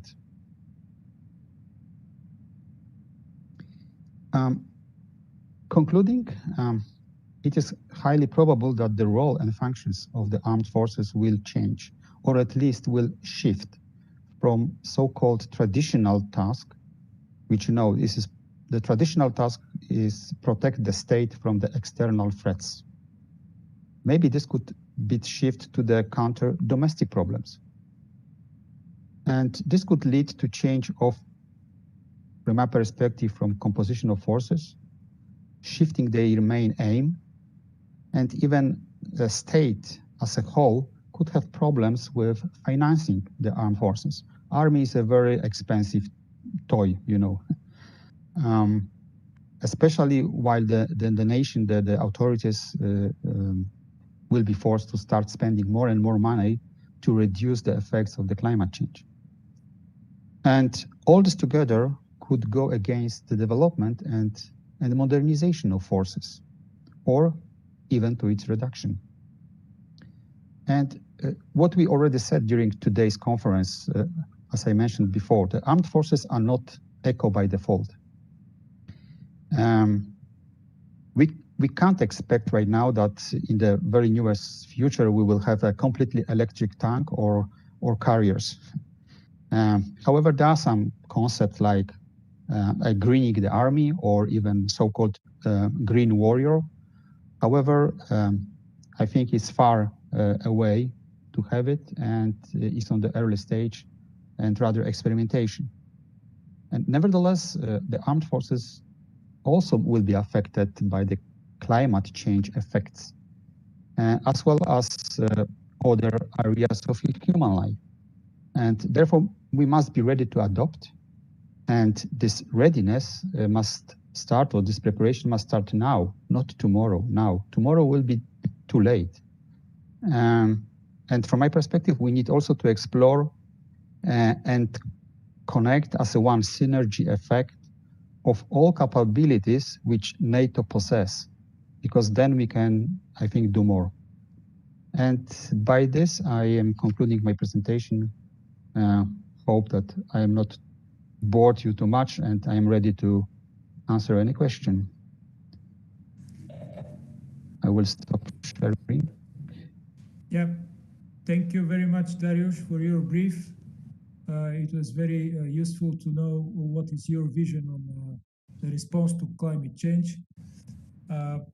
Okay, gentlemen, I would say that there are many people, not only military, but also civilian people, saying that NATO should not become obsessed with climate change and thus measure its policy decisions primarily through the environmental lens.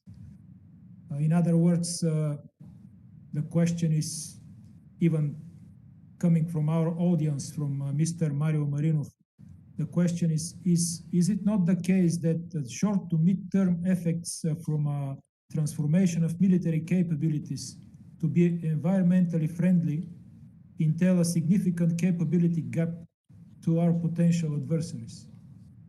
It will be interesting to know your thoughts about this question.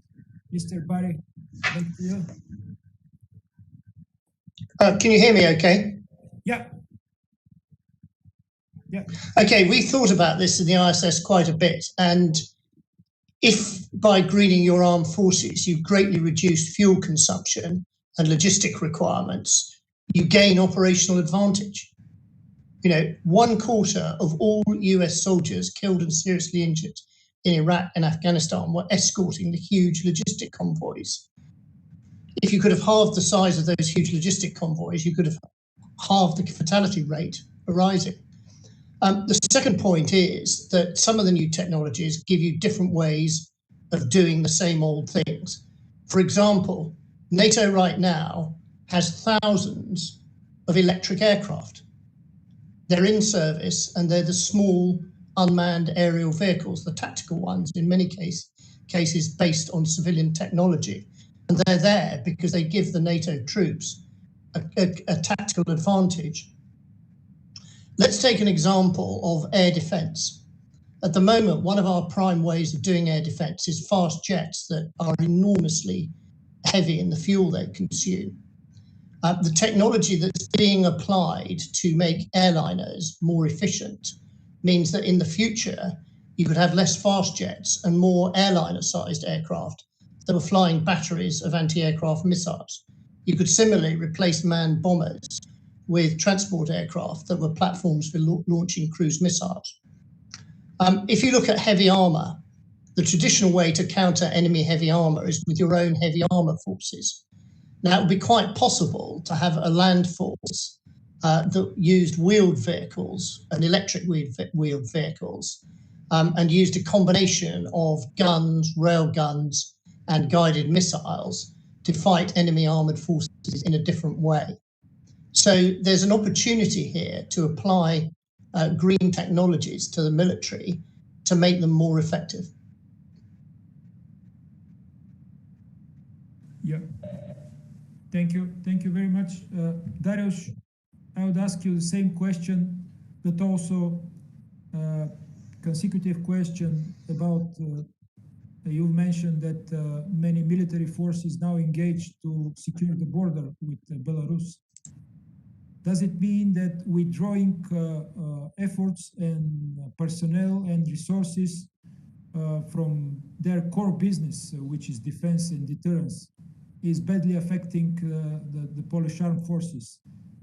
Again, through the prism of the climate change and all other consequences coming from there. Back to you. That is correct. And this is the clue of the program, that you know, engaging so many troops on the border, when you just imagine that 15,000 is the scale of the division, then you can easily understood that those soldiers are not participating in the training, or they are not doing what they're supposed to do in this time.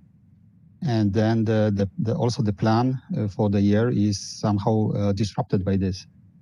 And okay, but this is what we couldn't expect it. We couldn't know about it. And the reaction is like that. The border police was requesting to be supported because there are just two left to them. And the borderline with Belarus is more than 400 kilometers. So you can just imagine how big effort is to protect that. And to stop this, I would say, we are calling even the hybrid war conducted by the regime from Minsk, and evidently using the migrants as a kind of weapon, I would say, against Poland, but against the European Union and NATO as well. And I can underline that there are some thoughts, not a decision yet, but thoughts to launch the Article 4 on the NATO treaty in regards to this problem. Okay. Thank you. Thank you.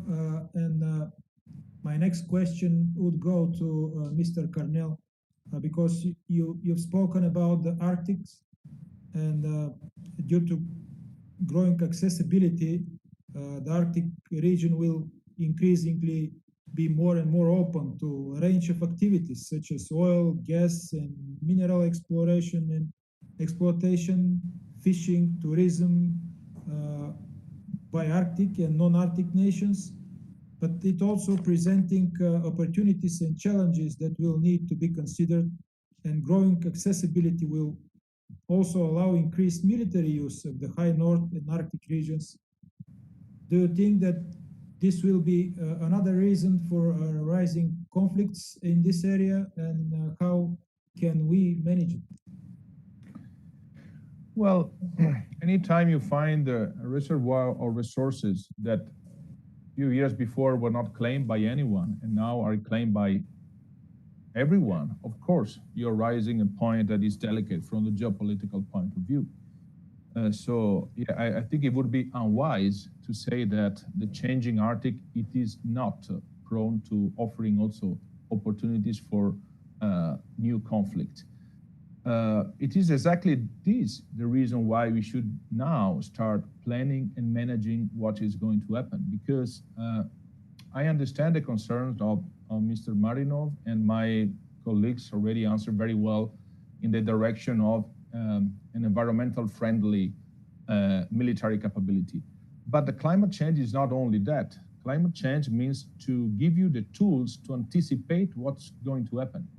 If you know that in 30 years, in 20 years, your coastal base will be flooded, and you move with wise anticipation into that, you are in a way allowing yourself and your organization a strategic advantage compared to the adversary, because global effects and climate change will be striking anywhere. It is a matter of time. Sometimes it comes here, sometimes it goes there, but it's not something you can run away from. It's popping up anywhere. So if you put yourself in the best condition to get to this must situation, you're automatically giving yourself an advantage. In the Arctic, the situation is pretty much the same. If you can know before what's going to happen to your cat and mouse game in underwater, because you can actually detect, listen, or hide yourself better compared to the adversary, well, you're automatically having an advantage that is disincentivating the possibility of a rising conflict.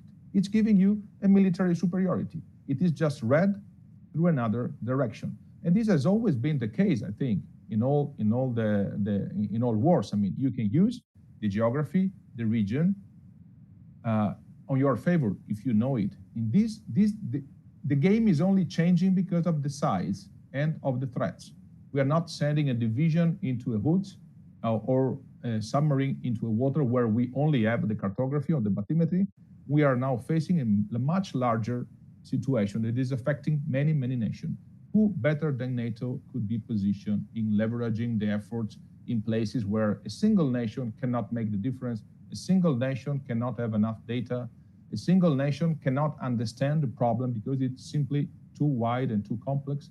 So from my point of view, even in enhancing the knowledge and lowering the environmental impact of the armies, of the military capabilities, is giving an extraordinary advantage to the organization if we can capture it from the correct point of view.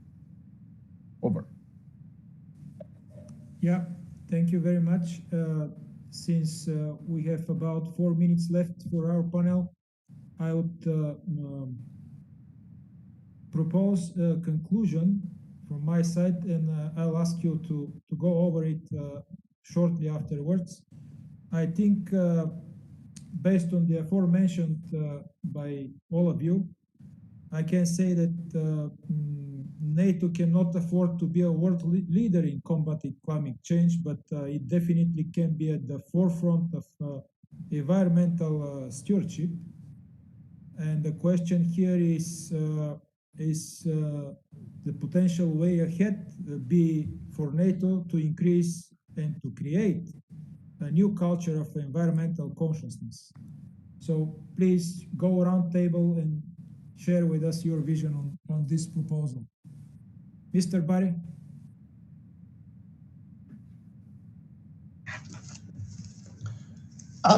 You're quite right that NATO cannot solve climate change for the world, but it seems to me it must urgently conduct climate adaptation and climate mitigation. And it needs to leverage the considerable work that's going on it in the private sector. In fact, John Kerry, in an op-ed in today's Financial Times, reminds us that a green energy transition is the world's biggest economic opportunity since the Industrial Revolution. And partnership with industry, partnership with communities, partnership with other parts of national government will be absolutely clean, absolutely clear. But a rising tide may float all boats, but boats that are anchored to rocks can get upended and left behind. It's time for NATO countries to wake up and smell the coffee. Yeah, very well said. Very well said. Thank you. And then Mr. Cornell. Well, I agree. I mean, it is not on NATO's shoulder and even capability to solve this extremely complex problem. But sure enough, taking it, it's putting us on the right side of many aspects. The ethical point of view, the economic point of view, the military advantage point of view. If we move forward and faster on this direction, we can only have a series of benefits that will, by the way, also reinforce the basic values that are at the foundation of the alliance, which are exactly those of also offering the best environment for the population, offering the best communication, the way of communicating and sharing information.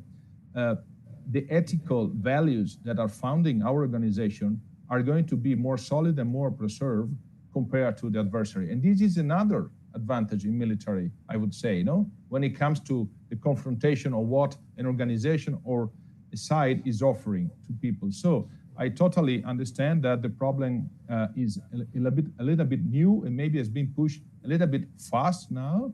But if you look carefully at it, what is preventing us to capture low or higher hanging fruit is just a fundamentally wrong inertia that we must win together. And I agree, it's time to move on, because now it's a time to capture the opportunities before they become nightmares. Over. Yeah. Thank you. And Dariusz, it's your turn. I couldn't say more to agree with my predecessors. But I will come a bit about from the high political level like NATO to maybe lower to the national level. And I would say that on the strategic level, the national level, even having a perfectly written strategy with very accurate words, it doesn't mean that this work in the bottom. So we need to transfer it This is, my military, pure military language. We have to transfer for plans and for orders, and then execute them. And on the tactical level of, in connection to the climate change, as every person, as every human being, also military soldiers needs to be educated and trained about climate change effects and environmental. That's all. Thank you. Thank you very much. That was very well said as well. And gentlemen, allow me to thank you once again for your participation in our panel and the conference. I was really grateful to you that I think we were useful for our audience in tackling such a threat multiplier as climate change. Thank you once again, and hopefully see you again in the future. Thank you. Bye.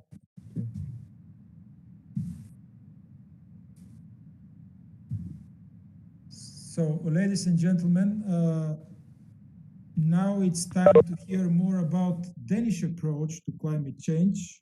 But unfortunately, due to other urgent engagements, our next briefer, Mr. Thomas Anker Christensen, Climate Ambassador of Denmark, Danish Ministry of Foreign Affairs, is not here with us. So in this case, we are going to follow his video address on the topic. So colleagues, please play the video. Climate change is a security challenge with increasing implications for both people and planet. It is a threat multiplier and can deepen and accelerate ongoing conflicts. In some cases, it can also drive conflicts. Climate change is the defining challenge of our time. It is becoming clear that it is also a defining security challenge. Climate change will have a radical impact on how we perceive and understand security policy. As a threat multiplier, climate change will affect security policy in different ways. The research paints a clear picture. Climate change increases security risks in fragile and vulnerable states. It is estimated that of the 20 most vulnerable and least prepared countries to adapt to climate change, 12 are already in conflict. In some regions, decreased rainfall leads to scarce food resources. In others, heavy rainfalls leads to fields washing away. Some regions are threatened by drought, while others are facing an existential threat of drowning. Extreme weather events, rising sea levels, and changing climate will in some places force people from their homes and increase internal displacement and migration flows, especially in African countries, but also other vulnerable countries. This could also intensify existing conflicts. In countries affected by the dual burden of climate change and conflict, climate-related security risks must be part of national mitigation and adaptation policies and plans. Denmark has experiences with holistic approach, building on adaptation to climate change, peace building, and development. We seek to address climate change influence on peace and stability in fragile countries. Denmark has allocated more than 100 million euros over 4 years to address the nexus between climate change, conflict, and migration in the Sahel. From 2023, Denmark will deliver more than $500 million annually in grant financing to climate finance. At least 60% of our public climate finance will be dedicated to adaptation, supporting the UN Secretary General's call for more adaptation finance.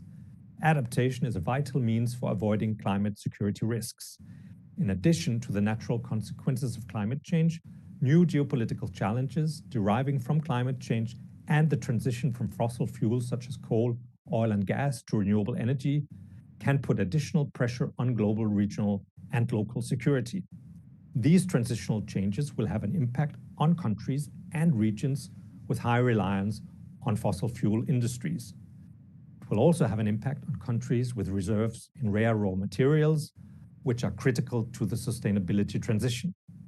We are also addressing the consequences of climate change for the people living in the Arctic and the opening up of the region.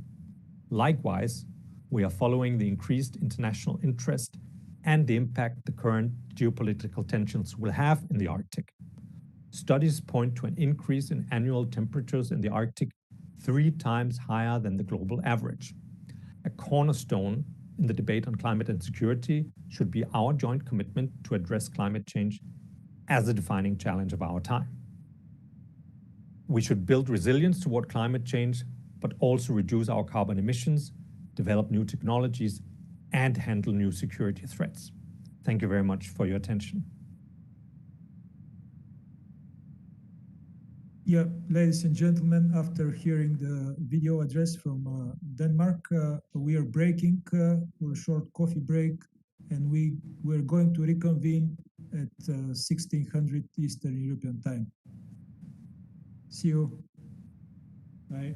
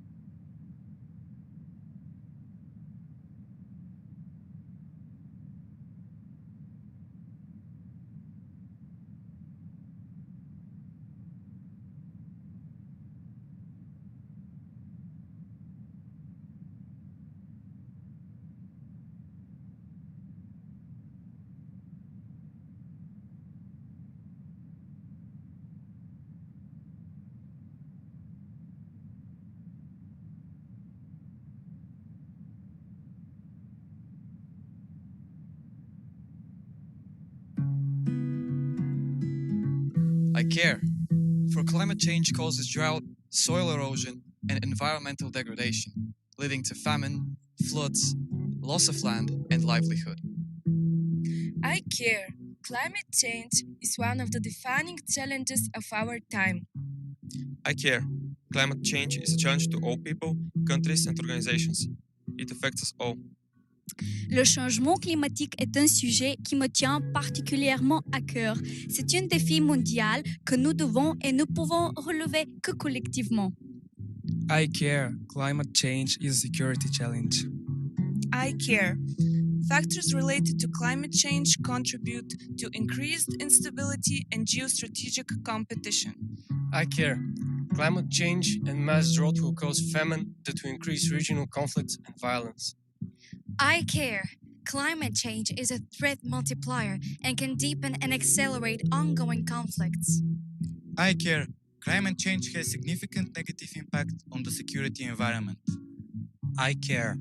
Climate change will lead to increased displacement and migration. I care. It is time for adequate policies. It is time to act now. I care. We care.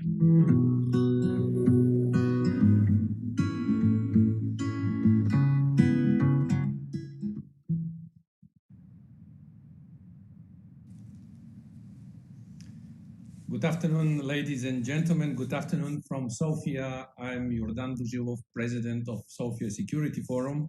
Welcome back to this conference, which started in the morning, Sofia time. We actually passed through different time zones, having participants from Republic of Korea, having participants from different European countries, participants from NATO HQ, European Union military staff, United Nations, and now we move to our panelists from the other side of the Atlantic to United States and Canada. And I should say probably good morning, dear panelists who joined now. We have very knowledgeable and experienced specialists on the topic we are discussing today.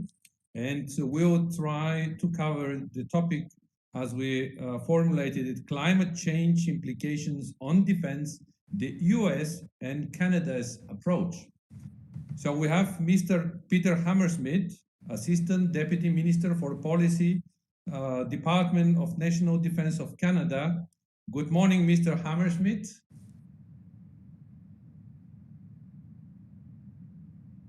Morning. And how are you? Good morning. Good afternoon. Good morning. Good to have you with us. And we have Ms. Sherry Goodman, Secretary General of the International Military Council on Climate and Security, Senior Strategist and Advisory Board Member of the Center for Climate and Security, Board Chair of the Council of Strategic Risk, former Deputy Undersecretary of Defense on Environmental Security, Senior Fellow at the Woodrow Wilson International. Once again, thank you for accepting this invitation, and we'll be glad to learn more from you as practitioners and experienced persons on security and climate. And I will encourage our broad audience who is following on Zoom, on WebEx, but also watching us on YouTube, to write questions in the chat box, and I'll turn over to my colleagues here in the plenary room of our conference to help me summarizing this question and asking our panelists. Once again, welcome to this conference, and I would ask our panelists to take some 10-15 minutes for initial statements, and after that we'll go to the Q&A session. Mr. Peter Hammersmith, please join us for your initial statement. Thank you very much, and good morning again, good afternoon, everybody.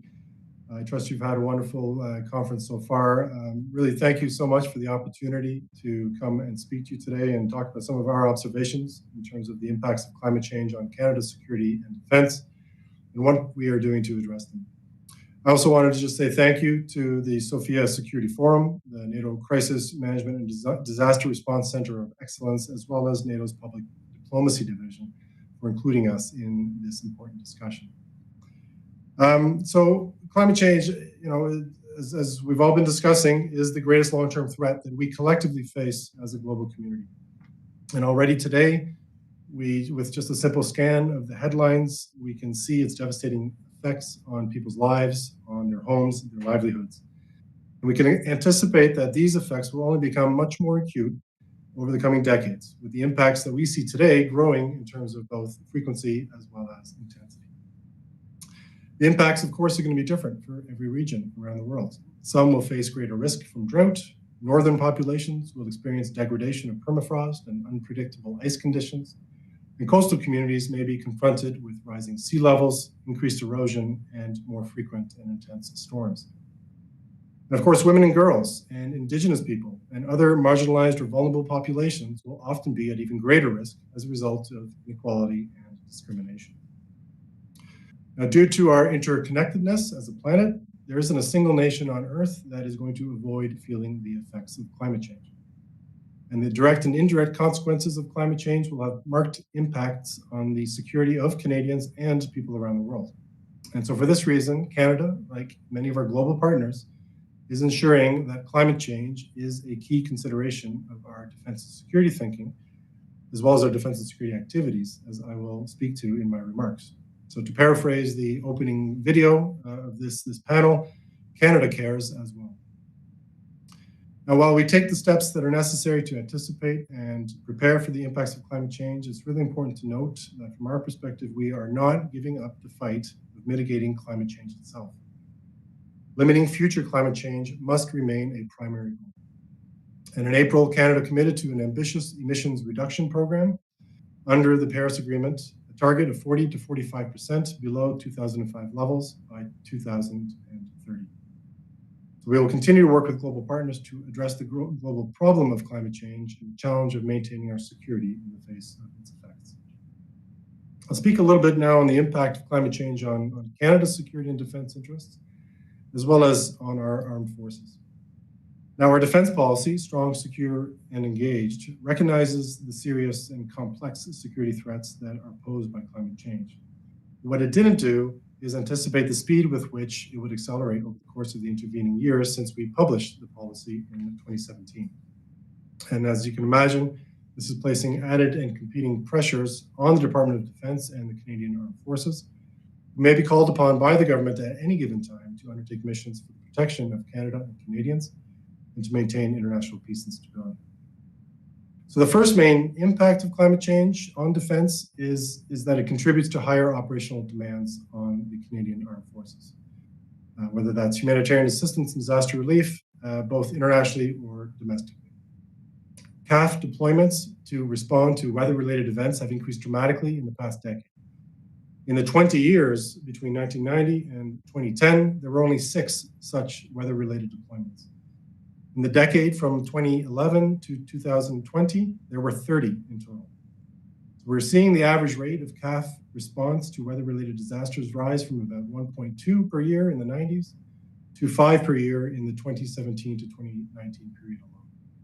And in July 2021 alone, the CAF deployed on 4 separate domestic operations in response to floods and forest fires. And in fact, just this morning, one of our provinces, British Columbia, indicated that they would be requesting federal assistance to deal with some flooding that has affected the province.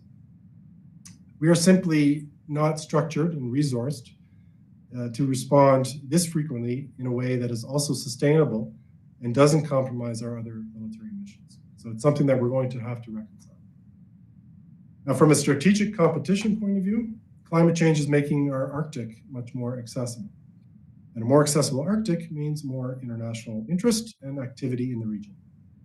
And we're seeing Arctic and non-Arctic states alike already starting to prepare and to exploit this access to the region.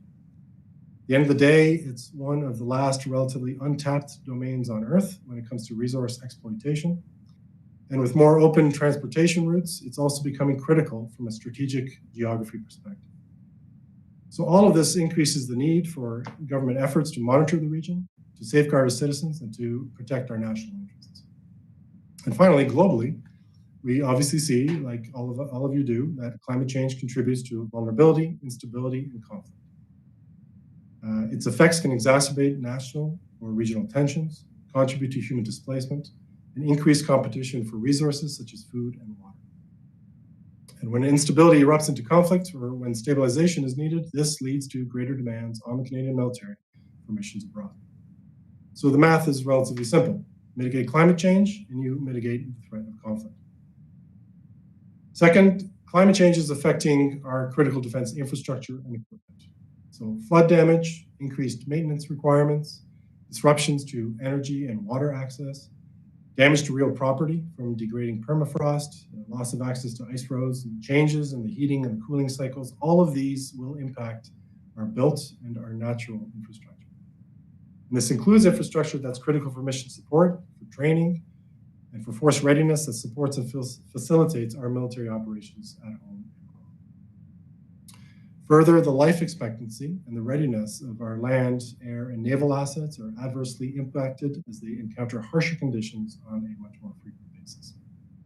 So we must consider how best to meet all these growing demands and all these challenges without undermining our ability to fulfill our other core responsibilities.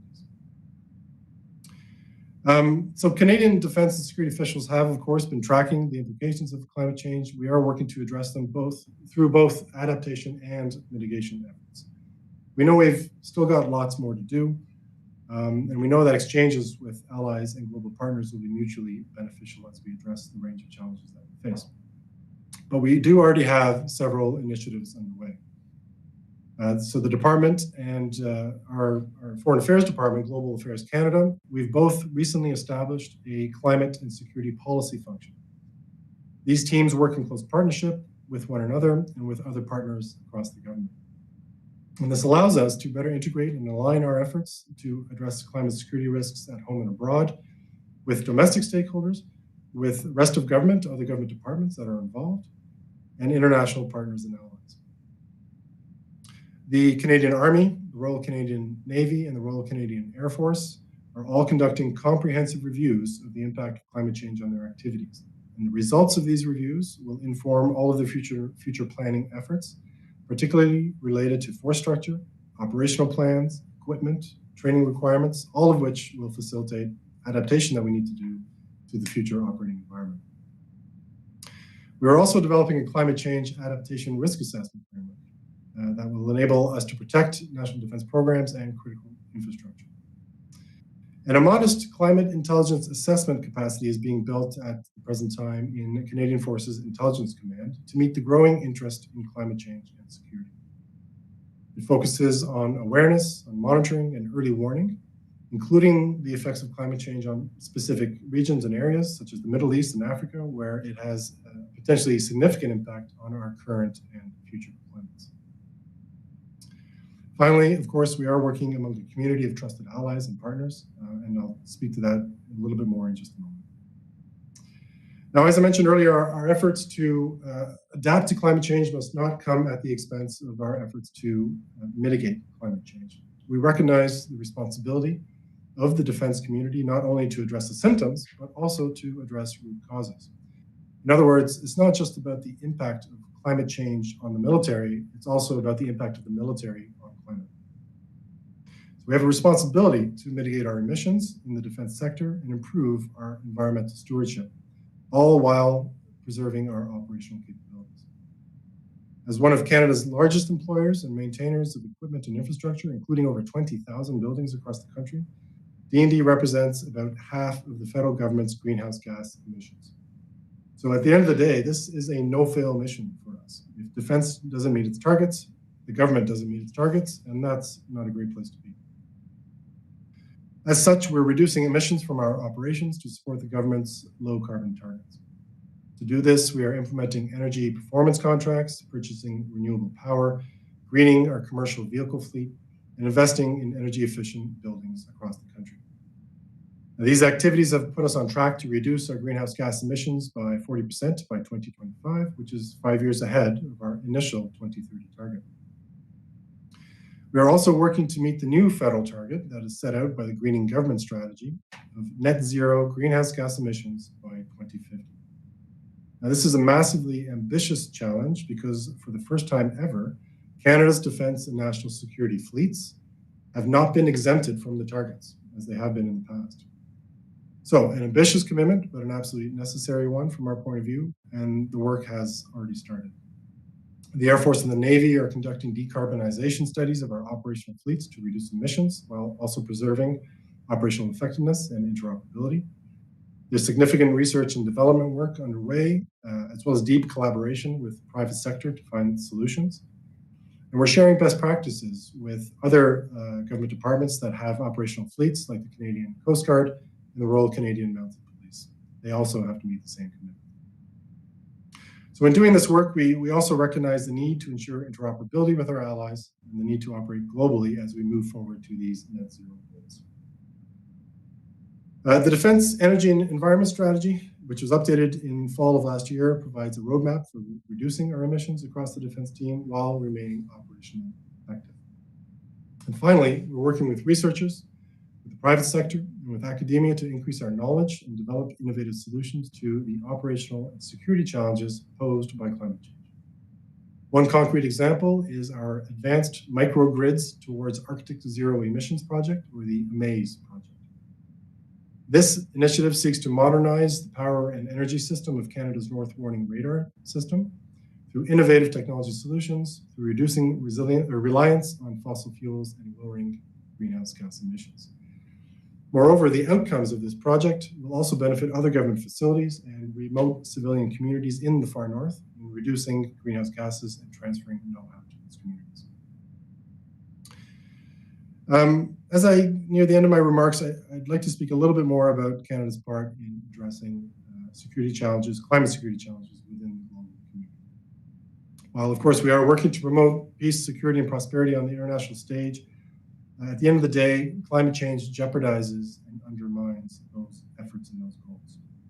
Climate change is a global threat, and there isn't a single country that has the solution. And so in recognition of this, we are, of course, committed to working with our allies and partners to collectively advance solutions for the benefit of all.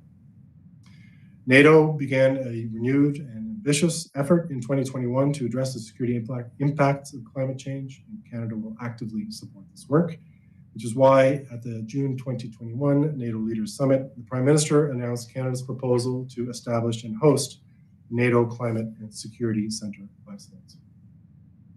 The center will help to enhance a collective understanding of climate change security impacts, facilitate the exchange of expertise and development of capabilities that are needed to adapt and build resilience, and it will assist allies and partners with the development of military and defense climate change policy and plans. The center will also advance efforts to lower the climate impact of our military activities. The center is going to be a collective undertaking by Canada and any allies and partners that wish to step up and join us, and we encourage them to do so. We will ensure that as a framework nation for the Center of Excellence, that the work of the center will reflect our collective values, notably human rights and the importance and equality of every individual.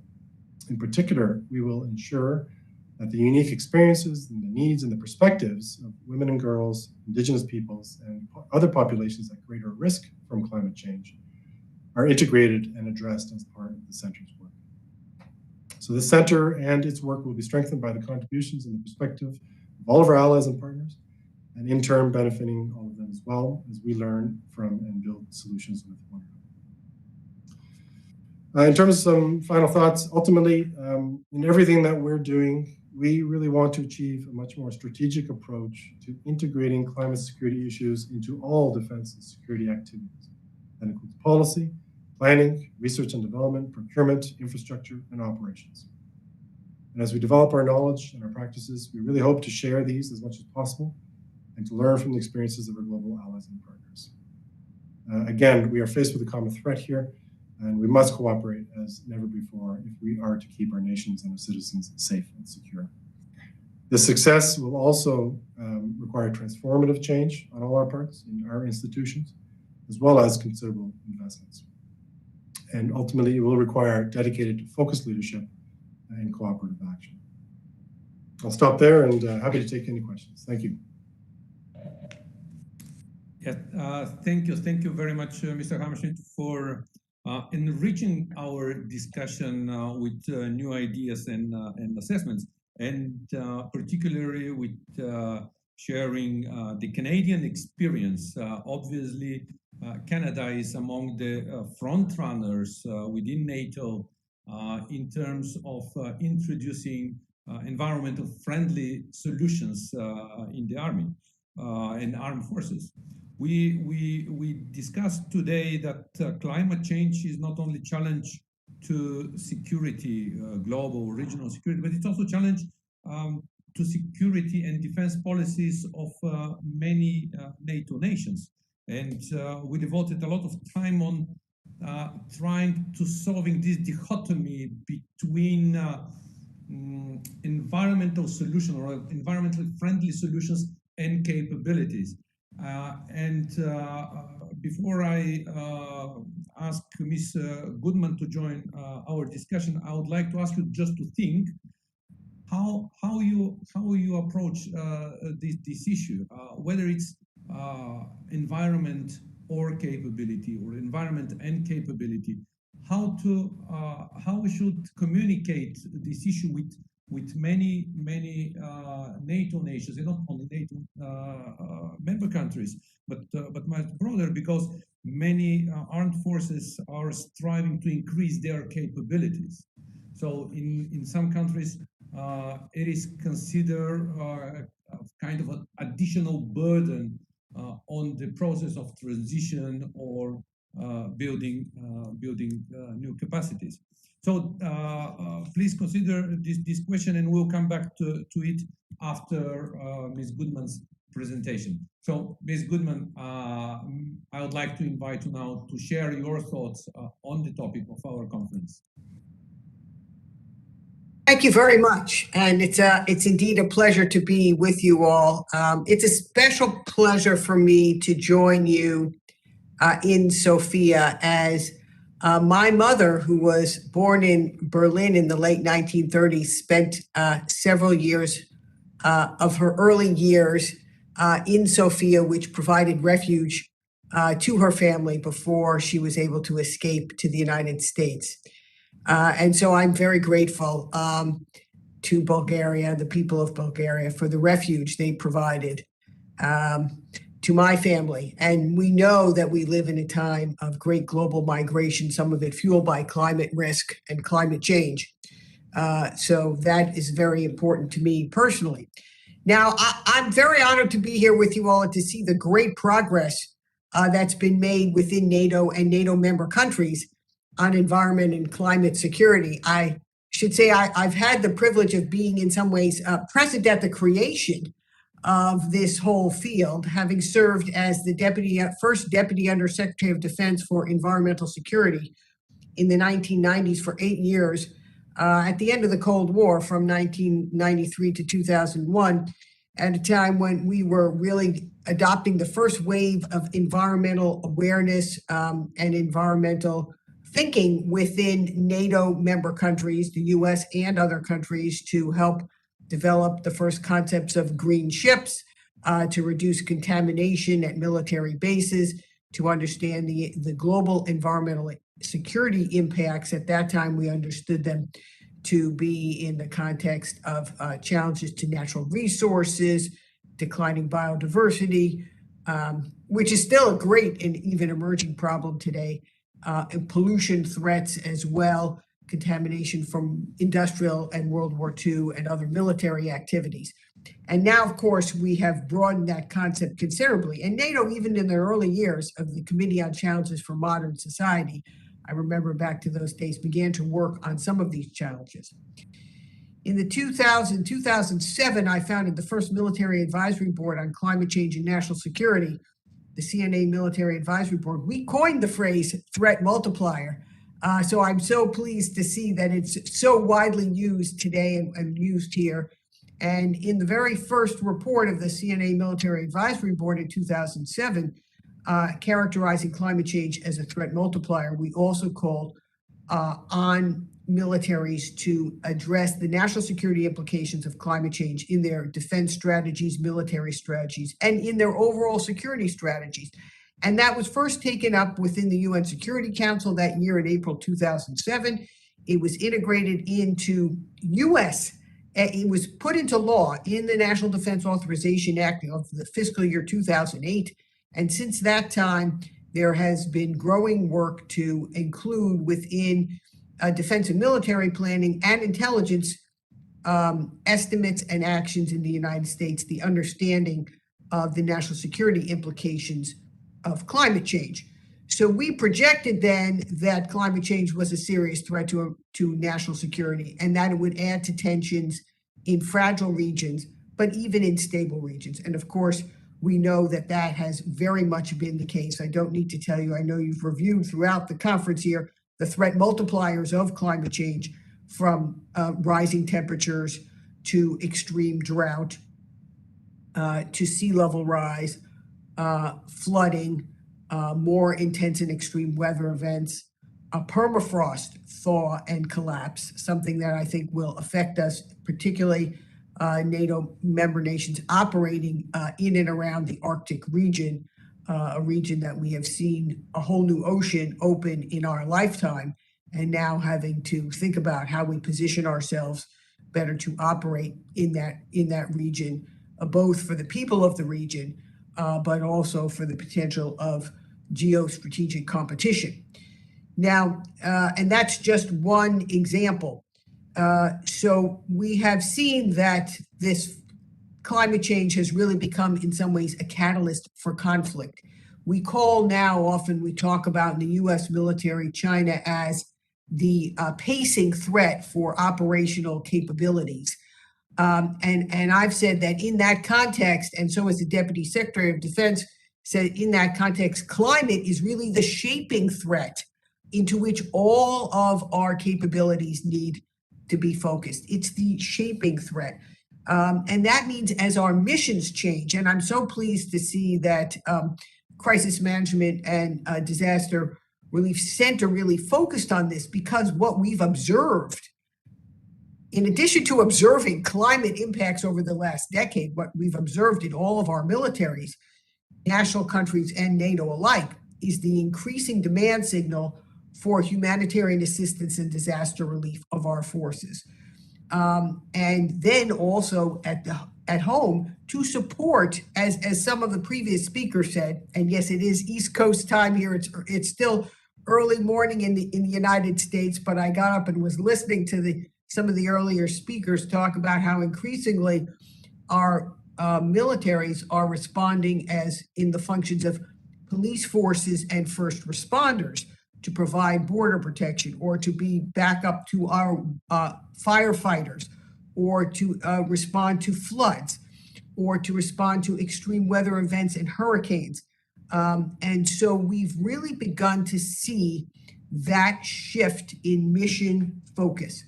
And I don't see any evidence that is going to change. What our militaries now need to think about is whether we're going to size our forces to adapt to that changing mission set. In the United States, historically, we have always considered what we used to call major regional competition, or the big peer adversary, as the force sizing construct for which determines how many aircraft carriers and tanks and submarines and space-based assets and others we need. Now, of course, that is still the case, but we also have to be able to respond to what used to be called sort of the low end or the low intensity conflict, or the low end response. Do we need more hospital ships? Are we going to need more different types of logistics capabilities to respond to fires, floods, and extreme weather events?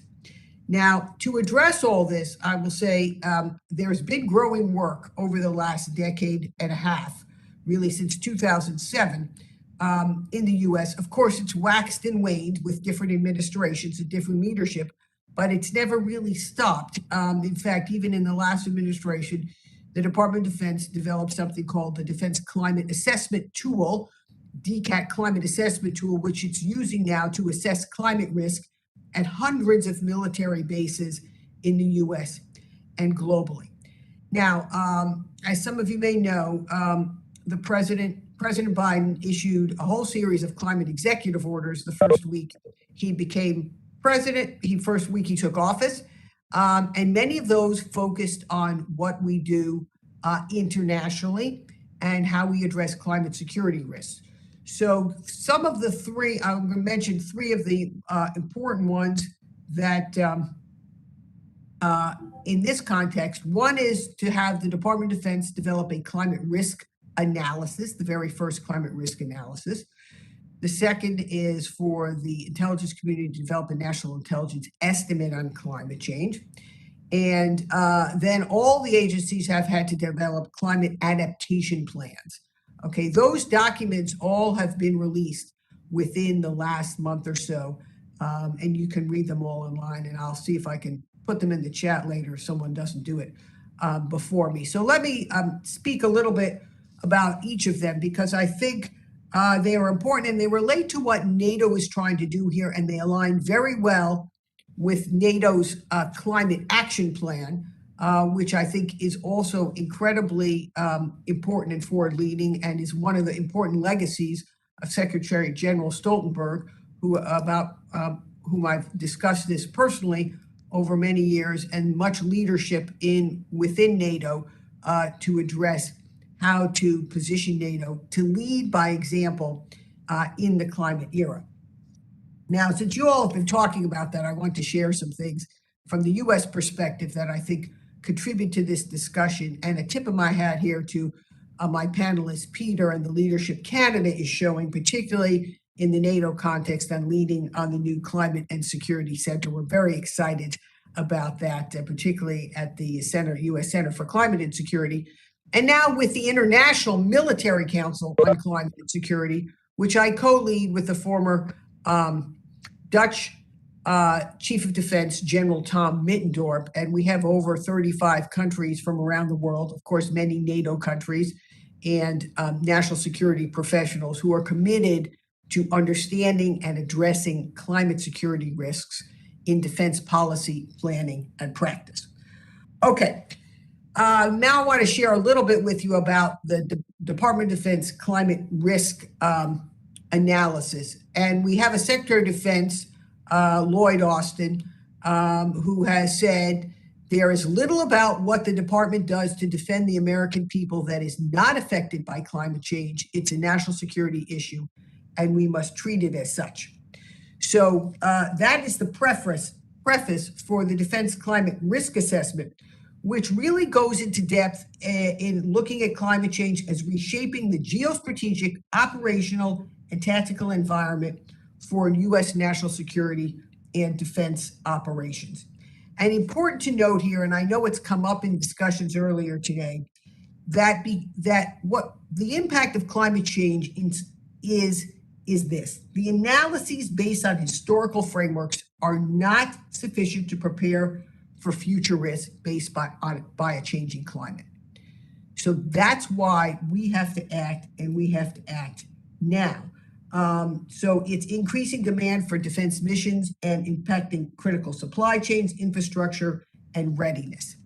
And we've seen many ways in which this is happening already, and that it's affecting particularly fragile regions where malign actors are exploiting regional instability, exacerbated by the impacts of climate change to gain influence for political or military advantage, particularly in the most vulnerable communities across the Sahel, in parts of the Middle East, and in Asia. And this also affects DoD's strategic interests, relationships, and priorities. And this is where cooperation with international partners is so important, because we can't do this alone. We have to do it with our allies and our partners. And what's important in this climate risk analysis, and important, I think, in what NATO's trying to do also in a parallel way, is it affects the whole totality of the enterprise. And it's not just about the words, because we've been saying these words, threat multiplier, for 15 years now. But as we sometimes say, strategy without resources is hallucination. Okay, so you've got to be able to translate your strategy into plans and policy. And then you've got to put resources, money onto the problem. Okay, so there are really sort of 5 lines of effort in the defense climate risk assessment that are important. And I'll just tick them off just so you have a sense, all of you defense and military planners, how the U.S. is thinking about it. First, of course, strategy. We've talked about that already, the defense strategy, military strategy, and then the combatant command theater strategies. I've been pushing on that personally for quite a long time because that's where a lot of our most focused strategic thinking occurs, whether it's in NATO aligned with EUCOM and then with AFRICOM, or in the Pacific with Pacific Command. There are robust staffs at there, and of course in the Western Hemisphere, NORTHCOM with NORAD, and then SOUTHCOM.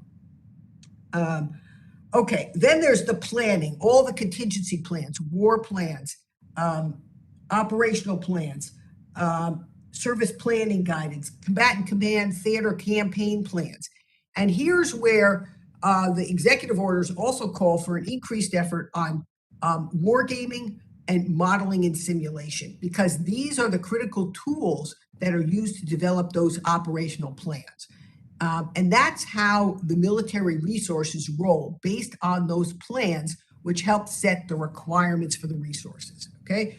So we expect to see, particularly in the defense budgets in coming years, increased investment, modeling and simulation, and war planning, war gaming. And I would very much hope, because I'm looking at Peter here, thinking about the new Canadian Center on Climate and Security, that a lot of that will be reflected in the work of the center, of the NATO Center on Climate and Security, because we need to integrate climate risk into a wide range of wargaming and modeling and simulation.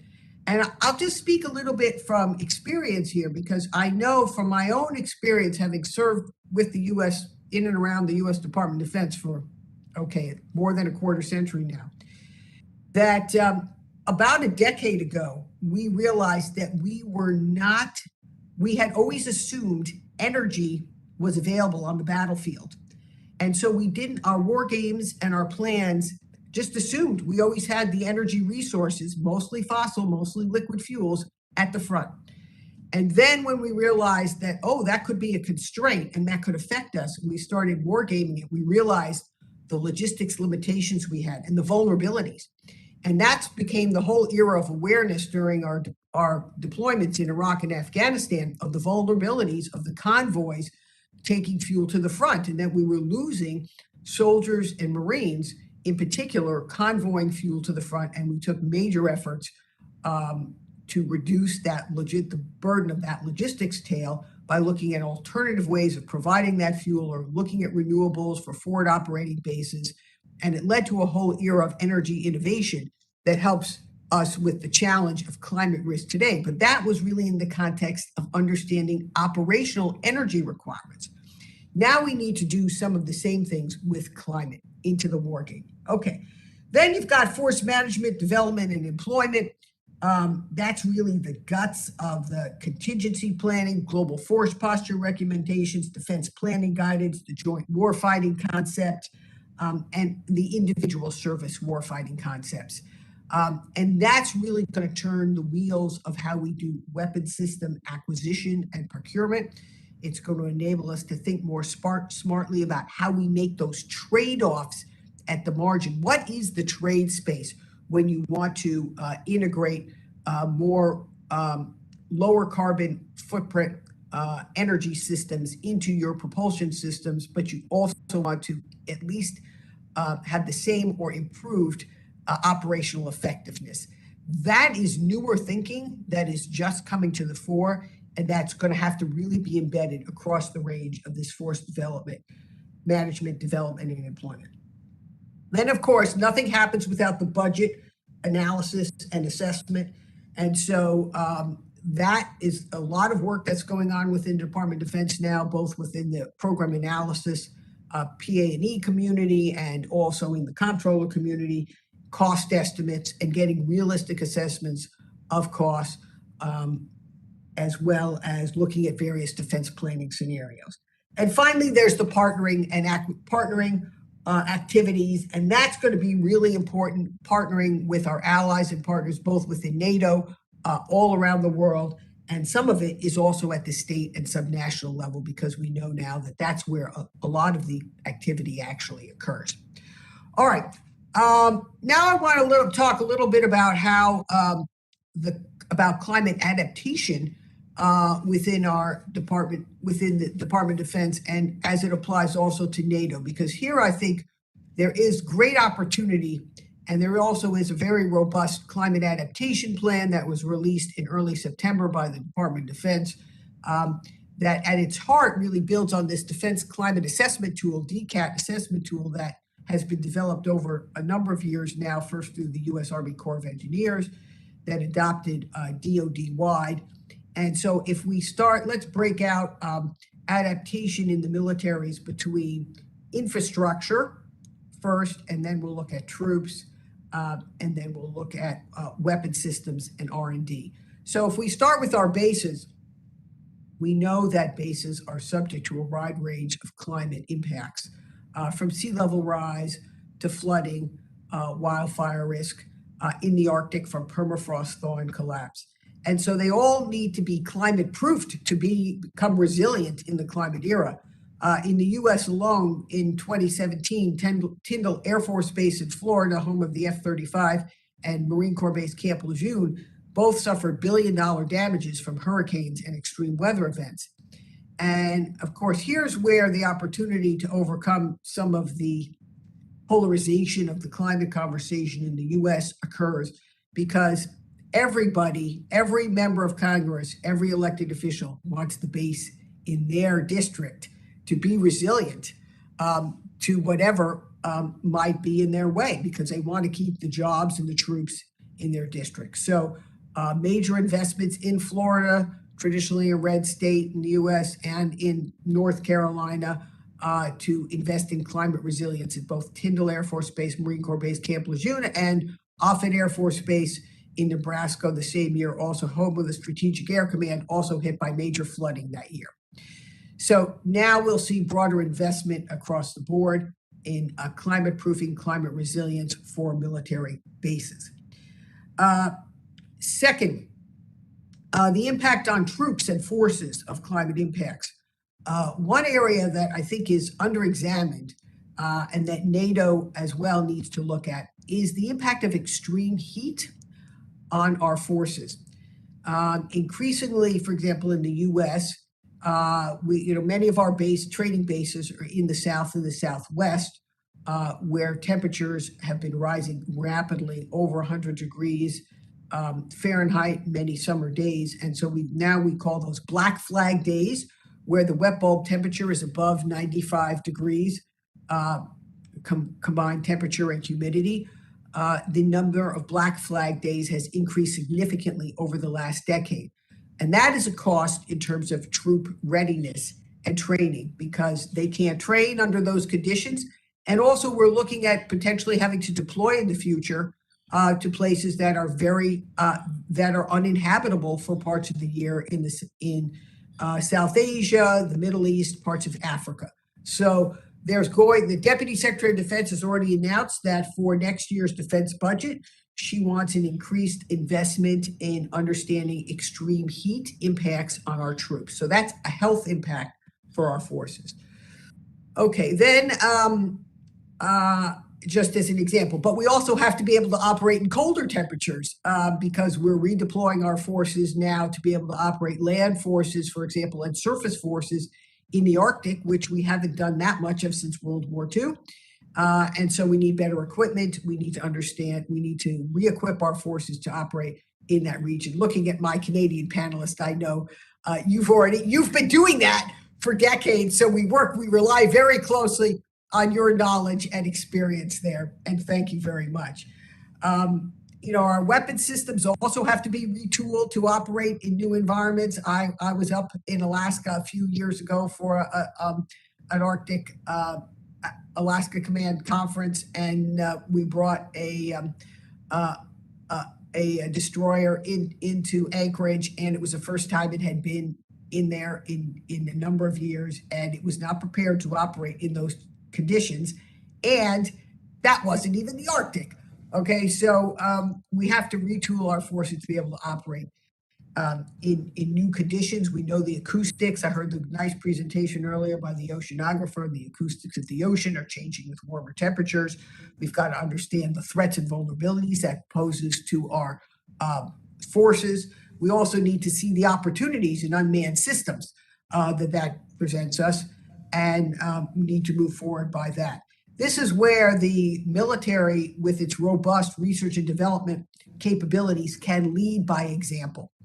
We've seen that before. Of course, historically, the military has been the font of technology, innovation, and prowess, from developing GPS to the internet. And we used to think of our militaries as spinning out technologies. Well, today, we also have to understand that we are spinning in, that much of the technology innovation is coming from the commercial sector, but with the buying power of the military and the commitment to go to net zero and to develop systems by which we can measure and manage emissions, more on that in a moment. The militaries can lead by example and win a race to the top for competitiveness in global clean energy markets. Now, NATO, I think, has an important role here in setting the standards. NATO's got these STANAGs, environmental standards it's had over many decades. And now, as it helps develop the right standards and metrics for both to achieve net zero and for performance standards, whether it's for new sustainable fuels, aviation fuels, other types of fuels, how we're going to operate, how we're going to manage emissions. I recall back in 1997, in the run-up to the Kyoto Protocol negotiations, that in the U.S. Department of Defense, we came up with a scheme how we were going to, if we had to manage our greenhouse gas emissions, how we would report on installations and non-tactical vehicles, how we, at that time, we talked about creating an exception for operational capability. I think we're in a new era now. Later. Yeah. May I ask you just to wrap up to go on with questions from our audience? If you would like to take one more minute, and after that we'll go to the questions. Sure. So that's that. You know, I'm at the end now because I think we have this opportunity, as I said, to lead by example as we climate-proof our military. But at the same time, we are enabling our military capability to still be the most robust and the best to meet the common challenges of the era. And I think I'm very pleased to see that NATO is taking this very progressive and robust approach to addressing climate risk and also seeing the opportunities to climate-proof our future. Thank you. Yeah. Thank you very much, Sherry, for this comprehensive presentation. Obviously, climate issue is very high on the agenda of both Canadian and US military, and a lot have been done in understanding the nature and the consequences of climate change, but also in addressing and adapting armed forces to meet consequences of climate change. I would like to come back to my question, which I asked to our previous speaker, but it of course goes to you both. Okay, there are many countries which strive to reach 2% of GDP for defense. How we can convince them that we should invest also in climate-friendly technologies or means. In some countries, the perception is that this will even further reduce the funds available for defense modernization. And here also comes the second question, which relates to the R&D and industry and the production, because our technical means, they come from private companies. How to and what incentives we have to put in front of the industry and research institutes to stimulate them to develop end products means which are more environment friendly, but at the same time capable, at least as to the current means. So if you could take some minutes on elaborating on this and sharing your perspective, and we'll move to question from the audience. I see there several questions already received on the chat box. So please, Mr. Hammerschmidt, and after that, Ms. Goodman. Thank you so much. And maybe just before I start, just thank you to my fellow panelist, Sherry, for the shout outs to Canada. Really much appreciated. And thanks also for your really good presentation. I took a lot of notes. There's a lot of goodness in all the points that you made. And I know the US has been demonstrating leadership on this file for quite some time. So lots that we can learn. I think to answer your question, again, I'll go back to the point I made a couple of times in my presentation that we've got to cooperate in this space. This is a global solution. We are all experiencing the same problem. We experience the problem in very similar ways. We will likely have a need for similar solutions from a capability perspective in this space. So one of the advantages of NATO is we are an alliance of countries that work together, that have shared values, that have similar systems. And I think, there's a good opportunity here for some sort of an innovation ecosystem that can grow. There's one that already exists, but I think we can grow an innovation ecosystem even more robustly than it exists right now among our countries to identify some of the solutions that are going to be needed for the shared capabilities that we are going to have. We've got in many of our countries, and I know in Canada we have a similar program that exists in other countries in different forms, but effectively it's very similar. And that is a program where the Defense Department puts out challenges to the private sector and says, look, we've got a problem. In this case, it's we need to figure out how we can operate our fleets in a much more environmentally sustainable way. We need widget X, we need part Y, we need to figure out how to make adjustments to reduce our impact. Private sector, can you generate some solutions? And I think that's a good model that has proven quite effective in the Canadian context, not just on climate-related issues, but on a whole range of research and development questions. And that may be a model that we want to extend to the broader alliance, where we can develop a bit of an ecosystem around this, because again, ultimately we will need very similar answers to our problems and very similar capabilities. Thank you very much for this clear message. Sherry, would you like to add to what has been said? Well, I agree with the creating an innovation ecosystem, and also I think using standards. NATO should be developing standards in this area, and the performance standards will go a long way. For example, in the US, there is a performance standard now to require military bases to be able to operate 14 days if the power goes out, if the grid goes down. And that's to protect against both a cyber attack, power outage, an extreme climate-fueled weather event. Now, if you overlay on that a standard about how that energy is going to be supplied and the carbon footprint of that energy, then you begin to sort of achieve the twin goals of both improve resilience and reduce carbon footprint. And I think that is very much within NATO's grasp, and something that the combined centers, the new Climate Security Center, along with the center who's hosting the event today, as well as the Energy Center, and within NATO have the ability to develop and help lead the way, working with our civilian communities on which we obtain most of our power. Yeah, thank you very much. Now I'd like to ask my colleague who is collecting questions from WebEx and YouTube to summarize and read them out for our panelists. Thank you very much, Jordan, and thank you to our knowledgeable panelists. The people who are watching us have apparently taken a keen interest in making the most of having such subject matter experts with experience. One of the issues that is coming up both here in the chat and on YouTube is actually the future of operations, military operations in the Arctic. This is in the context of the economic importance of the Arctic and both Russia's actions there. So what is the approach that both the US and Canada will be taking in terms of military operations there? And does it have a component regarding nuclear deterrence?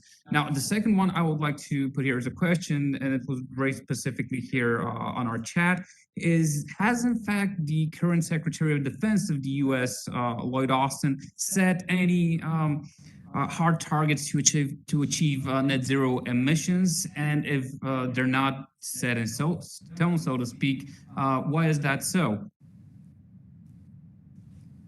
Okay, thank you, Martin. And now I turn again over our speakers. Please, in the same sequence, Mr. Hammersmith and Sherry Goodman. Thank you, Jordan, and thank you for the question. A really good one, and of course, one that we've been quite focused on ourselves in Canada and with the United States, I would add, because of course it's a continental question from our perspective, mostly through the NORAD lens, the North American Aerospace Defense Command, but also bilaterally as we cooperate to protect our shared continent. You know, I talked a little bit in my remarks about how strategic competition is increasing in the Arctic. We really see the Arctic as a place of, there's an inflection point here in the Arctic where you've got different trends coming together at the same time, right? You've got climate change, which is, to use Sherry's term, it's shaping that region in very significant ways. That's opening it up, and that's creating increased interest in natural resources. It's creating new transportation routes, and it's becoming more central in the geopolitical competition that's playing out now between the US, between Russia, between China, and of course the West. Russia in particular, they have an increasingly worrisome posture in the Arctic from our perspective. This is well documented. It includes massive recapitalization of military infrastructure, modernization of its Arctic forces. They're also frequently engaging in Arctic military exercises and using long-range aviation flights to signal their displeasure with the West and NATO countries. But of course, Russia is not the only threat we're worrying about. China, a non-Arctic state, is investing heavily, really heavily, in Arctic capabilities, and are pursuing a lot of activities that have, on the face of it, are scientific based, for example, but have military implications as well in the context of its overall push for Arctic access and influence. So there's a lot of the Arctic is becoming a much more sharper focus for us from a defense and security point of view. But again, we share that with the United States. And one of our ways to respond is going to be about modernizing NORAD and enhancing our continental defense posture overall. Our two countries just in mid-August, released a joint statement about NORAD modernization that committed to working together to address the emerging threats and perils to North America and to work together across all domains.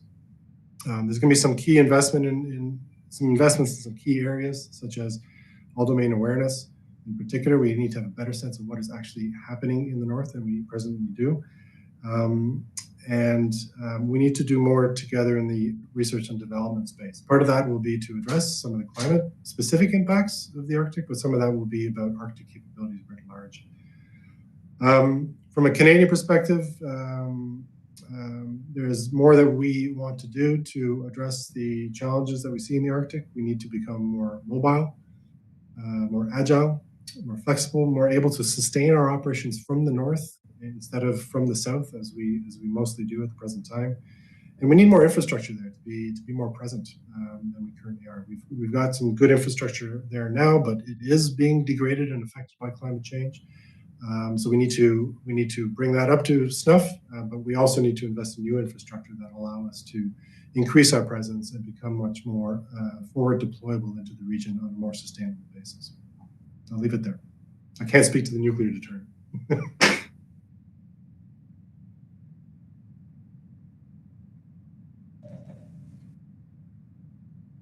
Sherry, please. Okay, well, that was a very good summary of Arctic capabilities. Just to add that, we've long had the active nuclear deterrent in the region where necessary, and that won't change. But climate conditions are changing, so the oceanographic and acoustic and bathymetric conditions are changing, and that affects our force deployment in the region. And we do have to be able, as I sometimes say, we have to be able to walk and chew gum.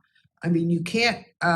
In the Arctic, you have to be able to work with other nations and other allies and partners. It's a remote region. And I worry most about an accident or a miscalculation occurring in a remote region.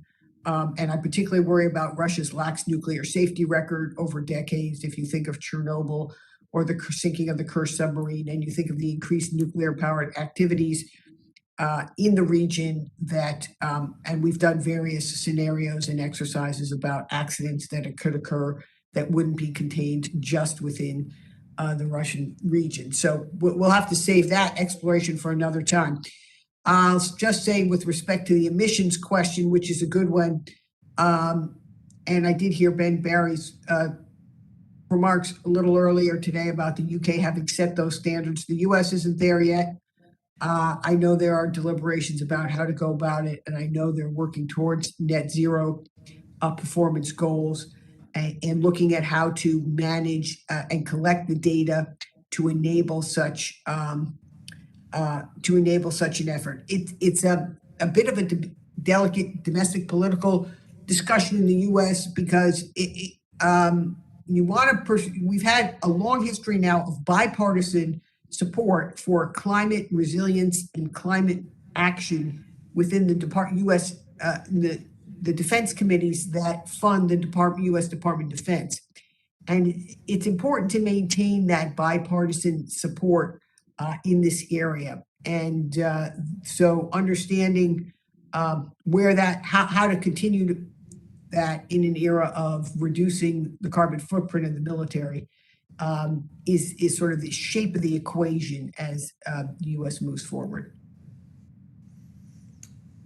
Yeah, thank you. Thank you very much, Sherry. Today it came out from some of our discussions earlier today that NATO and NATO countries need kind of culture, climate culture, which means not only understanding the issue, but also putting the issue on all our activities and taking it into consideration when it comes to education of people, training, but also defense capability building, etc., etc., etc. And what is also important is to have kind of synchronized approach between all NATO countries. We have to be on the same level, not only of understanding, but also of implementing different activities.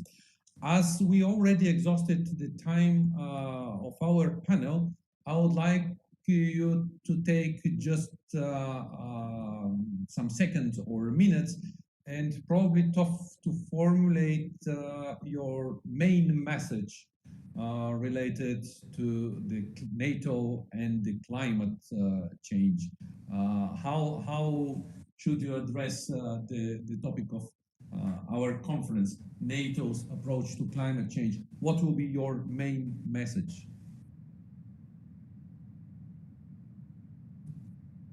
Thanks, Jordan. And really, I think it's quite simple from our perspective. We're all in this together, and we need to work together to resolve it. And we've got the capabilities to do that.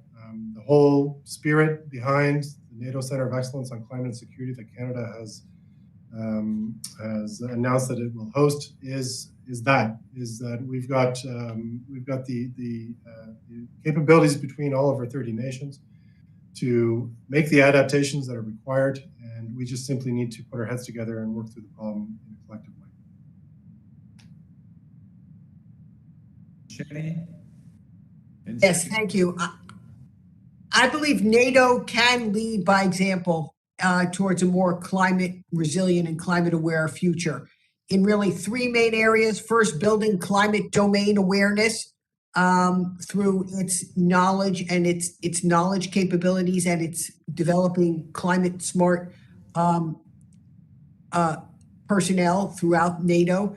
And second, prioritizing climate resilient infrastructure across the NATO alliance, and then leading by example towards reducing our carbon footprint and our carbon blueprint, if you will, in our weapon systems and in our systems overall.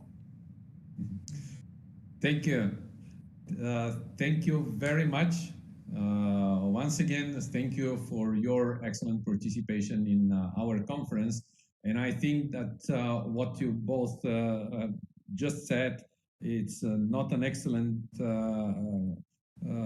closing remarks of our panel, but it's closing remarks also for our total and whole conference, which was dedicated to the NATO's approach. Yeah, you put it in a very nice and excellent way. So thank you for your participation.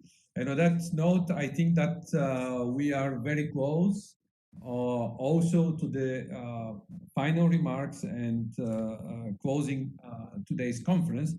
It's been a long day. As I said, we passed through different time zones covering Asia, having a participant from a partner country, from the Republic of Korea. We had people who joined us from the virtual center here in Sofia. We had people speaking from NATO HQ, from EUMS, from different NATO countries. And we had this excellent final with participants from United States and Canada. Obviously, climate change is an objective. It affects all our societies. It affects security. It affects NATO countries and NATO as a whole. So it is important to address together, as it had been said, by all of us, but all organizations, by all people. And we have to find the right way to communicate this issue with our societies. So I hope that today's conference is a good contribution to broad understanding, not only of the issue per se, but also of NATO current and the future policies and activities. I would like to thank our excellent speakers today who made actually this conference possible. Thank you very much. Special thanks goes to the teams of Sofia Security Forum and the Crisis Management and Disaster Response Center of Excellence. I believe that the Center of Excellence will have a lot of work ahead in tackling the climate issues. So thank you, our excellent teams, for your contribution to the event. And also I would like to thank all our participants for their active role in the conference, for asking questions, for making comments. And I am looking forward to see you again on our events in the future. Thank you all. Stay safe and stay connected. Once again, thank you very much. This closes our conference. Goodbye.